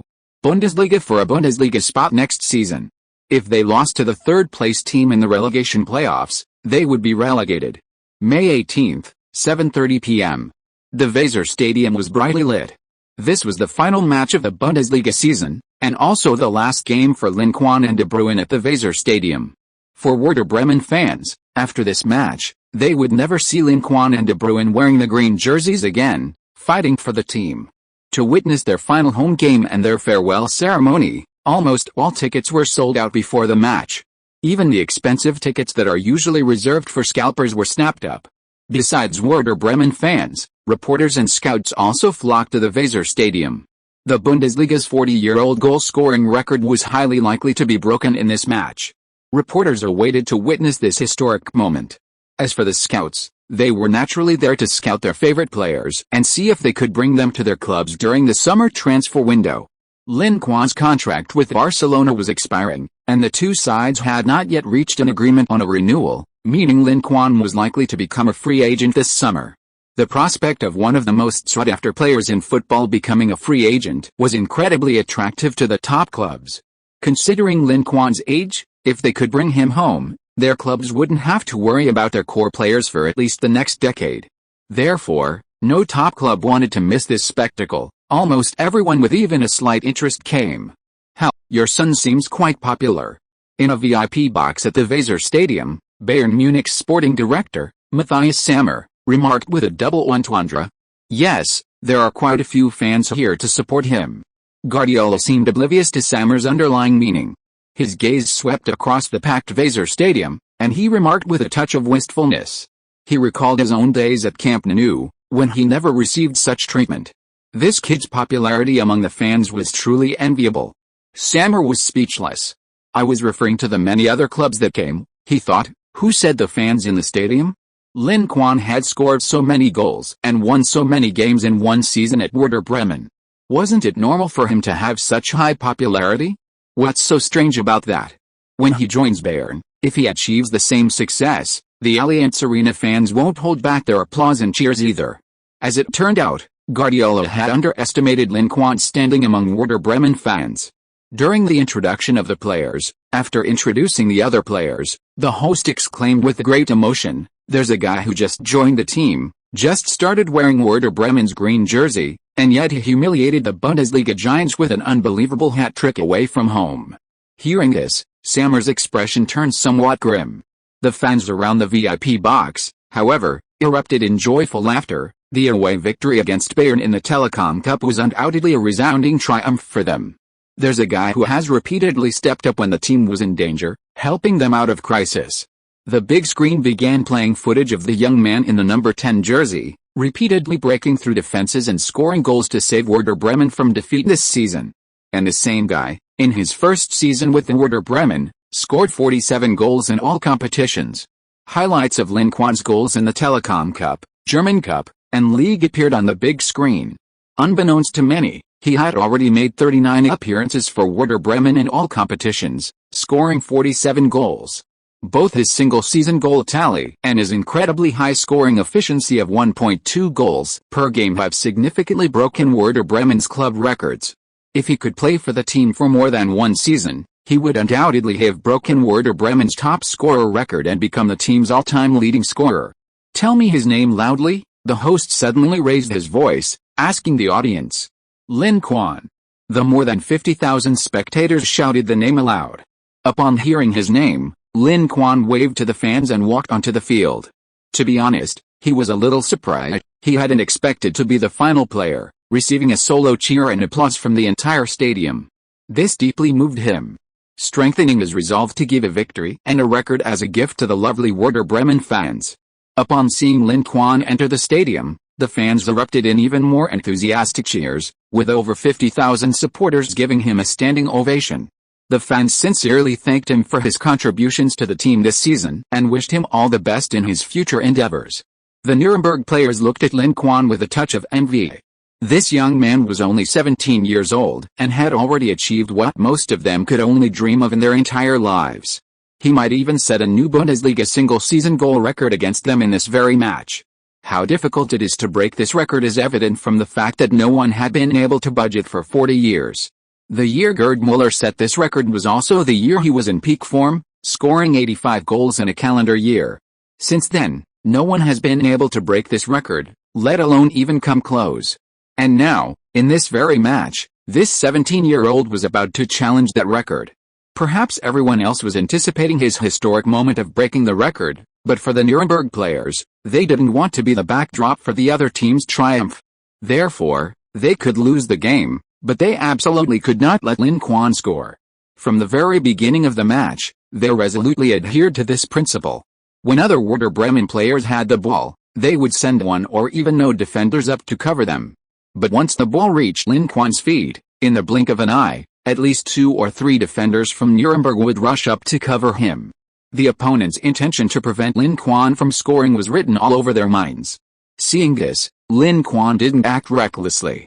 He took advantage of the opponent's focus on marking him, increasing his running, passing, and stretching, reducing his dribbling time, and creating shooting opportunities for his teammates. Although breaking the record was important, the final game of the season should prioritize securing a win. If they broke the record but lost at home, the record wouldn't feel perfect. With Lin Quan's help, in the 36th minute of the first half, De Bruyne seized an excellent opportunity to open the scoring, giving his team a 1-0 lead. Werder Bremen initially thought that after taking the lead, Nuremberg might be eager to equalize, thus committing more players to attack and potentially relaxing their defense on Lin Quan. However, to their surprise, the opposing team seemed completely unfazed by the outcome. Losing was no big deal, as long as it wasn't a humiliating defeat, it was fine. After all, it was their last match, and the points were enough to secure their survival in the league. What did losing one game matter? Werder Bremen quickly realized this as well. After taking the lead, they had intentionally created opportunities for Lin Quan, hoping to help him break the record. But the opponent's relentless defense against Lin Quan rendered all their efforts futile. No matter how skilled Lin Quan was at dribbling, he was constantly surrounded by 2 or 3 players, making it impossible for him to even receive the ball and display his dribbling abilities. Why can't Lin Quan score today? Yet, the first half is almost over, and he hasn't even had a single shot. The Werder Bremen fans in the stadium were getting impatient. While they cared about the outcome of the match, they were even more concerned about whether Lin Quan could break Gerd Müller's record.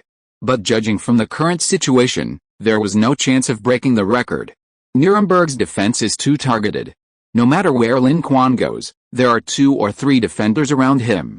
He simply can't get the ball. It seems Nuremberg is unwilling to be the backdrop for their opponent's record-breaking.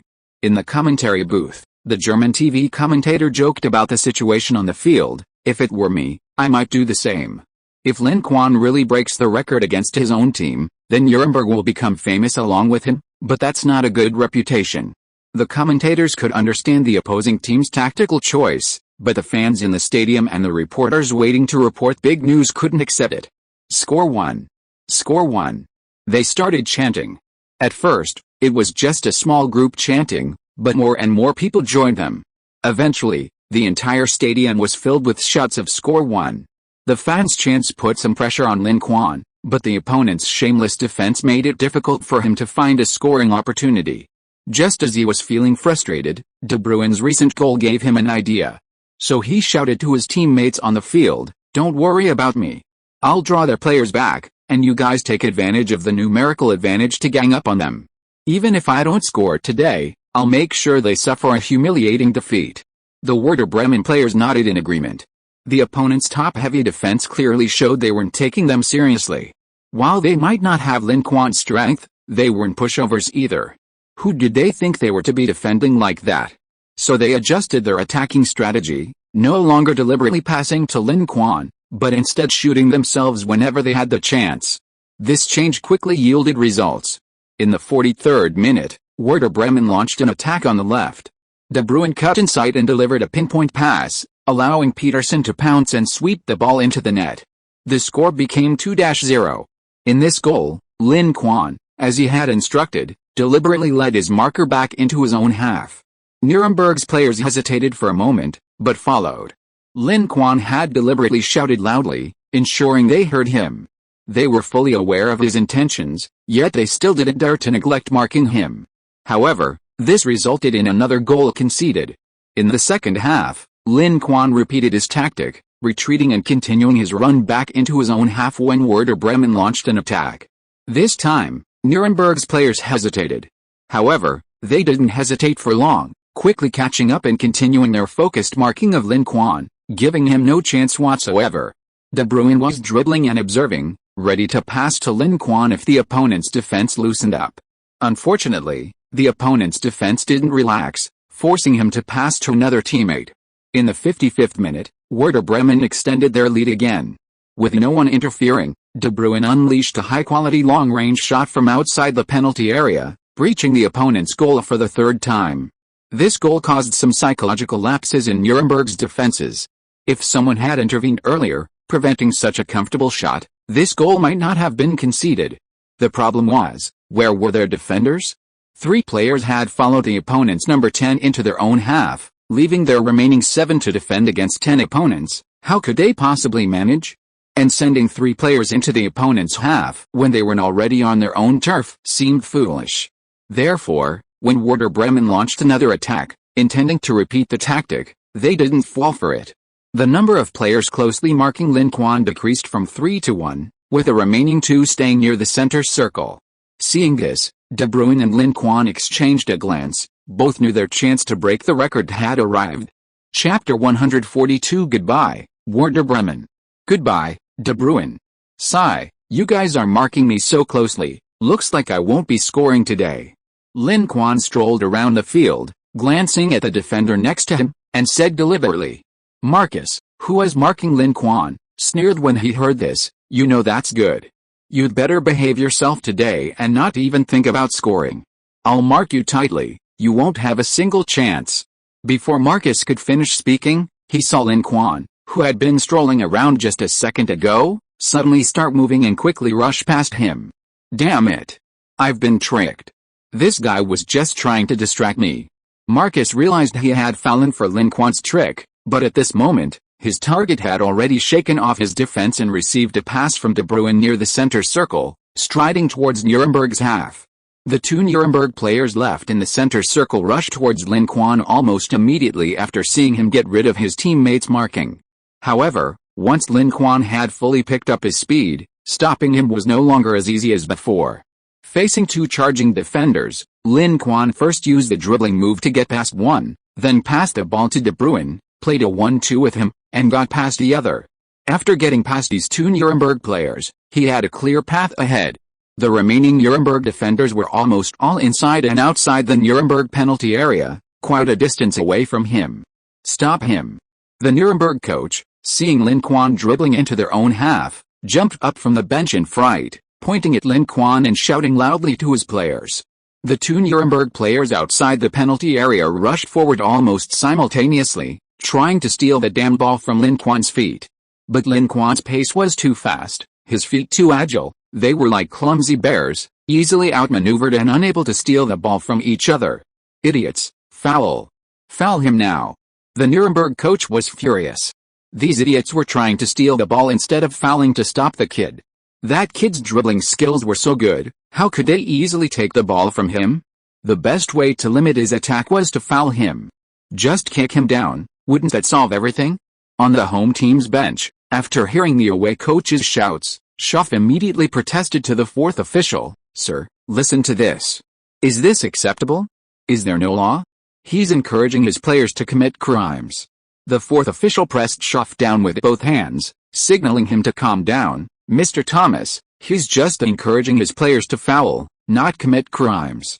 Besides, foul tactics are allowed on the football field, but if they actually foul, I believe the referee will definitely make the appropriate punishment." Schaff was speechless. Why was he encouraging fouls?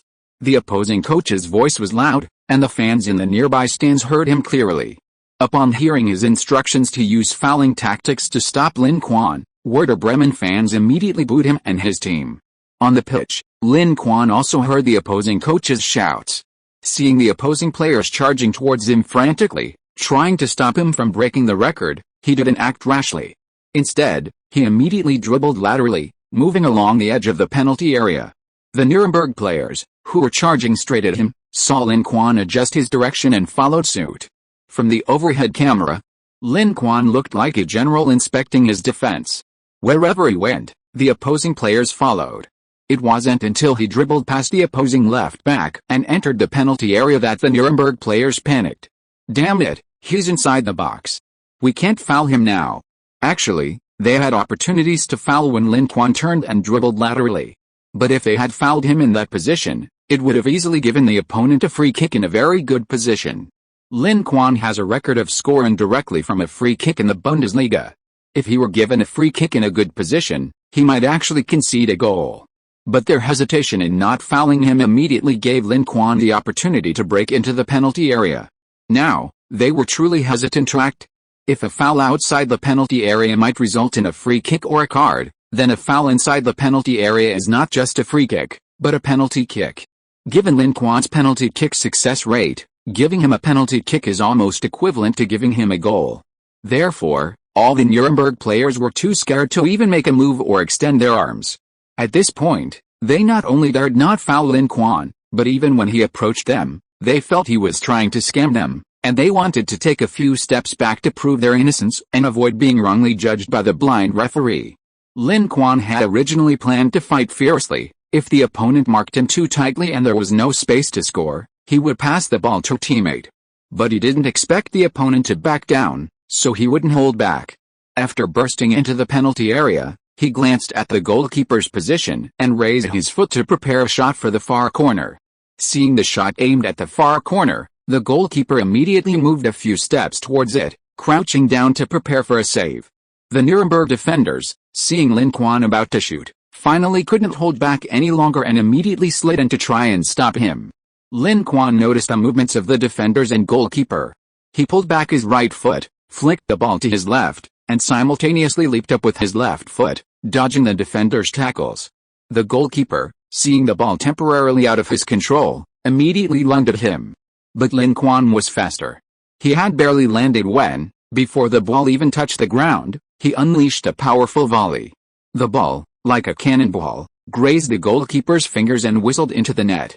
The 41st goal. A 40-year-old Bundesliga record was finally broken at this moment.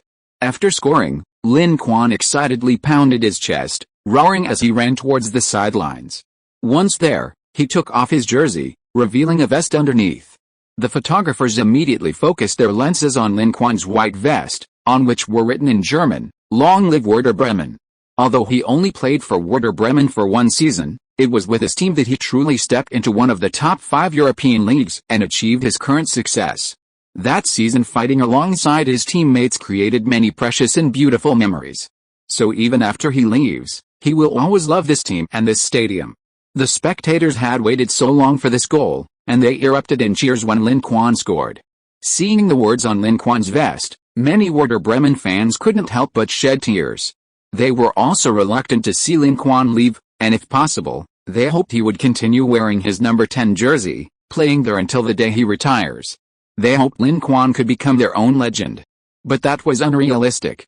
He was only a player on loan from a top club, not a player for their club. Once the loan contract expired, they would part ways. Thinking of this, countless fans couldn't help but feel heartbroken. But they also applauded Lin Quan while shedding tears. Watching this touching scene, Guardiola in the VIP box couldn't help but choke up. He remembered when he left Camp Nou to try his luck in Serie A on that day. About to leave Camp Nou, he must have felt the same way as Lin Quan now. The game was already decided before Lin Quan's goal, which not only made the score 4-0 but also broke Gerd Muller's record. Therefore, the Nuremberg players no longer had the will to defend so tightly.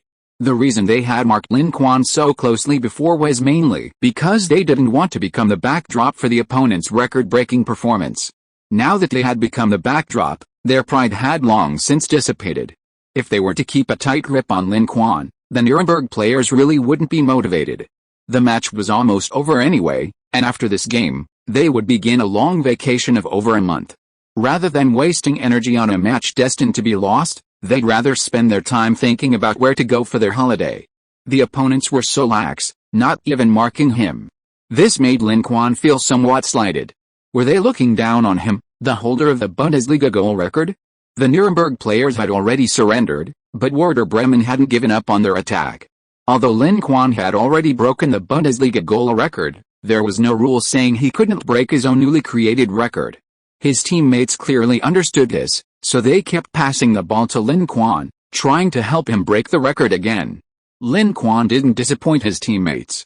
In the 78th minute, Werder Bremen capitalized on a mistake by the opposing midfielder, Simons, stealing the ball from him and quickly passing it to Lin Quan. Nuremberg's reaction was a bit slow. They didn't immediately send someone to intercept. When Lin Quan received the ball, he had already entered the penalty area, gaining a one-on-one opportunity with a goalkeeper. Facing the on-rushing goalkeeper, Lin Quan deftly flicked the ball up with his foot, sending it over the goalkeeper's head and into the net 5-0. This was also Lin Quan's 42nd goal in the Bundesliga this season, breaking his own record. This goal once again sparked a roar of cheers from the fans, who expressed their congratulations and admiration for Lin Quan with applause and cheers. 42 goals in a single season. This record will likely be hard to break. Considering Lin Quan's age when he achieved this, the record is practically locked in, impossible to break. Werder Bremen fans laughed, while Nuremberg players were furious. One goal was enough, why more? Did they think we were easy targets? So they resumed their tight marking of Lin Quan. However, the same problem as in the first half resurfaced. They could contain Lin Quan, but not his teammates. In stoppage time, Lin Quan provided an assist for De Bruyne, helping the latter complete his hat-trick and score his last Bundesliga goal. It was also their last direct combination in the Bundesliga. Ultimately, thanks to De Bruyne's hat-trick and Lin Quan's brace, Werder Bremen thrashed Nuremberg 6-0 at home. At the halftime whistle, Werder Bremen fans rose to their feet and applauded, expressing their gratitude to all the team members who had given them a fantastic match. Led by Captain Fritz, the Werder Bremen players circled the pitch to thank their fans. Finally, as he left the field, Lin Quan bent down and kissed the Weser Stadium's grass, bidding farewell. His next visit here would likely be as an opponent. Hopefully, the fans who had supported him wouldn't boo him then. Reporters snapped photos of the scene, and even some fans who hadn't yet left or didn't want to leave witnessed it. They said nothing, but told themselves, Lin Quan will always be a part of Werder Bremen, even if he leaves. For the reporters present, the result of the match wasn't important. The bond between fans and players could be reported, but it wasn't that crucial. The most important thing was whether Lin Quan scored a goal and broke a Bundesliga record. That was the real big news. And Lin Quan lived up to expectations, successfully breaking the record, leaving the eagerly awaiting reporters satisfied. After the match, Lin Quan was taken to the press conference by Schaff. Facing the reporters' questions, he patiently answered most of the questions he could. As for those he couldn't answer or was uncomfortable answering, such as which team he would join next season, whether he would renew his contract with Barcelona, or whether he would remain in the Bundesliga, he didn't answer those. Alright, that concludes today's press conference. Thank you all for coming, see you next season. After answering his questions, Schaff stood up, greeted the reporters, and left with Lin Quan. On the way back to the locker room, Schaff seemed to have something to say, but ultimately didn't. Judging from your expression, it seems you didn't say those words? Schaff didn't go to the locker room but returned to his office. Olafs was already waiting for him there, and seeing the expression on Schaff's face, he guessed that he hadn't said what he had reminded him of. Yet, I didn't say it. Schaff shook his head. He really couldn't bring himself to say such things. How, if we didn't say it, we might suffer next season. Olafs shook his head, gave a self-deprecating laugh, and left Schaff's office. Watching his old partner's departing figure, Schaff felt a sense of doubt. Would Lin really go to Bayern Munich? When Lin Quan returned to the locker room, he saw De Bruyne waiting for him outside. Did you need something?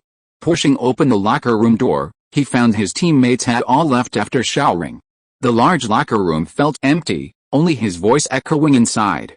He silently walked to his locker, gently touched the tag, and then tore off the one with his name on it. He would never come back here again. This locker had to be made available for the new teammate. How, not exactly a teammate anymore, more like a new Werder Bremen player.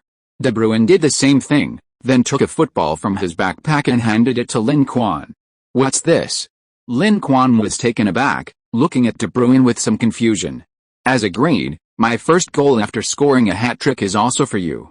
De Bruyne had been working hard all season, but couldn't achieve a hat-trick. Until this last match. With the opponent tightly marking Lin Quan, he finally found an opportunity and completed a hat-trick. Although it was a little late, it wasn't too late. Otherwise, not being able to fulfill his promise before leaving would be a great regret for him. Lin Quan was somewhat dazed, recalling the hat-trick he scored against Bayern Munich in the first match of last year's Telecom Cup. He had written his name and the date on the football from that match and given it to De Bruyne. And this football? He glanced at it and, sure enough, saw De Bruyne's neatly written name and the date of the match, along with a line of tiny handwriting, to my dearest friend Lin Quan, De Bruyne. If you are listening to this novel on a channel other than Fanfic World, it means it was downloaded and re-uploaded without effort. We warmly invite you to visit our channel, Fanfic World. There you will find the original version of this story and many other novels of various genres. We look forward to seeing you dive into a world of incredible novels.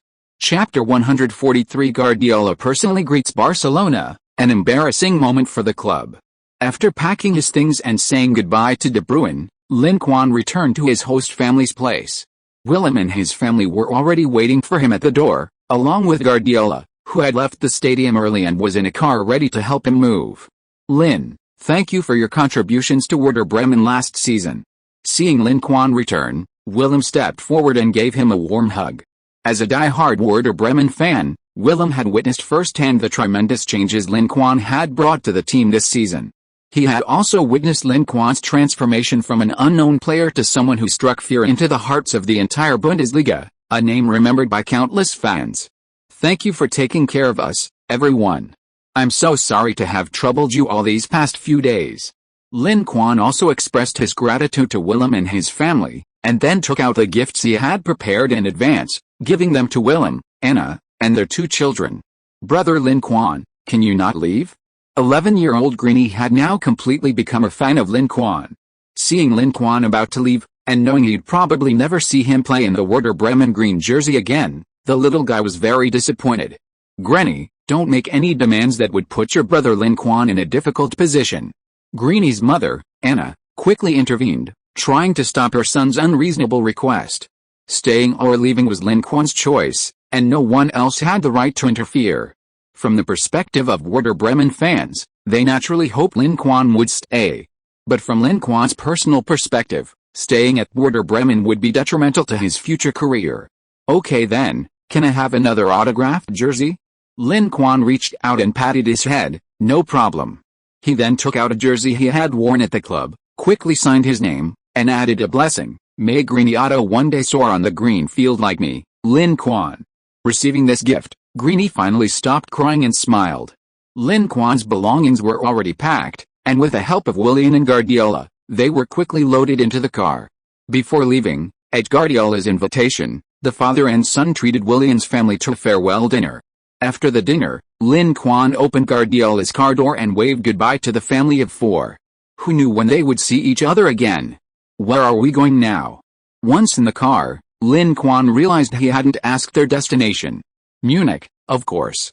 We can't just drive straight back to Spain, can we? Guardiola shrugged. Germany was too far from Spain, Driving back would be exhausting. Lin Quan disagreed. Bremen was only about 1,700 kilometers from Catalonia. That distance was negligible in China. During Chinese New Year, many people drove 2,000 or 3,000 kilometers just to go home for the holiday. Of course, in the West, this kind of longing for home is less common. Did you settle on a house in Munich? Guardiola signed with Bayern Munich in January, and unless both sides breach the contract, he will definitely coach Bayern next season. To coach at Bayern, he first needs to resolve the issue of settling his personal and family affairs. Not counting Lin Quan, Guardiola and Sarah have 3 children. In Europe, it's rare for the husband to work alone abroad while his wife and children live apart. So, with Guardiola at Bayern, his family will definitely come to live with him. Including Lin Quan, that's a family of 6, they really need a large house. Yes, I've got my eye on 2 places, one on Sophienstrasse and one in the suburbs. I'll take you to see them, and you can give me your opinions. By the way, you'll be living with us, right? Guardiola asked expectantly. Ever since he and Lin Quan sparred on the training field during the winter break, he'd been itching to find someone to play with. However, those people were far inferior to Lin Quan in skill, making Guardiola feel bored. If Lin Quan moved in with them, the two could spar every day. I don't know, I haven't signed with Bayern yet, it's hard to say where I'll be next season. Lin Quan shrugged, deliberately trying to scare Guardiola. Is that so? But I heard from Per that you and Bayern have already reached a preliminary agreement. Guardiola wasn't fooled by Lin Quan. With his brother, who had a mole, it wasn't difficult for him to keep track of Lin Quan's transfer activities. Mr. Guardiola, are you trying to get me to issue a gag order to another Mr. Guardiola? Lin Quan pretended to be very angry, expressing his displeasure at Guardiola's private inquiries about his transfer. No, it was my fault, but Per is innocent, don't drag him into it. Seeing that Guardiola apologized, Lin Quan didn't pursue the matter further. The two tacitly stopped discussing this topic. Who do you think will win the Champions League final? Driving is boring, and before long, the talkative Guardiola was looking for a new topic. Bayern has a better chance of winning. Lin Quan knew the outcome of the match. If his influence hadn't been so strong, Bayern would have won. Yet, I also think Bayern. To be honest, Hank's results are really good. If Bayern wins, it will be very difficult for me to coach this team next season. Guardiola said, frowning. Any championship team, especially one that has won the Champions League, has its own pride. Bayern is currently on the rise, the team's record is good, their tactics are flexible and varied, and the players' morale is naturally high. Under these circumstances, suddenly changing coaches and having someone else take over is a challenge for both sides. Frankly, Guardiola himself was somewhat regretful. If he had known Bayern would win the title this season, he might not have been willing to take over. Faced with a newly crowned champion team, even with his prestige, he dared not easily implement reforms. But if he didn't reform and continued with Hank's coaching methods, what was the point of Bayern signing him? And if he really implemented sweeping reforms, and the team's performance fluctuated or even declined, the fans and players would inevitably become dissatisfied. This feeling of dancing in shackles, living in the shadow of one's predecessor, was honestly very uncomfortable. Thinking of this, he suddenly felt a little sorry for Villanova. He wondered if Villanova had experienced the pain of living in his shadow after taking over Barcelona. Lin Quan could only shrug at this. You chose this. German highways have no speed limits, and there weren't many cars on the road at night, so Guardiola drove incredibly fast, giving Lin Quan a real taste of speed and passion. After arriving in Munich, it was already past 3 a.m. Both were exhausted, and after arriving at their booked hotel, they went straight to sleep, not waking up until around 10 a.m. the next morning. Lin Quan called the front desk, and the hotel thoughtfully delivered a prepared breakfast, along with several copies of today's newspaper. Without even reading the contents, Lin Quan knew from the headlines and cover photos that it was definitely about last night's match. He flipped through it, and sure enough, it was. Headlines like witnessing history, a Bundesliga superstar emerges, breaking a 40-year-old historical record, and the birth of a legend. Barcelona's new star breaks 8 Bundesliga records in a single season, and 42 goals in a single season, third in history. Lin Quan felt a little embarrassed by the newspaper's exaggerated praise. While Lin Quan felt embarrassed, Guardiola, sitting next to him, was thoroughly enjoying the newspaper. He nodded frequently at points he agreed with, looking like he'd found a kindred spirit. Although the newspaper wasn't praising him, Guardiola seemed even happier than Lin Quan himself. The newspaper delivered to Lin Quan was only a small part of the story. After the match, major media outlets gave it extensive coverage. Among them, the Bundesliga media focused more on Lin Quan breaking the Bundesliga record itself. Gerd Muller's record is extremely difficult to break, otherwise, it wouldn't have remained unbroken for 40 years. The Bundesliga has 2 fewer teams than other major leagues, meaning they play 4 fewer games a year. Scoring 40-plus goals in 34 league matches is far more difficult than in other major leagues. Therefore, they were all amazed by Lin Quan's latest record. The media not only gave it extensive coverage but even interviewed the previous record holder, Gerd Muller. Gerd Muller was very magnanimous and didn't seem displeased that Lin Quan had broken his record. On the contrary, he was very impressed with Lin Quan, praising him highly in the interview. Lin is an extremely outstanding player. The new record he created is of extremely high value, at least higher than my record from back then. Gerd Muller said with a smile, which wasn't modesty but the truth. His record was set while playing for Bayern Munich, while Lin Quan achieved it at the smaller club Werder Bremen. What level is Bayern Munich compared to Werder Bremen? At Bayern, he received support from high-level teammates, but Lin Quan didn't enjoy the same treatment at Werder Bremen. His teammates were clearly not as strong as Gerd Muller's teammates at the time. The support and assistance provided by Werder Bremen players to Lin Quan was far less than what his teammates gave him back then. Therefore, a large portion of Lin Quan's goals were scored through his outstanding individual ability. At the end of the interview, Gerd Muller reiterated his advice to Lin Quan: "I still believe that a player as excellent as Lin should come to Bayern Munich. Here, he can achieve more honors and greater success, just like me." This isn't the first time Gerd Muller has wanted to bring Lin Quan to the Allianz Arena. This time, however, his attitude is noticeably more proactive. Unlike the Bundesliga media, the La Liga media are more concerned about Lin Quan's next club. News from Barcelona indicates that Lin Quan's contract is expiring, and there has been no progress in renewing it. This has led to widespread belief that Lin Quan will not renew his contract with Barcelona, and that Barcelona is about to lose this rising star. This outcome is undoubtedly a significant loss for Barcelona, but for other La Liga teams, it doesn't seem like bad news. With Lin Quan's ability, if he returns to Barcelona, how will the other La Liga teams compete? One Messi is enough for them, another one, and they might as well surrender, no need to even fight. From this perspective, they don't want Lin Quan to return to La Liga, or to Barcelona. However, if Lin Quan were to join their own team, they would naturally welcome him with open arms. In the Barcelona club president's office, a newspaper was slammed onto the table. The headline and the cover photo of the figure in the green number 10 jersey were glaringly obvious to Rosal. Barcelona's rising star has not renewed his contract, may transfer to Real Madrid. He never imagined that the kid he had planned to get rid of would grow to this point. What made it even more embarrassing was that the kid was dissatisfied with the club because of his past actions and didn't want to renew his contract. If Barcelona let him leave, not only would Barcelona suffer a huge loss, but he himself would inevitably face criticism and even attacks from Barcelona fans. Damn Enrique. Thinking of this, Rosal began cursing the already departed Enrique again. In his view, this was all Enrique's fault. If he hadn't messed things up, he wouldn't be in such a passive position now. Rosal wasn't the only one at Barcelona in a bad mood. Their sporting director, Zubizarreta, was equally upset. Messi's father and agent, Jorge Messi, had approached him to inquire about Lin Quan. "Mr. Zubizarreta, I want to know if Rio's starting position at Barcelona can be guaranteed next season. Lin Quan plays the same position as Messi, has a similar playing style, and is also very strong. If he returns, it will definitely impact Messi's position. And this is something Messi's father cannot accept. He needs the club's assurance that Messi's absolute core position will not be threatened. Mr. Jorge, have you heard some rumors? Why are you asking such a question?" Zubizarreta looked at him with surprise, not understanding why he had such concerns. "Messi is the core of our Barcelona, our star player.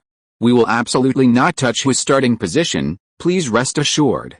Lin Quan's contract renewal issue is already enough of a headache for him. He didn't expect Messi's situation to cause problems as well. Is that so? Then why don't I feel the club's sincerity?" The sincerity Jorge referred to naturally meant financial incentives. Zubizarreta felt a headache coming on when he heard this demand again. Jorge is greedy. He's been using Messi's contributions to Barcelona to blackmail the team, demanding a raise for Messi and insisting his annual salary be no less than Ronaldo's at Real Madrid. He argued that otherwise, it would be disrespectful and unworthy of Messi's status in football.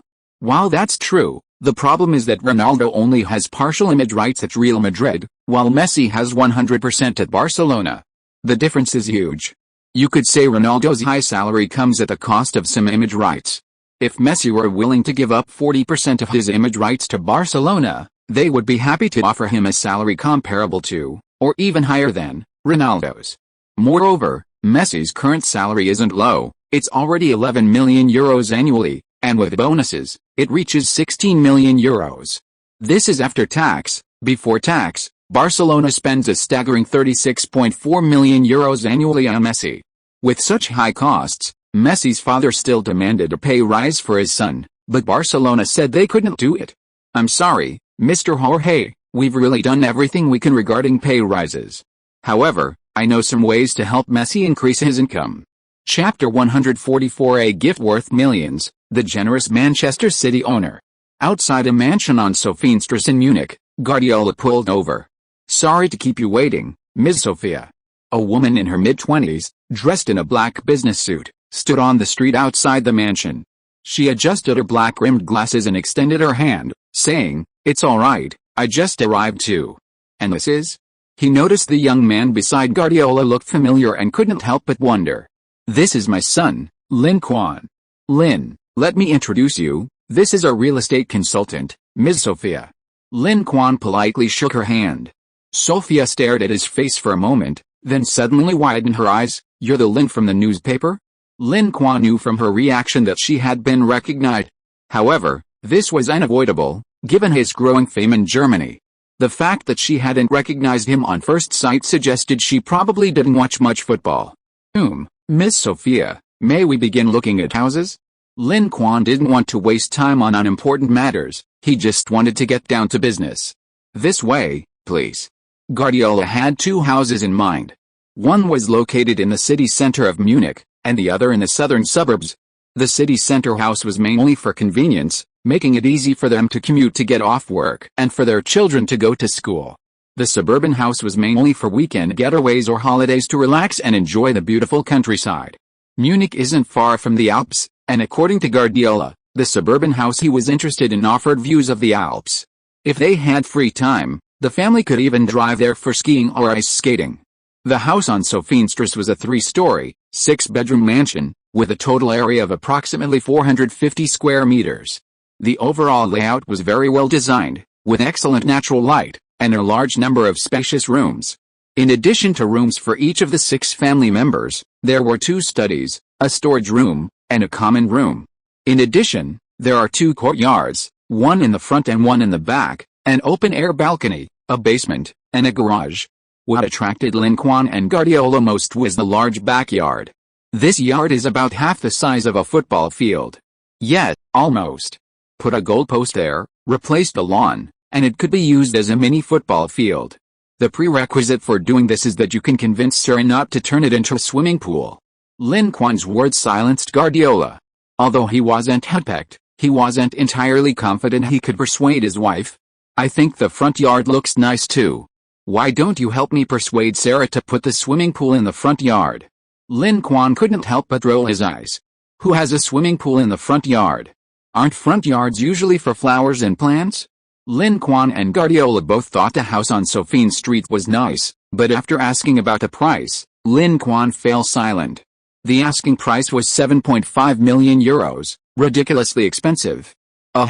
Let's go take a look at that estate in the suburbs first.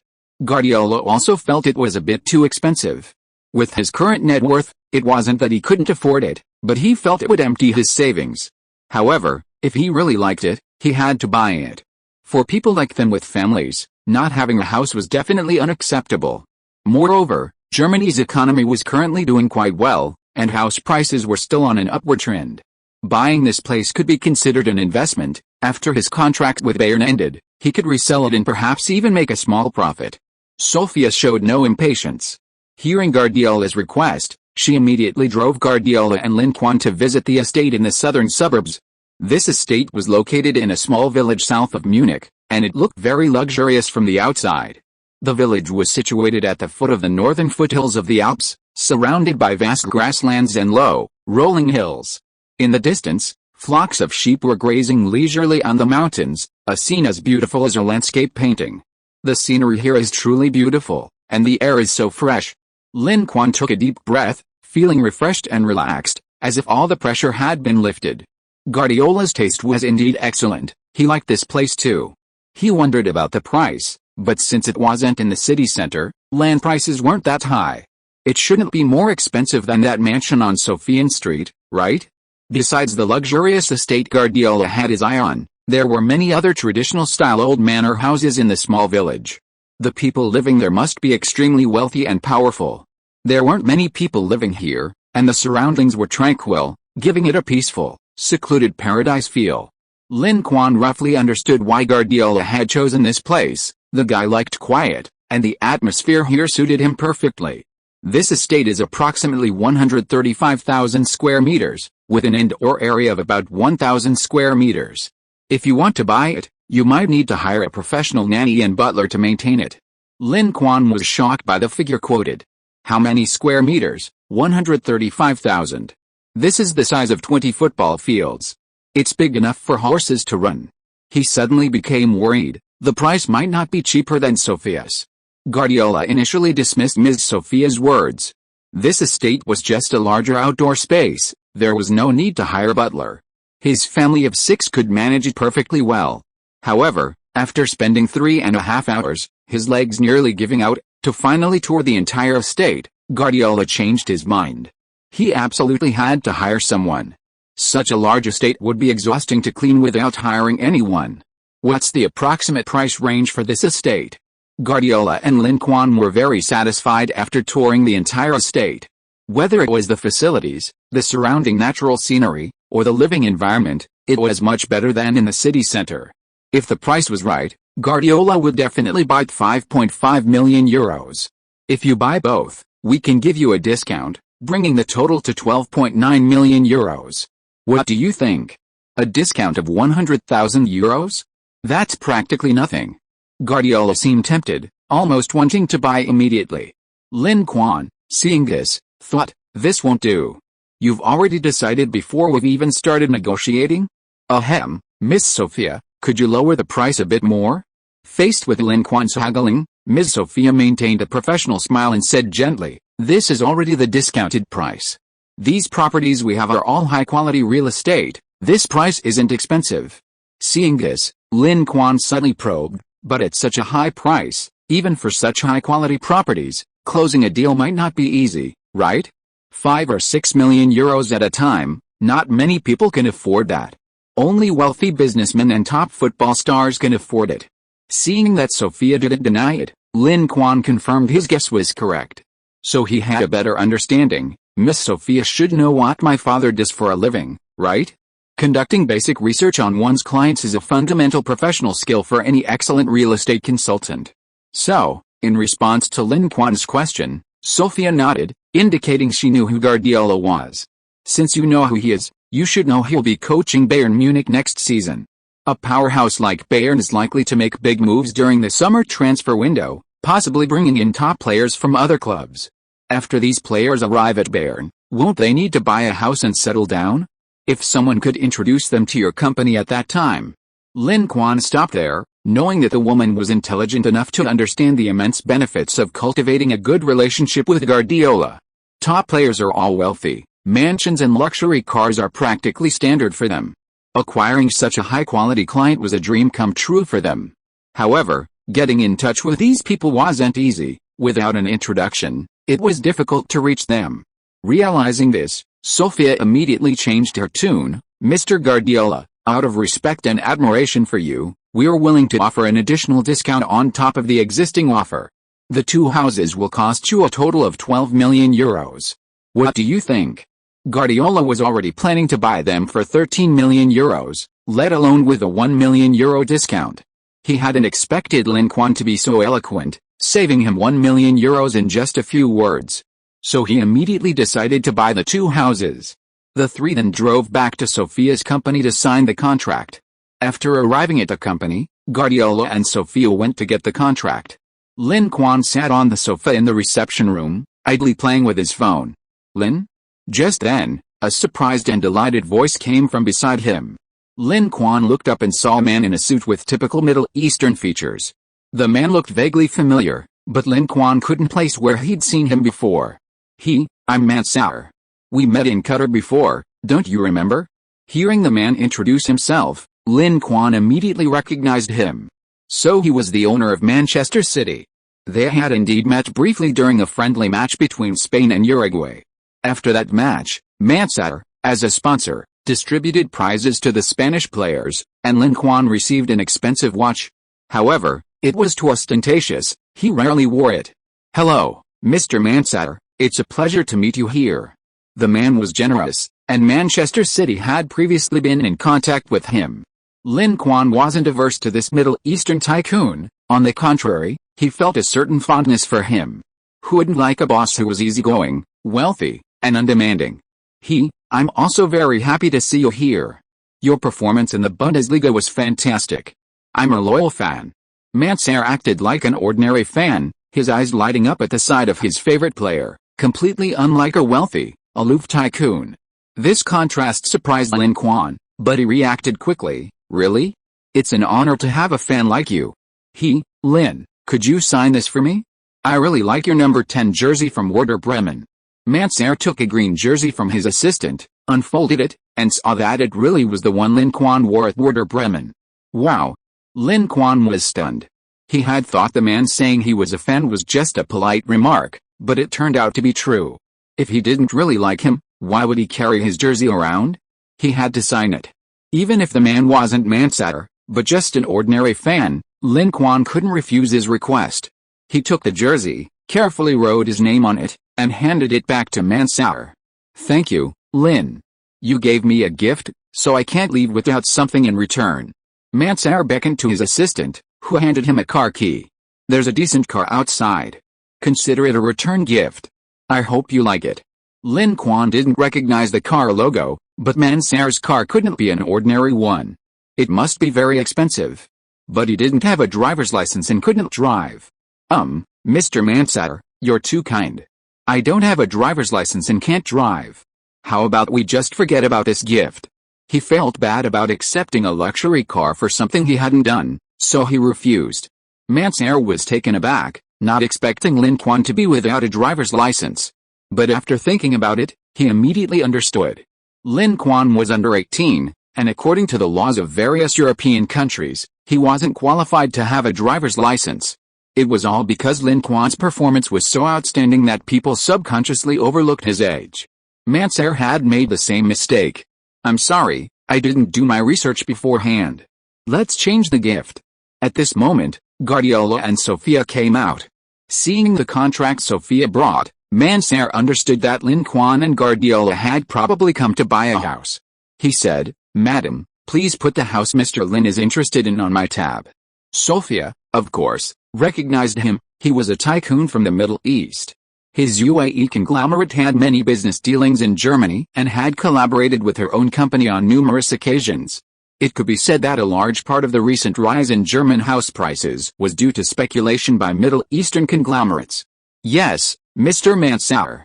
Before Lin Quan could even agree, Sofia accepted on his behalf. "Then I won't disturb you any longer. Have a good time in Munich." Masia waved to Lin Quan and Guardiola, and, surrounded by his assistants, turned and left. Guardiola was stunned. What had happened in the 5 minutes he was gone? Why would a Manchester City owner give Lin Quan a house worth millions? Chapter 145, Invitations from Champions League winners and Chinese Super League giants.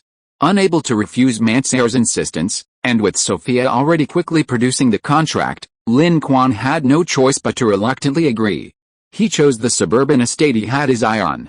Since Masia was paying, there were no discounts, and the estate was sold to Lin Quan at the original price of €5.5 million. In this way, Guardiola only spent €6.5 million to buy the city centre mansion. This meant he saved half the money. However, the difference was that originally both houses belonged to Guardiola, but now, One of the houses was registered in Lin Quan's name. Since it was their own estate, they needed to tidy it up properly. So, in the following week, Lin Quan and Guardiola were busy dealing with their respective houses. On May 25th, after more than a week of work, with the houses mostly finished, the two could finally breathe a sigh of relief. Bayern Munich had just sent Guardiola tickets to the Champions League final, so the two flew directly to London to watch the match between Bayern and Borussia Dortmund. The Champions League final was held at Wembley Stadium in London, marking the first time in Champions League final history that a German national derby had been featured. The match was fiercely contested, with Dortmund launching a relentless attack in the opening 20 minutes. However, Bayern goalkeeper Neuer made several crucial saves, keeping his goal intact. Bayern then launched a counter-attack, with Alaba delivering a brilliant pass that created a one-on-one opportunity for Robben. When Robben received the ball, he was completely unmarked within a few meters of the goalkeeper.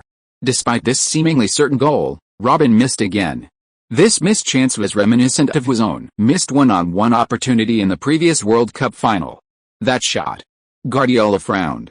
Robben had so much space facing the goalkeeper, with no defenders around. How could the goalkeeper have saved his shot so easily? If Messi had taken that shot, he was sure the probability of scoring would have been over 90%. A slight cut would have been better.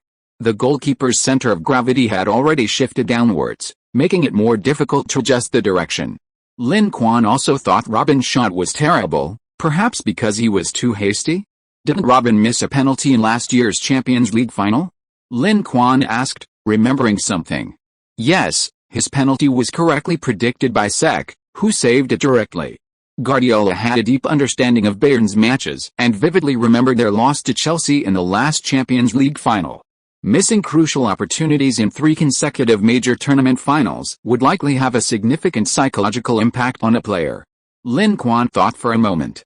If he missed a key chance in a World Cup or Champions League final, he'd probably be torn apart by the fans. He remembered Messi's missed one-on-one chance in the 2014 World Cup, which drew immense criticism after the match, even leading Messi to consider retiring from the national team.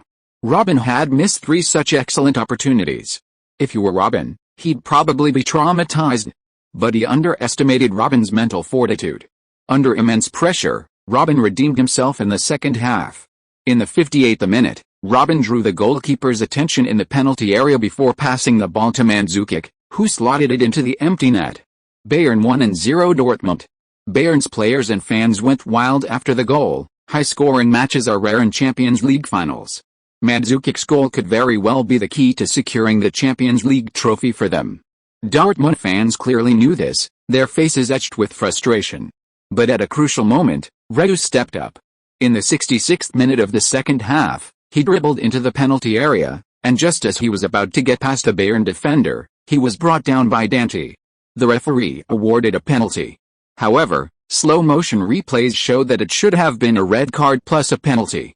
Dante's leg was too high and didn't touch the ball, instead kicking Reus to the ground. Reus was kicked in the abdomen, and after falling to the ground, he clutched his stomach in pain, unable to get up for a long time. Because Lewandowski missed a penalty opportunity in the previous match against Bayern, and Reus was injured and receiving treatment on the sidelines, the penalty opportunity was given to Gundogan. Gundogan deceived Neuer, shooting towards the bottom left corner of the goal. Neuer guessed the wrong way, and the score became 1-1. After the score was equalized, Dortmund's morale soared, and they launched a more aggressive attack on Bayern's goal. However, Bayern seized the opportunity and launched a quick counter-attack. Thomas Müller held off Dortmund's defenders in the attacking third, rounded the goalkeeper, and crossed the ball in front of the goal. It was a golden opportunity. Dortmund's goal was open. But Robben's acceleration was slightly slow, and Subotic cleared the ball off the line. If Robben had touched the ball, it would have been a goal. Seeing his player's crucial clearance, Klopp, dressed in a suit, excitedly pumped his fist on the sidelines.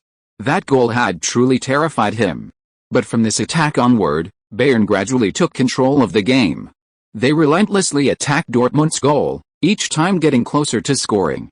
Dortmund is in danger. Guardiola, with his exceptional game-reading ability, made an accurate judgment. Sure enough, in the 88th minute, Bayern's attack caused chaos in Dortmund's penalty area. Robben broke through the crowd, dodged a defender's tackle, and dribbled the ball into the penalty area, once again gaining a one-on-one opportunity. This time, Robin didn't miss his chance. Facing the on-rushing goalkeeper, he calmly slotted the ball into the far corner. The score became 2-1, and Bayern took the lead once again. It was a game-winning goal.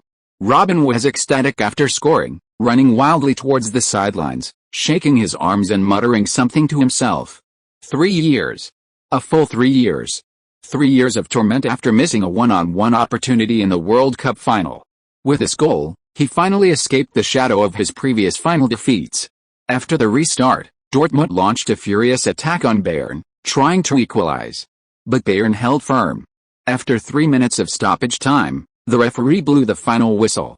Thanks to goals from Robin and Mandzukic, Bayern defeated Dortmund 2-1 in the final, lifting the 2012-2013 UEFA Champions League trophy. The moment the final whistle blew, Bayern's players erupted in wild celebration, sprinting across the field. Even the usually composed and calm coach Jupp Heynckes pumped his fist in triumph, celebrating their hard-won victory. On the Dortmund side, their players seemed utterly drained. Some stood blankly on the pitch, eyes glazed over. Others, hands on their knees, stared down at the grass. Still others collapsed to the ground, utterly exhausted, their faces filled with resentment. As for Marco Reus, he knelt on the ground, his shoulders shaking, clearly weeping silently. They had been so close to the title, yet now it seemed so far away. Seeing Reus's heartbroken state, Lin Quan sighed inwardly. This was probably Reus's closest brush with the Champions League title. If he remained at Dortmund, he likely wouldn't have another chance to reach the final. This season's Dortmund was Klopp's last moment of glory. If Reus had switched teams, perhaps he would have had a better chance. However, given his love for Dortmund, Lin Quan couldn't bring himself to persuade him to leave, and he probably wouldn't accept it anyway. So, Lin Quan could only wish him well, hoping he would take care of himself and avoid further injuries. After the Champions League final, Lin Quan didn't return to Munich with Guardiola, but instead headed directly to Berlin to prepare for the German Cup final. The German Cup match was scheduled for June 1 at the Berlin Olympic Stadium. This match was Werder Bremen's final game of the season, and also Lin Quan's last game for Werder Bremen. He hoped to give his season a perfect ending. After getting off the plane and taking a car to the team's designated meeting point, Lin Quan thought he was early enough. But he didn't expect someone to be even earlier. "Lin, I thought you weren't coming." Seeing Lin Quan arrive, Arnautovic, who was practicing headers on the field, brightened up and immediately ran over, giving Lin Quan a bear hug. "Where are the others? Just you?" Lin Quan glanced at the training field and noticed there weren't many people there. I came over right after my national team match. They're probably still playing in the World Cup qualifiers." Lin Quan suddenly realized Spain's group only had 5 teams, and they had to bye this round. The other groups weren't so lucky, they all had 6 teams, so almost everyone had a match this round. "Not bad, you look so happy. You scored a goal for the national team, right?" 1 goal, nothing to brag about, nothing to brag about." Arnautovic had a smug expression on his face, but spoke modestly. The incongruity made Lin Quan too lazy to even comment, at least make it look convincing. "By the way, Lin, do you know anything about the situation in the Chinese Super League?" Seeing Lin Quan take off his coat, pick up a football from the ground, and prepare to enter the training field, Arnautovic remembered something and immediately came over to ask. Lin Quan was taken aback. Had the news of Chinese Super League teams extending offers to him leaked so quickly? After the Bundesliga season ended, Pair received several invitations from the Chinese Super League. Among them, Guangzhou Evergrande showed the most sincerity, offering an annual salary of $25 million and a signing bonus of $50 million to invite Lin Quan to join. Guangzhou Evergrande, aiming to build its corporate brand through big spending football, was willing to spend money on football. 2 years ago, they successfully made a name for themselves by bringing in the Brazilian Serie A MVP for $1,000. If they could attract the world's best Chinese player with an even higher offer now, the advertising effect would be more than 10 times greater than when they recruited Konka. Lin Quan asked calmly, I know a little about it. What's up? A Chinese Super League team is interested in you?" He remembered that Arnautovic had indeed transferred to the Chinese Super League in another timeline. But that was in 2019. How come it's happening so early now? You guessed right. My brother said I'm very popular in China, and my skills are unanimously recognized by Chinese Super League clubs. Several clubs want to sign me. Lin Quan breathed a sigh of relief upon hearing Arnautovic's words. Arnautovic's brother, Daniel, is his agent, so it seems that Chinese Super League teams have indeed contacted him. But why is Arnautovic so popular in China? What Lin Quan didn't know was that Werder Bremen's popularity in China this season was significantly higher than in previous seasons. Besides Werder Bremen's good performance and beautiful playing style this season, the more important reason was probably the presence of a player of Chinese descent like him. Although he couldn't represent the national team, seeing a player of Chinese descent on the European stage, especially leading the team as its absolute core, was already a very happy thing for many domestic fans. Just like Jeremy Lin, who shone like a meteor in the NBA last year, he wasn't a Chinese citizen either. However, with no domestic players left in the NBA, seeing a Chinese-American player shine on the NBA court would attract many fans in China to support him. Which team is interested in you? The Chinese Super League is a murky place, and the competitive level isn't high. Therefore, Lin Quan generally doesn't recommend going there to make money. Unless it's near the end of his career, when he can no longer play in the top 5 leagues, or the salary offered is simply too high. But then again, the Chinese Super League is still in the early stages of big spending football. It hasn't reached the stage of crazy expansion and burning money yet. Who's so rich? A club in Shanghai, I think it's called Shenhe? Don't go. Huh? Don't go to Shenhe, they'll delay your salary. Really? Arnautovic was startled. If the club can't even pay salaries on time, what's the point of playing football? Really, Drogba and Anelka were both scammed. Don't you read the news? Arnautovic quickly ran to his phone to search for related news online.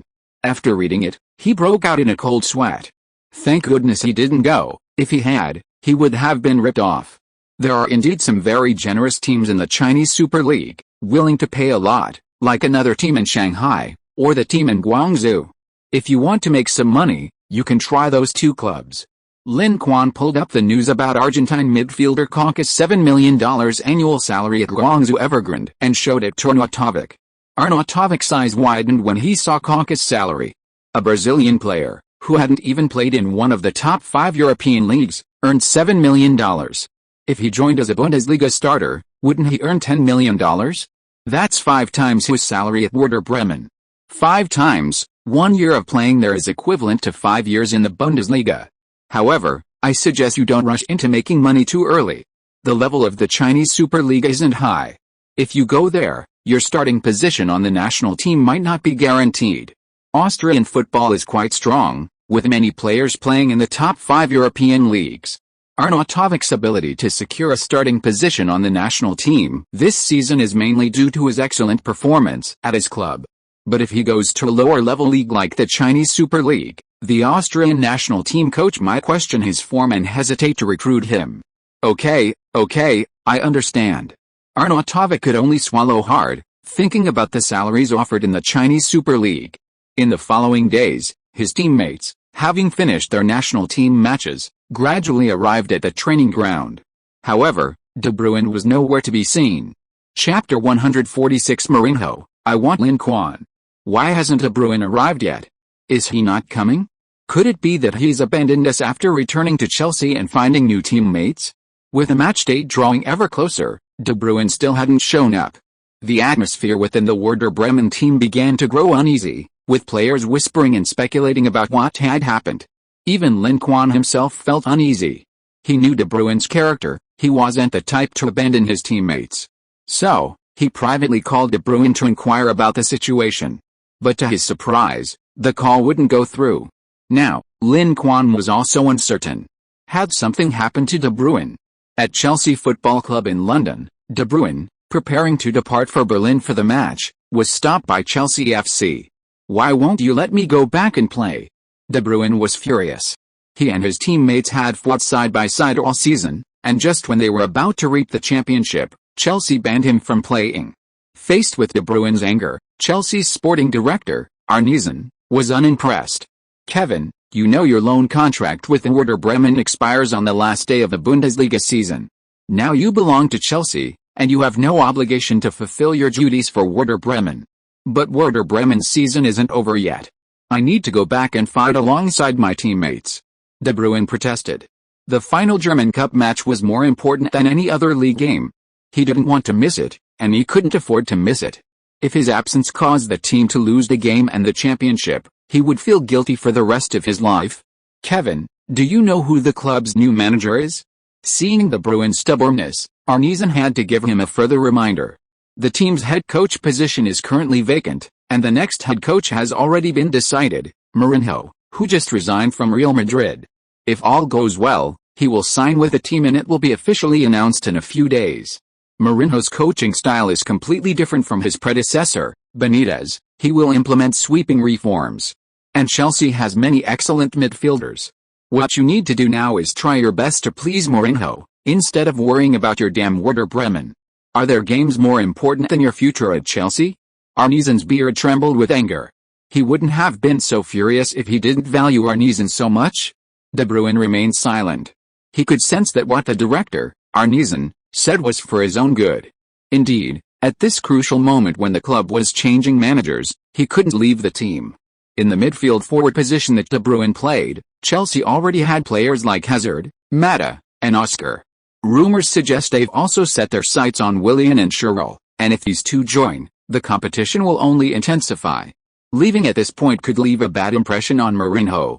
Coupled with the fact that he's not Mourinho's preferred type of player, he might end up on the bench at Chelsea. Is he really going to gamble his career? As De Bruyne hesitated, images of Lin Quan, Coach Schaff, and his other Werder Bremen teammates flashed through his mind, images of them fighting side by side. I can't be a deserter. De Bruyne finally made up his mind. Mr. Arnezen, I still want to go to Berlin to play.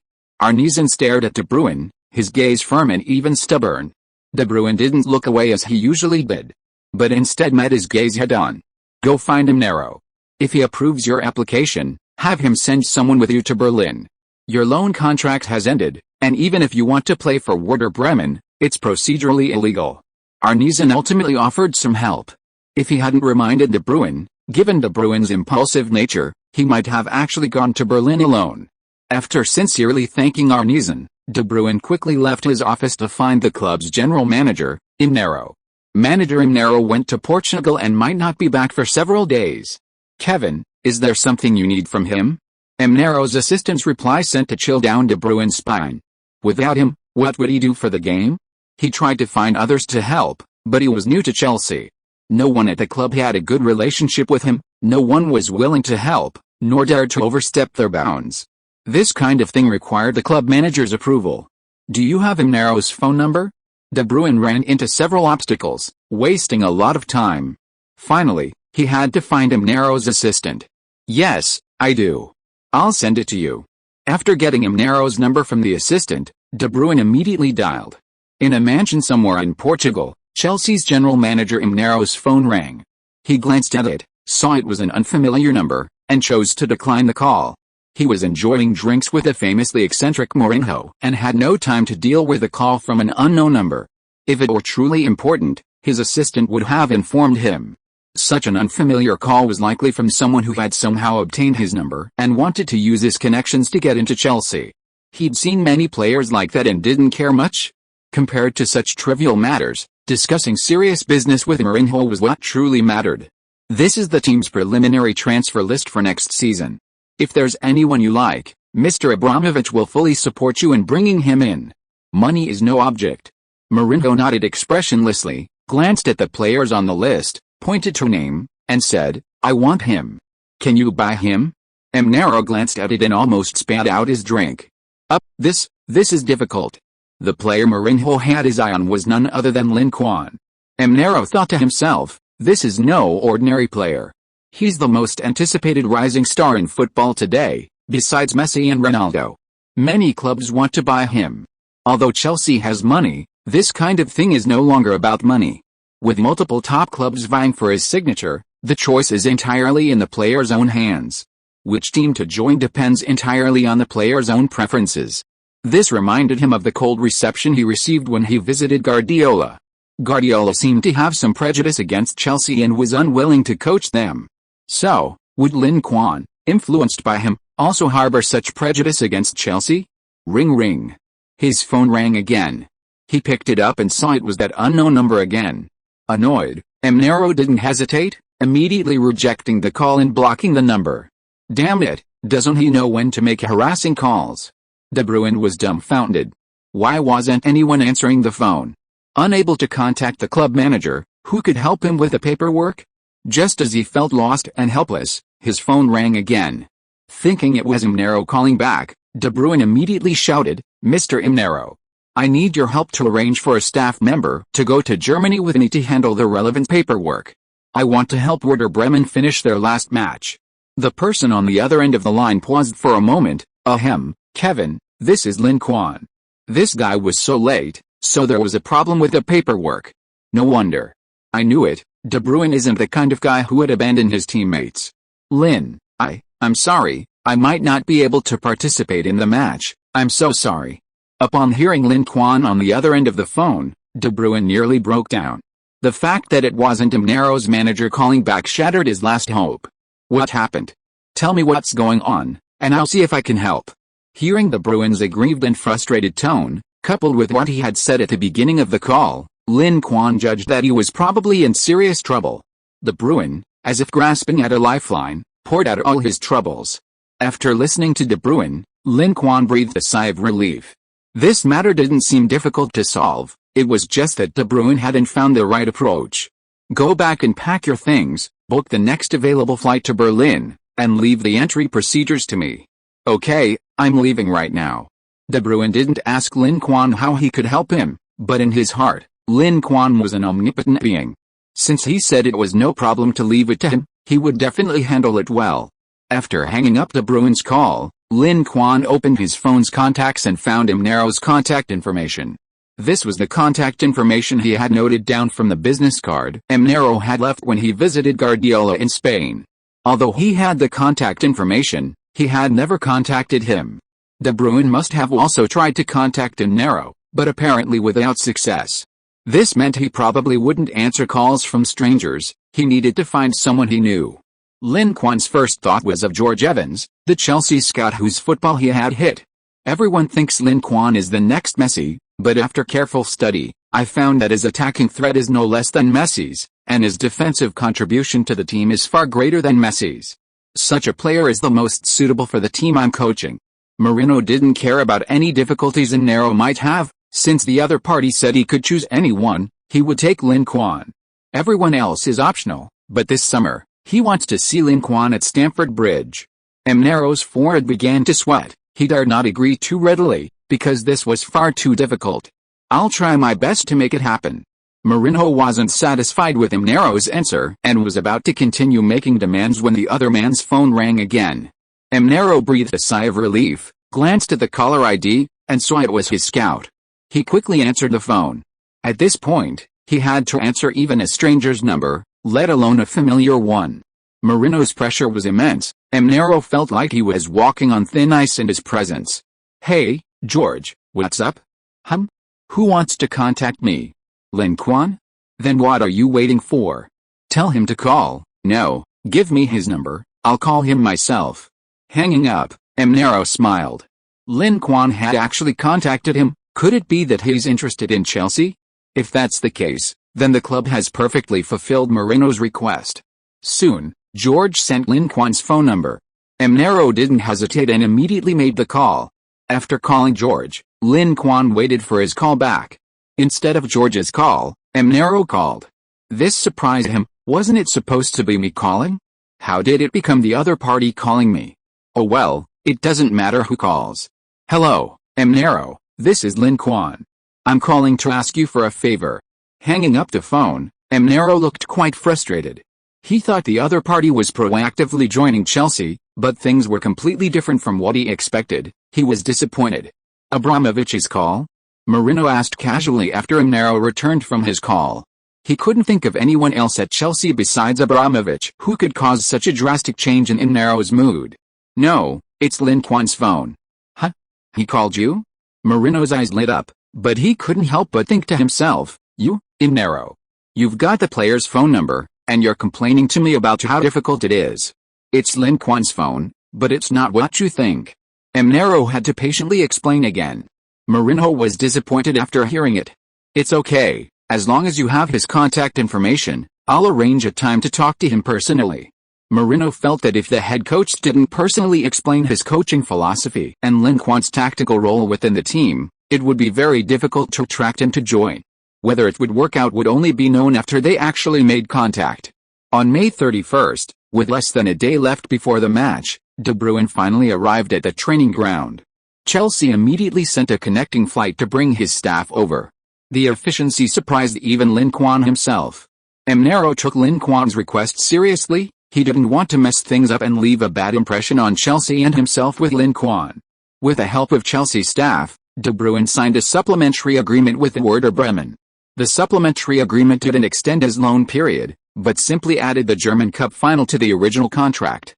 This meant De Bruyne could continue playing for Werder Bremen. Sorry I'm late, I've caused everyone trouble. After settling these matters, De Bruyne finally breathed a sigh of relief. Upon arriving at the training ground, he immediately bowed and apologized to the entire team and coaching staff. What are you saying? This isn't your fault. Lin Quan walked up to him, punched him, and put his arm around his shoulder, saying, but being late definitely deserves punishment, right everyone? Right. So how should we punish him? How about making him wash our socks? In this heat, I changed several pairs of socks after a training match, they're practically pickled by now.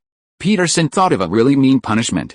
Just hearing what he said, De Bruyne seemed to smell the stinky socks, his face changed drastically, and he whispered, is it too late for me to run now? Chapter 147 We are the champions. June 1st, the Olympic Stadium in Berlin, the capital of Germany, was brightly lit. Two huge team flags were unfurled in the north and south stands, respectively occupied by Werder Bremen and Stuttgart fans. Even before the match began, the fans were already engaged in a battle of wills. The chants from both stands resounded continuously, filling the 76,000-seat stadium with a constant, loud singing. This match was crucial for both teams, both having gone without a title for years. A victory would rewrite history. Therefore, fans from both sides flocked to Berlin, hoping to witness their teams lift the trophy.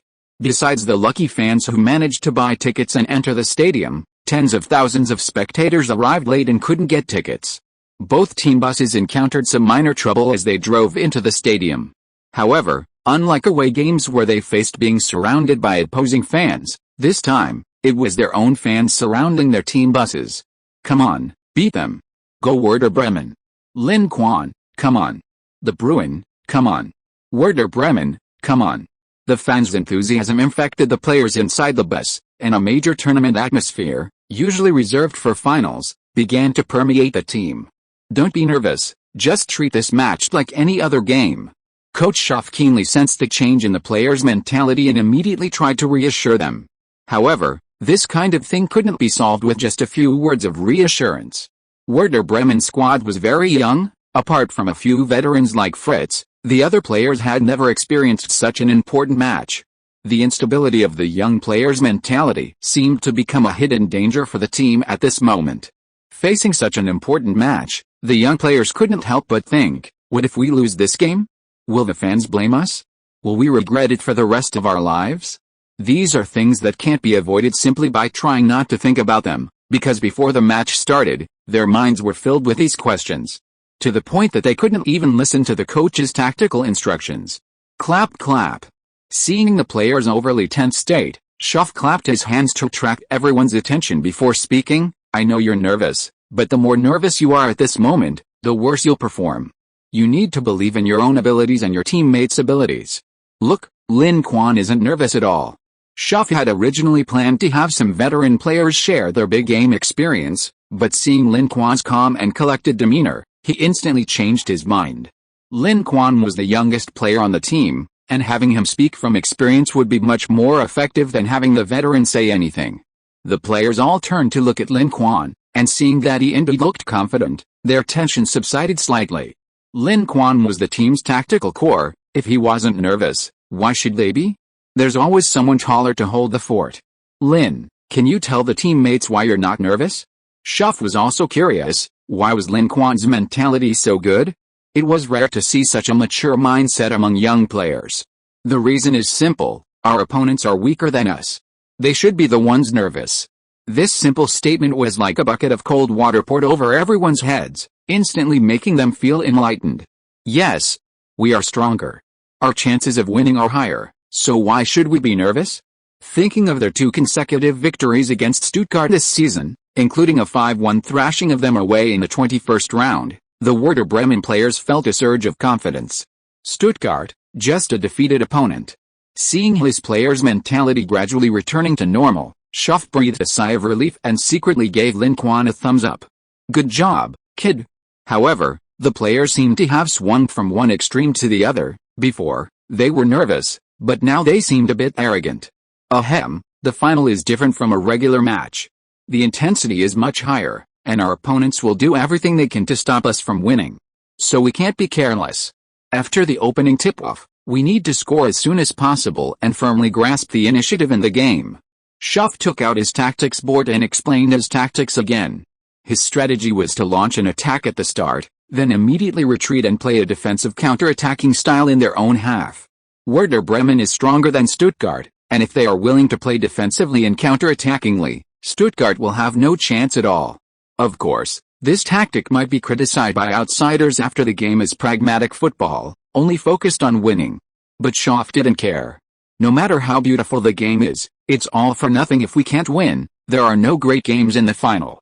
Don't worry about how good the game is, as long as we win. None of the players objected to this. This was the last game. If they won, they could go home and have a happy vacation. If they lost, they might not be in a good mood for the whole summer.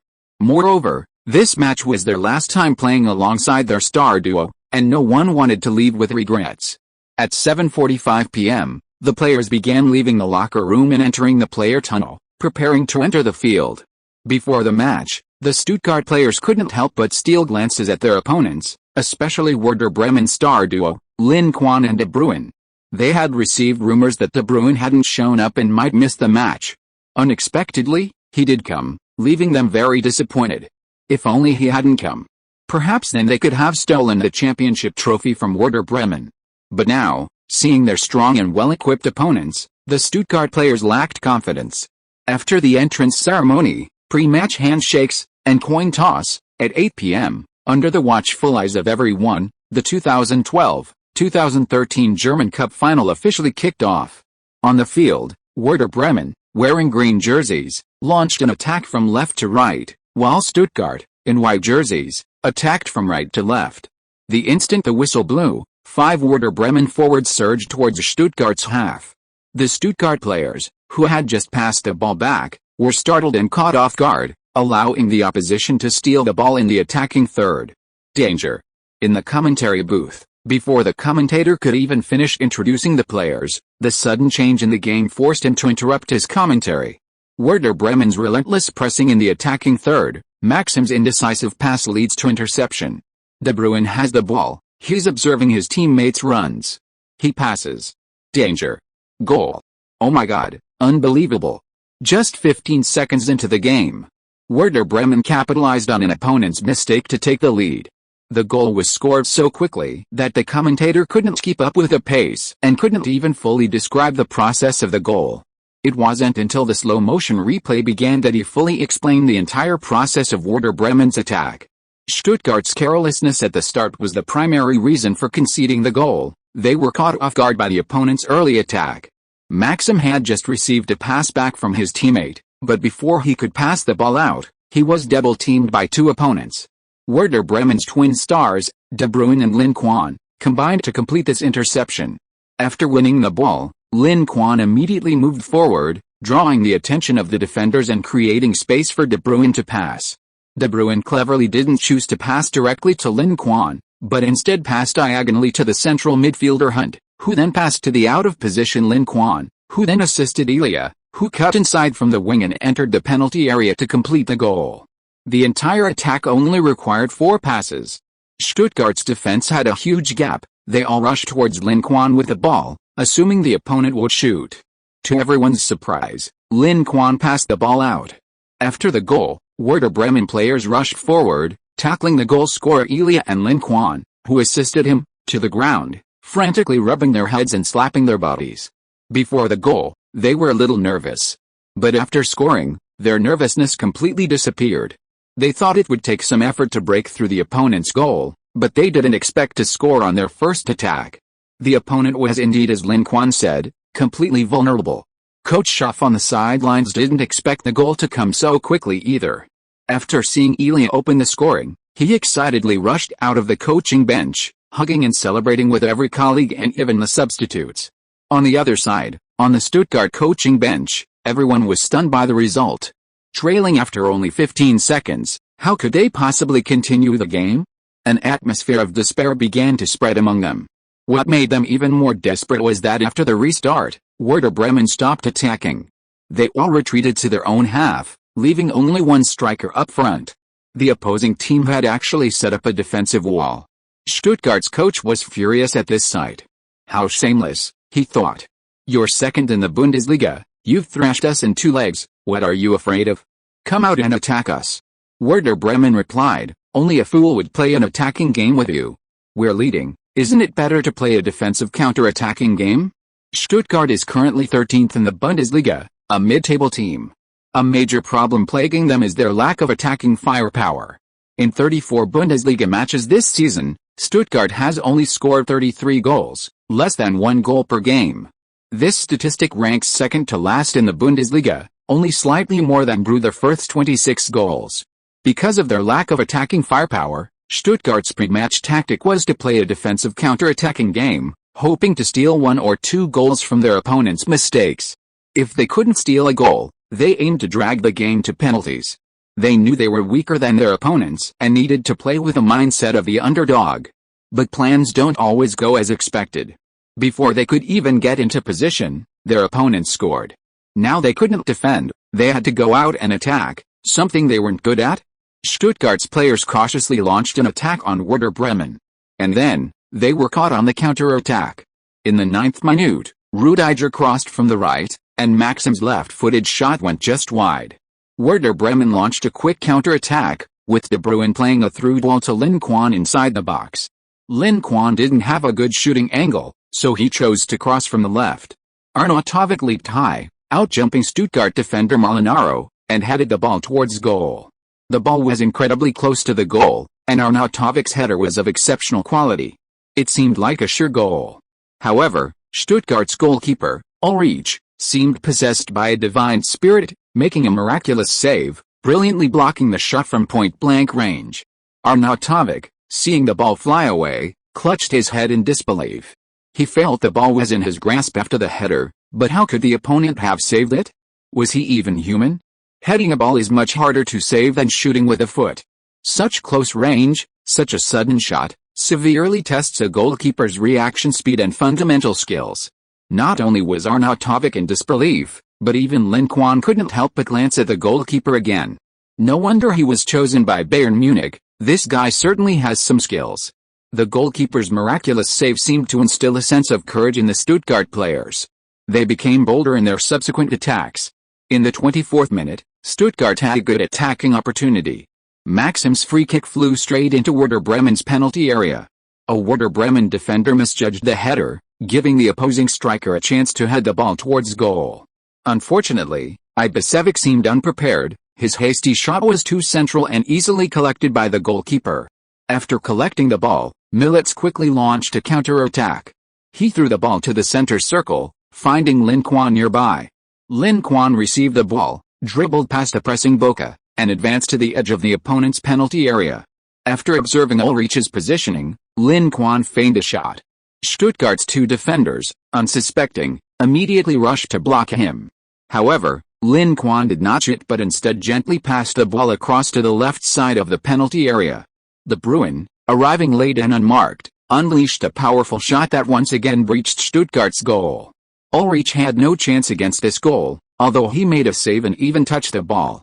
However, De Bruyne's shot was too powerful, he couldn't change the ball's trajectory and could only watch helplessly as it flew into his own net. The score became 2-0, and Werder Bremen had 1 foot on the podium. The Stuttgart players were extremely frustrated. It was their attacking turn, yet they failed to score, while the opponent did. Werder Bremen's terrifyingly fast counter-attacking ability left the Stuttgart players bewildered. Most of their players were still in the opponent's half, having just participated in the attack and not yet having had time to retreat, when the opponent launched a quick counter-attack. If this continued, they would likely concede another goal. Therefore, the Stuttgart players dared not continue attacking. They became much more conservative in the following minutes. They didn't attack, and Werder Bremen, holding a 2-goal lead, wasn't in a hurry either. The first half ended quickly, with Werder Bremen returning to the locker room with a 2-goal lead. During halftime, Schuff didn't adjust the tactics, determined to stick to the defensive counter-attacking strategy. This greatly disappointed Stuttgart, and their fans began to hurl insults. The opposing team was utterly shameless, a strong team playing a weak team, holding a 2-goal lead, yet playing so conservatively. Not only them, but even the neutral fans in the stadium were getting impatient. They came for Werder Bremen's reputation for attacking football, but what they saw was a Werder Bremen parking the bus. Where was the team that often produced dazzling attacks? It seemed they were there to satisfy the fans' wishes. In the 65th minute of the second half, Werder Bremen changed their defensive counter-attacking style. Suddenly, they launched a frantic press in the attacking third, launching a fierce attack on Stuttgart. This sudden change caught Stuttgart off guard. They had become accustomed to their opponents retreating to their own half and waiting for them to attack. They hadn't expected their opponents to suddenly change tactics. As a result, their relaxed awareness quickly backfired. After successfully winning the ball in the attacking third, Werder Bremen quickly passed it to the right flank. Lin Quan received the ball on the right flank and cut inside the penalty area, suddenly playing a through ball to the on-rushing De Bruyne. De Bruyne delivered a low, penetrating cross, which bypassed the on-rushing goalkeeper and found Lin Quan. Facing an empty net, Lin Quan easily slotted the ball home, making it 3-0. This goal effectively sealed the game. Trailing by a large margin, Stuttgart lost all fighting spirit, and Werder Bremen completely took control of the match.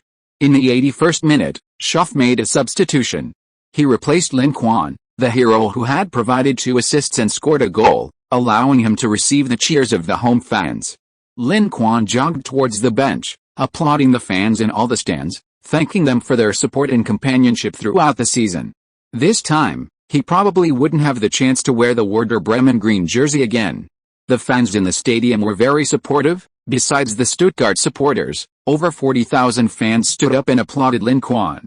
2 minutes later, Schuff substituted De Bruyne, allowing him to also receive applause from the fans.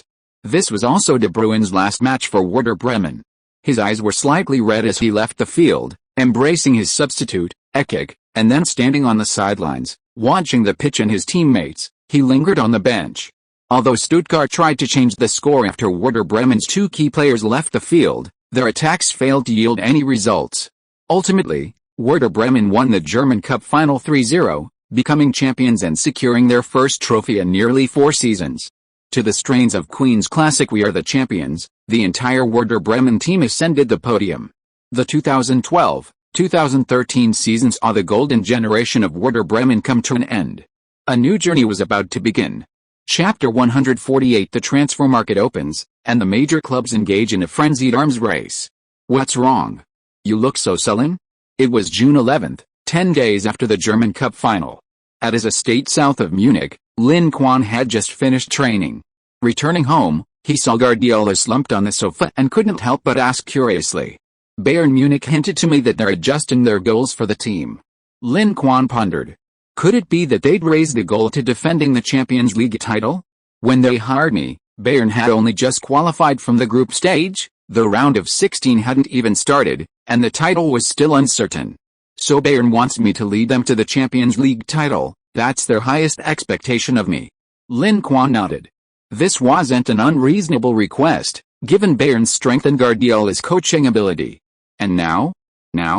Bayern has won the title. So the Bayern management told me they hope I can smoothly help the team transition, and they don't have any expectations for the Champions League title. Isn't that a good thing? Lin Quan was puzzled. Although pressure is a good thing, there's only one Champions League title every year. There are so many top clubs in Europe, no one can confidently say they'll win the trophy. If Guardiola is really set with a goal of defending the Champions League title, the pressure on him will be immense. That would be like dancing in shackles, with very little room for his own performance. Guardiola is a very individualistic person. He probably wouldn't like living like that. Is it a good thing? Bayern's management setting this goal means they won't invest much in the team's operations for the next few years, and the annual transfer budget will be very limited. So they're controlling transfer fees. How much budget did they approve for you? Lin Quan was very curious about Bayern's summer transfer budget, 30 million euros. Guardiola held up three fingers, looking helpless. Really? That price isn't even enough for Guts. Guts had already announced his intention to transfer to Bayern. However, because Dortmund was adamant about not selling him cheaply, Bayern had to pay the 37 million euro release clause to bring Guts over. If Bayern only had a budget of 30 million, how would they buy Guts? Sell players to raise money. For example, your teammate at Werder Bremen, Peterson, has already been offered 3 million euros by Werder Bremen to reserve him. Guardiola already considered Lin Quan a Bayern player, so he had no intention of hiding any inside information. 3 million for Peterson was quite a bargain. Considering Werder Bremen's squad, even if Bayern offered 5 million euros, they would probably have to pay. Besides Peterson, Gomez also wanted to leave. He approached me after the Champions League final, trying to inquire about his tactical situation with the team. I told him I would continue to use Mandzukic as the starter, and Gomez expressed a desire to transfer. I agreed and let him contact his next club. I estimate he's already reached an agreement, and the deal will be finalized once the transfer window opens. Guardiola isn't particularly adept at using center forwards, nor does he rely on them much. It wasn't until he suffered greatly from the lack of a good center forward that he encountered a player named Haaland. Even if Gomez didn't actively request a transfer, Guardiola would most likely offload him. Even Mandzukic, a key player in the Champions League victory, might struggle to secure a regular starting position in Guardiola's tactics. Lin Quan nodded. This aspect seemed unchanged. Gomez's next destination is expected to be Fiorentina in Serie A. The transfer fee offered is reportedly 20 million euros, with an initial payment of 16 million euros and a remaining 4 million euros in installments. This price is very cheap for a striker of Gomez's caliber. Bayern Munich has shown sportsmanship in dealing with their key players, not being too stingy with a transfer fee. However, even so, the money is still not much. Adding Peterson's 3 million euros, Gomez's 16 million euros, and the original 30 million euros, it only amounts to 49 million euros. Subtracting Guts's 37 million euros leaves only 12 million euros. What can you buy in the transfer market with 12 million euros? It seems you can only buy a young talent under 20, and not even a particularly outstanding one. As for a star player in the prime, that's unlikely. Therefore, they still need to sell players. Bayern's midfield is a bit crowded, and I plan to offload some players. Between Gustavo and Martinez, I favor Martinez more. The implication was that Gustavo had to leave. The Brazilian had played very few games this season, only twice in the league, rarely getting playing time. So, Lin Quan wasn't surprised at all that he was being let go. Considering Gustavo's age and ability, if he were put on the market, he could probably fetch around 15 million euros. This would leave Guardiola with about 27 million euros in transfer funds. That amount could only buy at most one decent player. If only we hadn't bought Guts, I would have 65 million euros and could have tried to bid for Busquets, Guardiola remarked. He genuinely admired the young Busquets. His ability was undeniable, he excelled on both ends of the pitch. Moreover, Busquets was most praised for his intelligence. This guy knew exactly what to do on the field. In crucial moments, he can even pull off a La Masia film school trick to draw a yellow card. Compared to Busquets, Guts, though younger, isn't, frankly, the type Guardiola wants. If Lin Quan weren't available, buying Guts would be a good option. But with Lin Quan, the deal seems somewhat redundant. Guts is indeed capable, but his position overlaps with Lin Quan's. If Bayern had a generous transfer budget, spending 37 million on Guts wouldn't be a problem. This would strengthen the squad and weaken direct competitors in the league. However, with a limited budget, having Guts block the 37 million transfer budget is frustrating for Guardiola. Lin Quan, standing nearby, remained silent, wondering, was the 30 million signing bonus Bayern gave him also included in this year's transfer budget? If that's the case, then I'd be considered the culprit behind Guardiola's lack of funds for new signings. On July 1st, the transfer window officially opened. Having already finalized all terms with a Brazilian superstar, Barcelona couldn't wait to announce Neymar's transfer. Barcelona spent a massive €57 million to bring this highly anticipated superstar back from the Brazilian league. Neymar's arrival further strengthened Barcelona's wing play. Everyone was eagerly anticipating the chemistry between him and Messi. Barcelona made the first move, and their league rivals Real Madrid naturally couldn't sit still.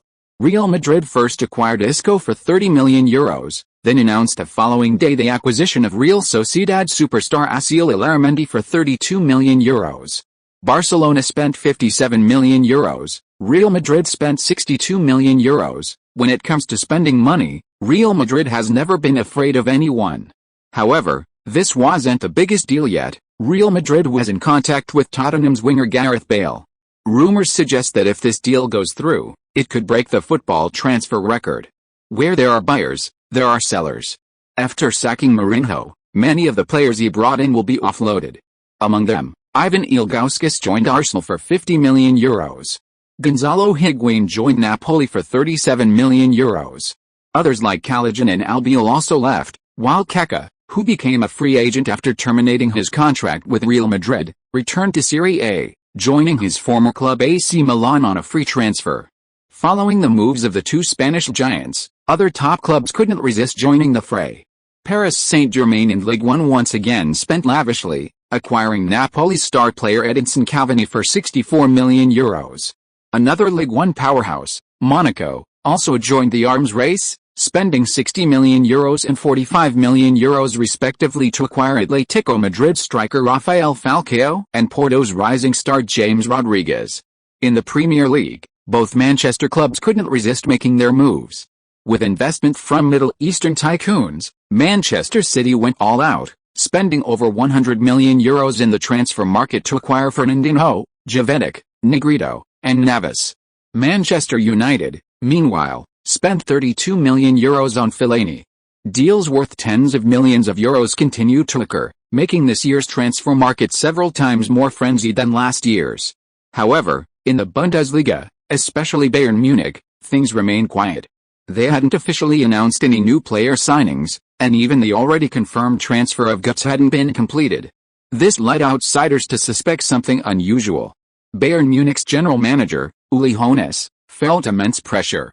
During a briefing with club president Karl-Heinz Rummenigge, he expressed his predicament. When we signed Götze, we promised him a starting position and playing time.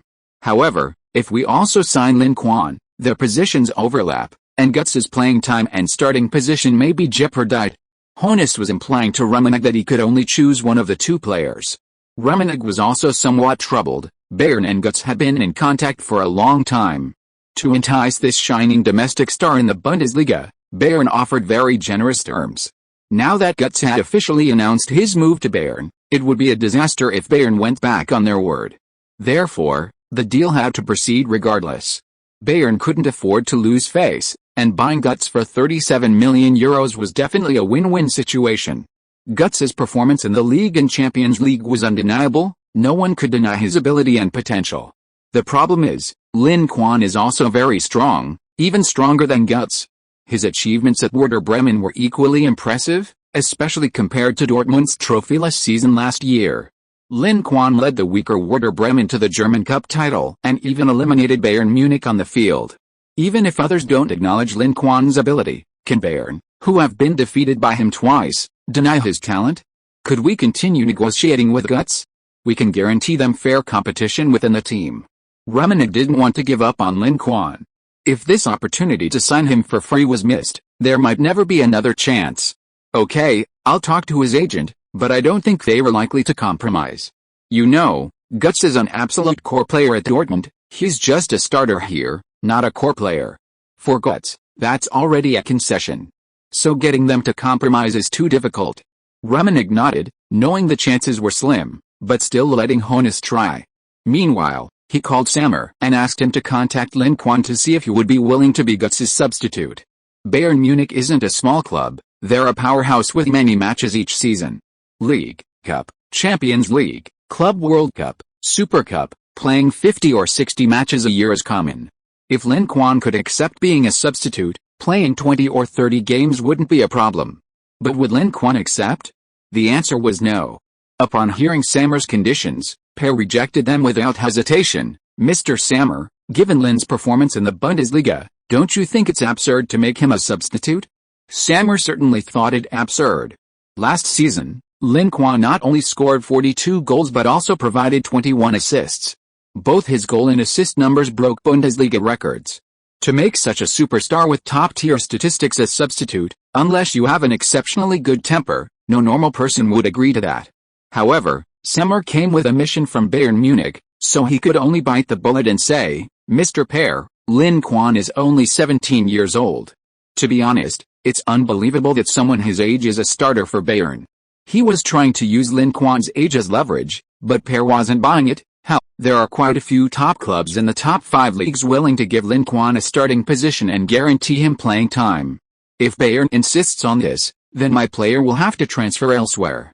Sammer knew that the other party wasn't bluffing. Lin Quan was indeed highly sought after in the transfer market. So he didn't dare to continue the negotiation and could only go back to report to Rummenigge. Coincidentally, Hoeneß also returned. Like Sammer, Götze also refused to accept the so-called fair competition. He seemed to have heard rumors that Bayern was in contact with Lin Quan. This greatly angered him and his agent, who felt that Bayern had deceived them. But the problem was, Götze had already officially announced his move to Bayern, and now neither side could back out. They can't let Götze slink back to Dortmund, can they? Apparently, Götze hasn't dared to leave his house in Dortmund lately. Some extreme fans even surrounded his residence and burned his jersey outside. Rummenigge's lips twitched slightly upon hearing this news. Götze is really having a tough time.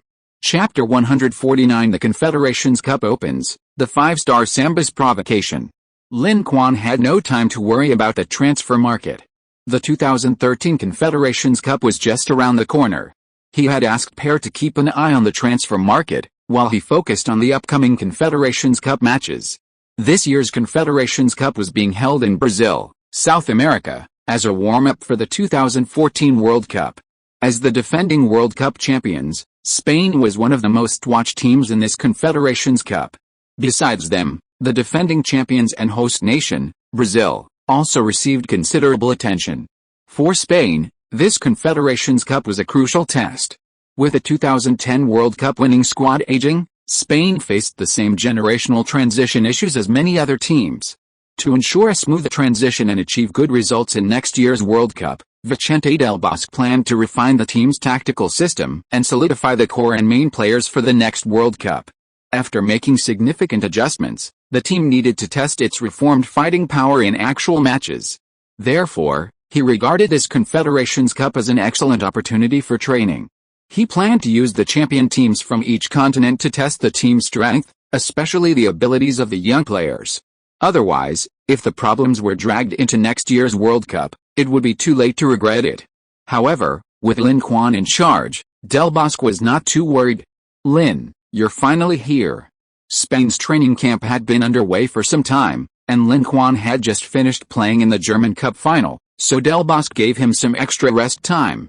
During the days Lin Quan was away, Del Bosque had been somewhat uneasy, and only after seeing him appear did he finally breathe a sigh of relief. The veteran coach gave Lin Quan a warm hug, and after the hug, he looked Lin Quan up and down, nodding approvingly. Not bad, you've gotten quite a bit stronger. The key is that you're not injured. Coach Tony added from the side. Yes, not being injured is very important. Del Bosque had been worried about whether Lin Quan would get injured in the league, as he was an indispensable member of the team. If he gets injured, Spain's attacking system and midfield and forward line will have to be completely rebuilt. Come on, go say hello to your teammates. Coach Tony patted Lin Quan on the shoulder and led him to the training ground. On the training ground, the Spanish national team players, who had already arrived and assembled, were already training in an orderly manner. Among them, Lin Quan saw many new faces, such as Real Madrid's rising star Isco, who had just completed his transfer, and Chelsea's young player Azpilicueta. Lin Quan greeted his old teammates, and then walked up to several young players who had recently joined the team, extending his hand to them. I'm Lin Quan. I'm very happy that you can join the team and fight alongside us. Here, we only have one identity, which is that of national team players. Put everything else aside, and don't bring club grudges into the national team. Isco and Azpilicueta looked at each other, wondering why the other guy, who was younger than them, spoke to them like an older brother.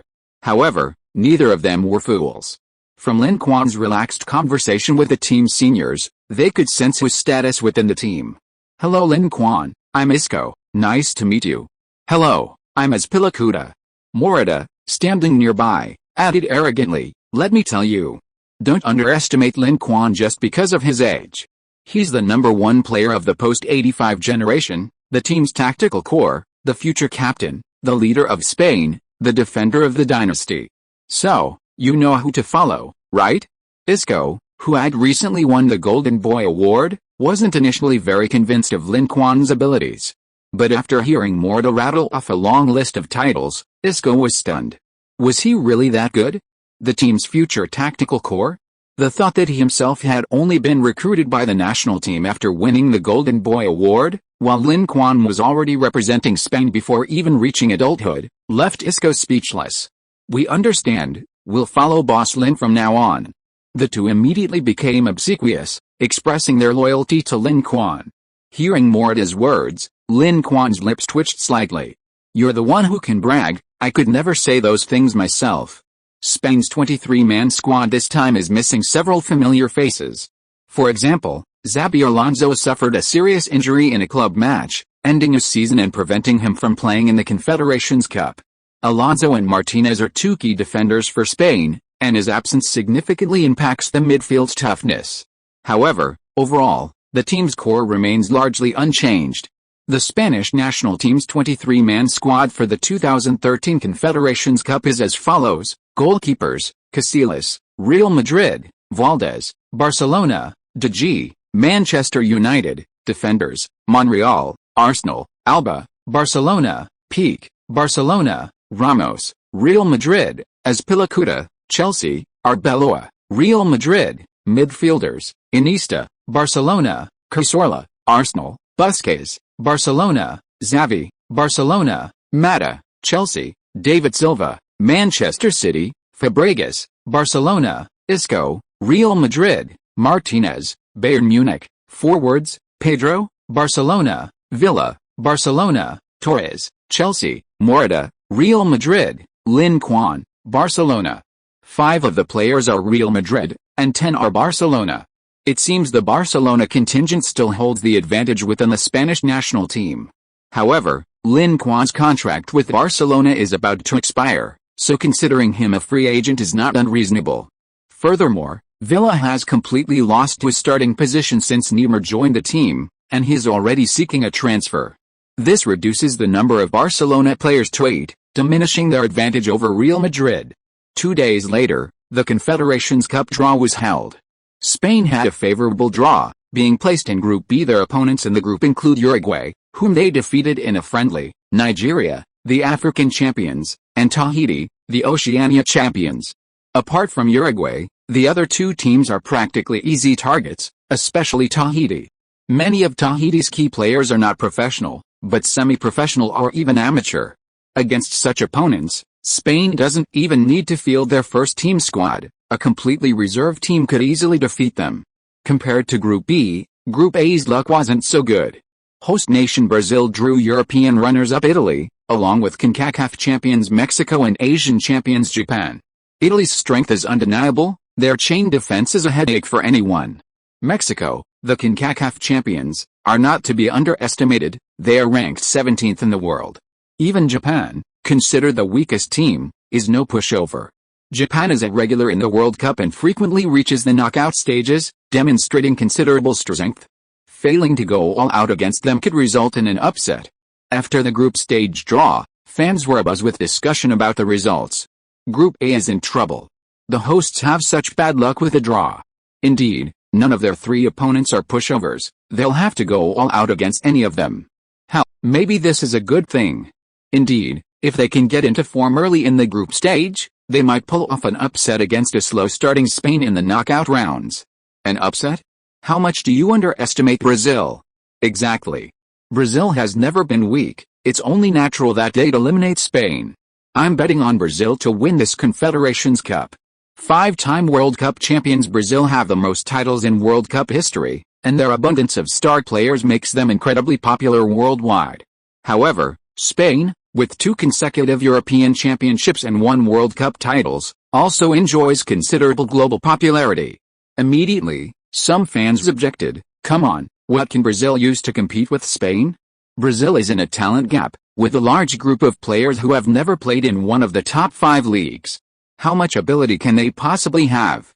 In this Confederations Cup, 12 of Brazil's 23-man squad are not from one of the top 5 leagues. Of the 6 forwards, apart from Neymar, who recently transferred to Barcelona, the rest are all from outside those leagues. While the Brazilian Serie A is a decent league in South America, it's still far behind the top 5 leagues.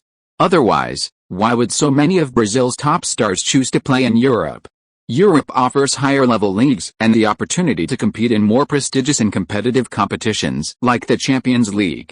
Therefore, with a large group of players in Brazil who have never played in one of the top 5 leagues, players that ordinary fans don't even recognize, how can they be expected to compete head-to-head with Spain, a team that dominates European and world football? Exactly. Spain's squad is far superior to Brazil's, and their team value is more than double that of Brazil. It's like whoever has the higher player value wins. If that were the case, we wouldn't need to play in the Champions League every year, we could just award the trophy to Barcelona and Real Madrid. Neither side could convince the other, and the online argument quickly spilled over offline. As Brazil's star player, Neymar confidently stated in an interview, "Yes, Brazil's goal in this Confederations Cup is the championship. We hope to lift the trophy on home soil, and no one can stop us." Although he didn't name Spain, his words were clearly directed at them. Such big talk. Aren't you afraid of biting off more than you can chew? Who's Neymar? I only know Lin Quan. Don't know him. Don't know him +1. Don't know him +2. Spanish fans were very dismissive of Neymar's statement. You're a newcomer who just transferred to one of the top 5 leagues, and you haven't even proven your ability there yet. What gives you the audacity to make such arrogant remarks? Even Lin Quan, who just broke the Bundesliga goal-scoring record, isn't this arrogant? Who do you think you are? Reporters know how to generate buzz. With public attention focused on Neymar and Lin Quan, they rushed to the training camp in Spain after interviewing Neymar, hoping to interview Lin Quan. For journalists and media outlets, without creating conflict and stirring up controversy, where will they get big news? Without big news, how will they get promoted and receive a raise? Therefore, fanning the flames and causing trouble is their top priority. However, when interviewed by reporters, Lin Quan didn't cooperate. Instead, he sang praises of the Brazilian team. Brazil is a team with a rich history. They have won the World Cup 5 times. They are very strong, and my teammates and I will never underestimate them. Neymar? Neymar is a talented and gifted player. I'll look forward to competing against him on this stage. The reporters interviewing him and the surrounding fans were dumbfounded. Why is this guy acting so unpredictably? Should he be showing his determination to win and belittling his opponents? Why is he praising them instead? Lin Quan, of course, wasn't that kind-hearted, nor would he do something that would boost the morale of others while diminishing his own.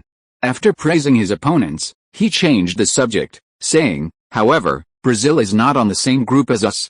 We can only meet them in the knockout stage. But judging from their attitude, they seem confident that they can advance. Do they really look down on the other teams in the group?" After Lin Quan's interview aired, the other teams in Group A were indeed enraged. Even World Cup champion Spain weren't arrogant enough to claim they were guaranteed to advance from the group stage, so what makes Brazil think they can? Do they look down on us that much? Thus, in the opening match, spurred on by this, the Japanese team played at their peak, nearly upsetting the hosts. Japan plays a technical style. Their players may not have top-tier physical attributes, but their footwork is excellent. Against Brazil, Japan frequently displayed fluid passing combinations, creating significant threats to the hosts' goal on several occasions. Although Brazil ultimately won 2-1 thanks to goals from Neymar and Paulinho, it wasn't an easy victory.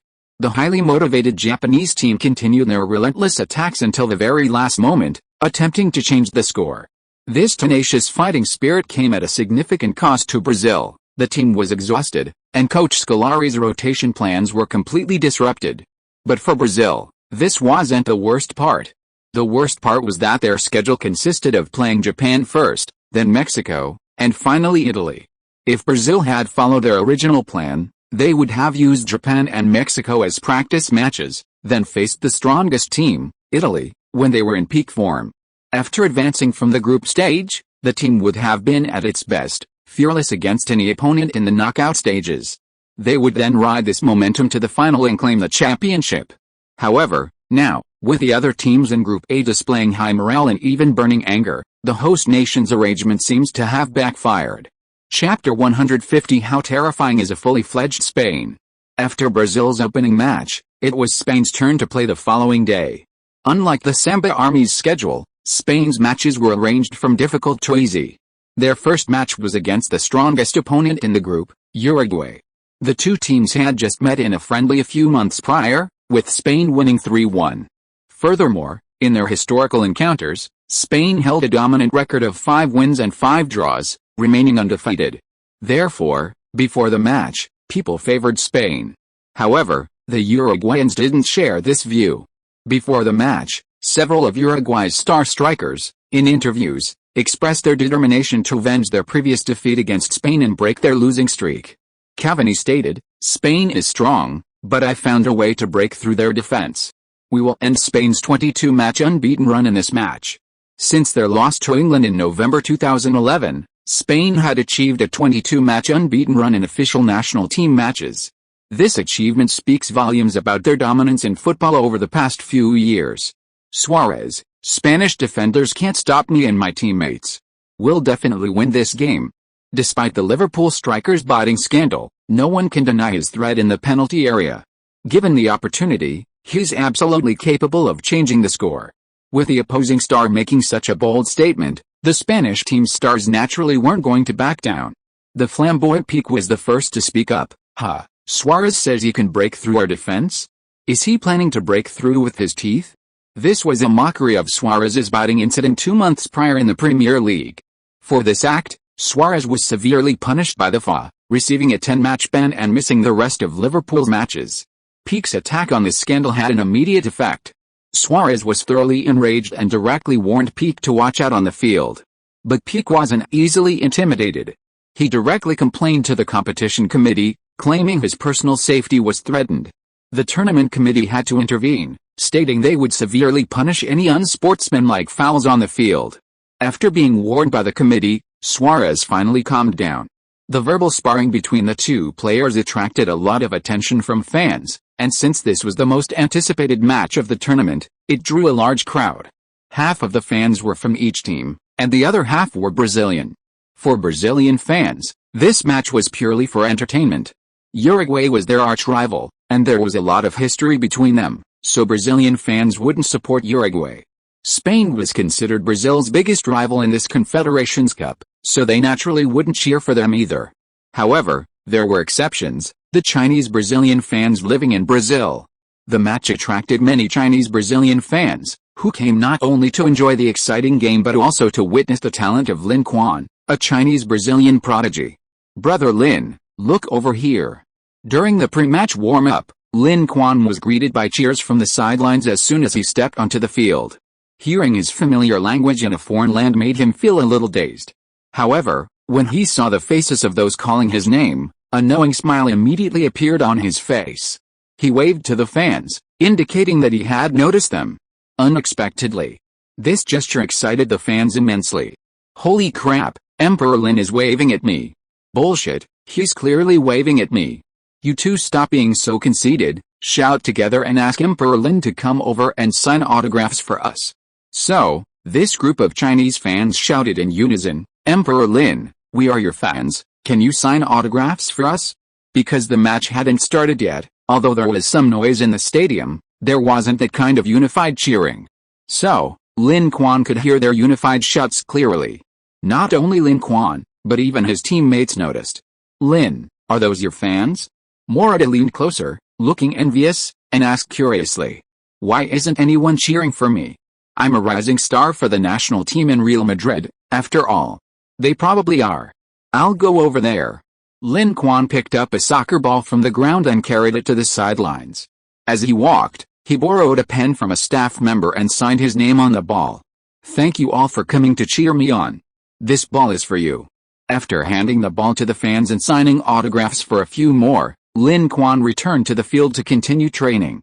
Even after Lin Quan left, the group was still in shock. Holy crap, Lin Quan actually signed autographs for us. Sorry, guys, I was too excited and didn't hear clearly. Was Lin Quan speaking Mandarin? Yes, standard Mandarin, even better than mine, a native speaker. A Chinese tourist from China chimed in, "Sigh, it's a pity Lin Quan has already played for the Spanish national team. Otherwise, it would have been great if he represented the national team. Give Lin Quan a break. You know what our national team is like, it's a cesspool, anyone who goes in will be corrupted." That's right, the national team is so rotten, sending one or two superstars won't help. Lin Quan was unaware of the discussions the fans had after he left. Back on the field, he focused intently on training. However, during training, Lin Quan noticed someone staring at him. Curious, he looked over and saw a Uruguayan player with a thick head of hair wearing a headband. Upon seeing the other player, Lin Quan recognized him immediately, Diego Forlan. Seeing that Lin Quan had noticed him, Diego Forlan smiled at him and looked away. As a former Atletico Madrid striker who had scored 30-plus goals in a single season, Diego Forlan seemed to see a reflection of his younger self in Lin Quan. Youth is wonderful. If only he could be as young as him now. 34-year-old Diego Forlan was nearing the end of his career. After being kicked out of Inter Milan, he had no place in the top 5 European leagues and could only return to the Brazilian league. Therefore, this Confederations Cup was probably his last chance to represent his country. Given his current form, he would be a year older next year and likely wouldn't be selected for the national team's World Cup squad. Therefore, this match was of great significance to Diego Forlan. After warming up, the players from both teams returned to their locker rooms to prepare for the match. In the locker room, Vicente Del Bosque reiterated his tactical arrangements. Spain would play defensively in this match. As for Uruguay, their coach seized the opportunity to give his players a thorough reprimand. You've already seen the strength of their number 30 last time. All 3 goals we conceded were related to him. So, in this match, you absolutely must mark him tightly and not give him any chances. Understand? Understood, boss. Good, then go out there. Tasper stood at the door, high-fiving each player as they entered the game, watching his men march off like warriors. For Uruguay, this was their return to the Confederations Cup after 16 years. Everyone in Uruguay was hoping for a good result in this Confederations Cup, at least not losing the first match. However, their opponents were too strong, so they weren't confident of victory. Therefore, the entire Uruguayan team was on edge, giving their best to face their opponents. Compared to them, the Spanish players were much more relaxed. Especially the Barcelona players in the attacking third, chatting and laughing together, showing no signs of tension. The Uruguayan players felt humiliated by their opponent's composure. Hey, we're a strong team. We're the most successful team in South America in the Copa America. How dare you ignore us like this? The Uruguayan players were enraged. They immediately launched an attack on Spain after the kickoff. The Uruguayan fans in the stadium were thrilled to see their team playing so aggressively, raising their voices to cheer them on. They're playing so fiercely from the start. What will they do when they're run out of energy in the second half? Hell, they've got a bad idea of winning the ball from us Spanish team. Compared to the excited Uruguayan fans, the Spanish fans in the stadium remained remarkably calm. They had seen this kind of scene many times before and were used to it. Faced with Uruguay's aggressive pressing, the Spanish players increased the frequency of their passes. The ball rarely stayed at anyone's feet for more than 2 seconds, rendering Uruguay's aggressive pressing ineffective. To dispossess the Spanish players, the few players in the attacking third alone weren't enough. They needed to commit more players. But if they did, Spain's terrifying attacking combination would teach them a lesson. So, after only 5 minutes of pressing, Uruguay's offensive momentum crumbled. What is Uruguay doing? Either press together, or don't press at all. This is just wasting the players' energy. In the stands, the Brazilian national team players who had come specifically to watch the game were baffled by Uruguay's decision. Maybe it's because they lost to Spain before, so they're a little scared? Marcelo, the Real Madrid left-back with his flamboyant afro, had suffered at Barcelona's hands in the league, so he knew Barcelona's strength better than anyone. The Spanish national team's central axis was built around Barcelona, and their attacking lineup was even stronger. Before Lin Quan became their driving force, they always seemed to be missing something. their attacking firepower slightly lacking. But now, with a super winger whose ability rivals Messi's, Spain has evolved into its complete form. Just how formidable is Spain in this state? Only teams that have actually played against them can truly understand. And Uruguay has just that kind of experience. Uruguay's defense is average, but their attack is very strong. They shouldn't abandon their advantages, instead, they should actively develop their strengths. Thiago Silva, hailed as the world's best defender, wasn't very optimistic about Uruguay's defense. Instead, he was more wary of their attack. If you were to defend against Suarez and Cavani, he wasn't confident he could handle them. Uruguay is already giving up before the game even starts. This match is probably hopeless. The other Brazilian players, hearing their two senior teammates' analysis, all expressed pessimism about Uruguay. Uruguay's strength on paper is indeed inferior to their opponents, but even if they lose, this match should force some things out of Spain, which will be very helpful for us. Barcelona defender Alves said. He was the Brazilian player most familiar with Spain's style of play. Hearing his words, everyone fell silent and quietly began watching the game. After Uruguay stopped pressing, Spain's attack gradually gained momentum. In the 5th minute, Lin Quan dribbled the ball and switched positions with Pedro. Pedro executed a screen and roll move similar to that in basketball, blocking the defender for Lin Quan and giving him space to start and break through. Lin Quan didn't waste the opportunity created by his teammate. He quickly dribbled into the penalty area, attracting two defenders before delivering a cross. It was a low, fast cross, very close to the goal. If anyone could touch it on its trajectory, it would likely be a goal. Unfortunately, David Silva's sliding shot in front of the goal missed the ball, which slid across the post, giving the Uruguayans a scare. After missing the chance, Silva gave Lin Quan a thumbs up, indicating that he had made a good pass. He lamented that his own height was limited, lacking long legs, otherwise, the ball would have been a real chance. Although they missed this opportunity, Spain's attack had gained momentum. In the 10th minute, Alba delivered a low cross from the left, and Fabregas controlled the ball about 16 meters from goal before quickly unleashing a shot. The ball bypassed the goalkeeper's outstretched fingers but was denied by the left post. Spain had missed two scoring chances within 5 minutes. But Spain's attack wasn't over yet. Iniesta, following up with a shot, kicked the ball into the goalkeeper's face, knocking him unconscious. The Uruguayan goalkeeper instinctively tried to dodge, but the ball was too fast and struck him in the face. The good news was that the ball didn't go in, the bad news was that the goalkeeper seemed to have suffered a concussion. Thus, after just 10 minutes, Uruguay was forced to make a substitution, replacing the injured Masia with second-choice goalkeeper Juan Castillo. This substitution proved to be a major blunder. Uruguay's second-choice goalkeeper, who hadn't even had time to warm up, conceded a goal to Spain just 1 minute after coming on. In the 11th minute, Iniesta and Lin Quan executed a series of 1-2 passes, almost completely breaching the Uruguayan defense. All the Uruguayan defenders were drawn to the two players, leaving a huge opening on the other side. Seeing the opportunity, Iniesta decisively passed a ball to Fabregas on the right flank. Fabregas unleashed a powerful shot that forced the goalkeeper to fumble, and Lin Quan, inside the penalty area, reacted quickly, tapping in the rebound before the goalkeeper could control the ball, making it 1-0. Spain had a dream start. End of this chapter. Thank you so much for reading until the end. Don't forget to give it a like. Looking for more exclusive content and immediate access? Subscribe to our Patreon. Remember, every like, subscription or donation encourages us to continue. Thank you all. See you in the next video.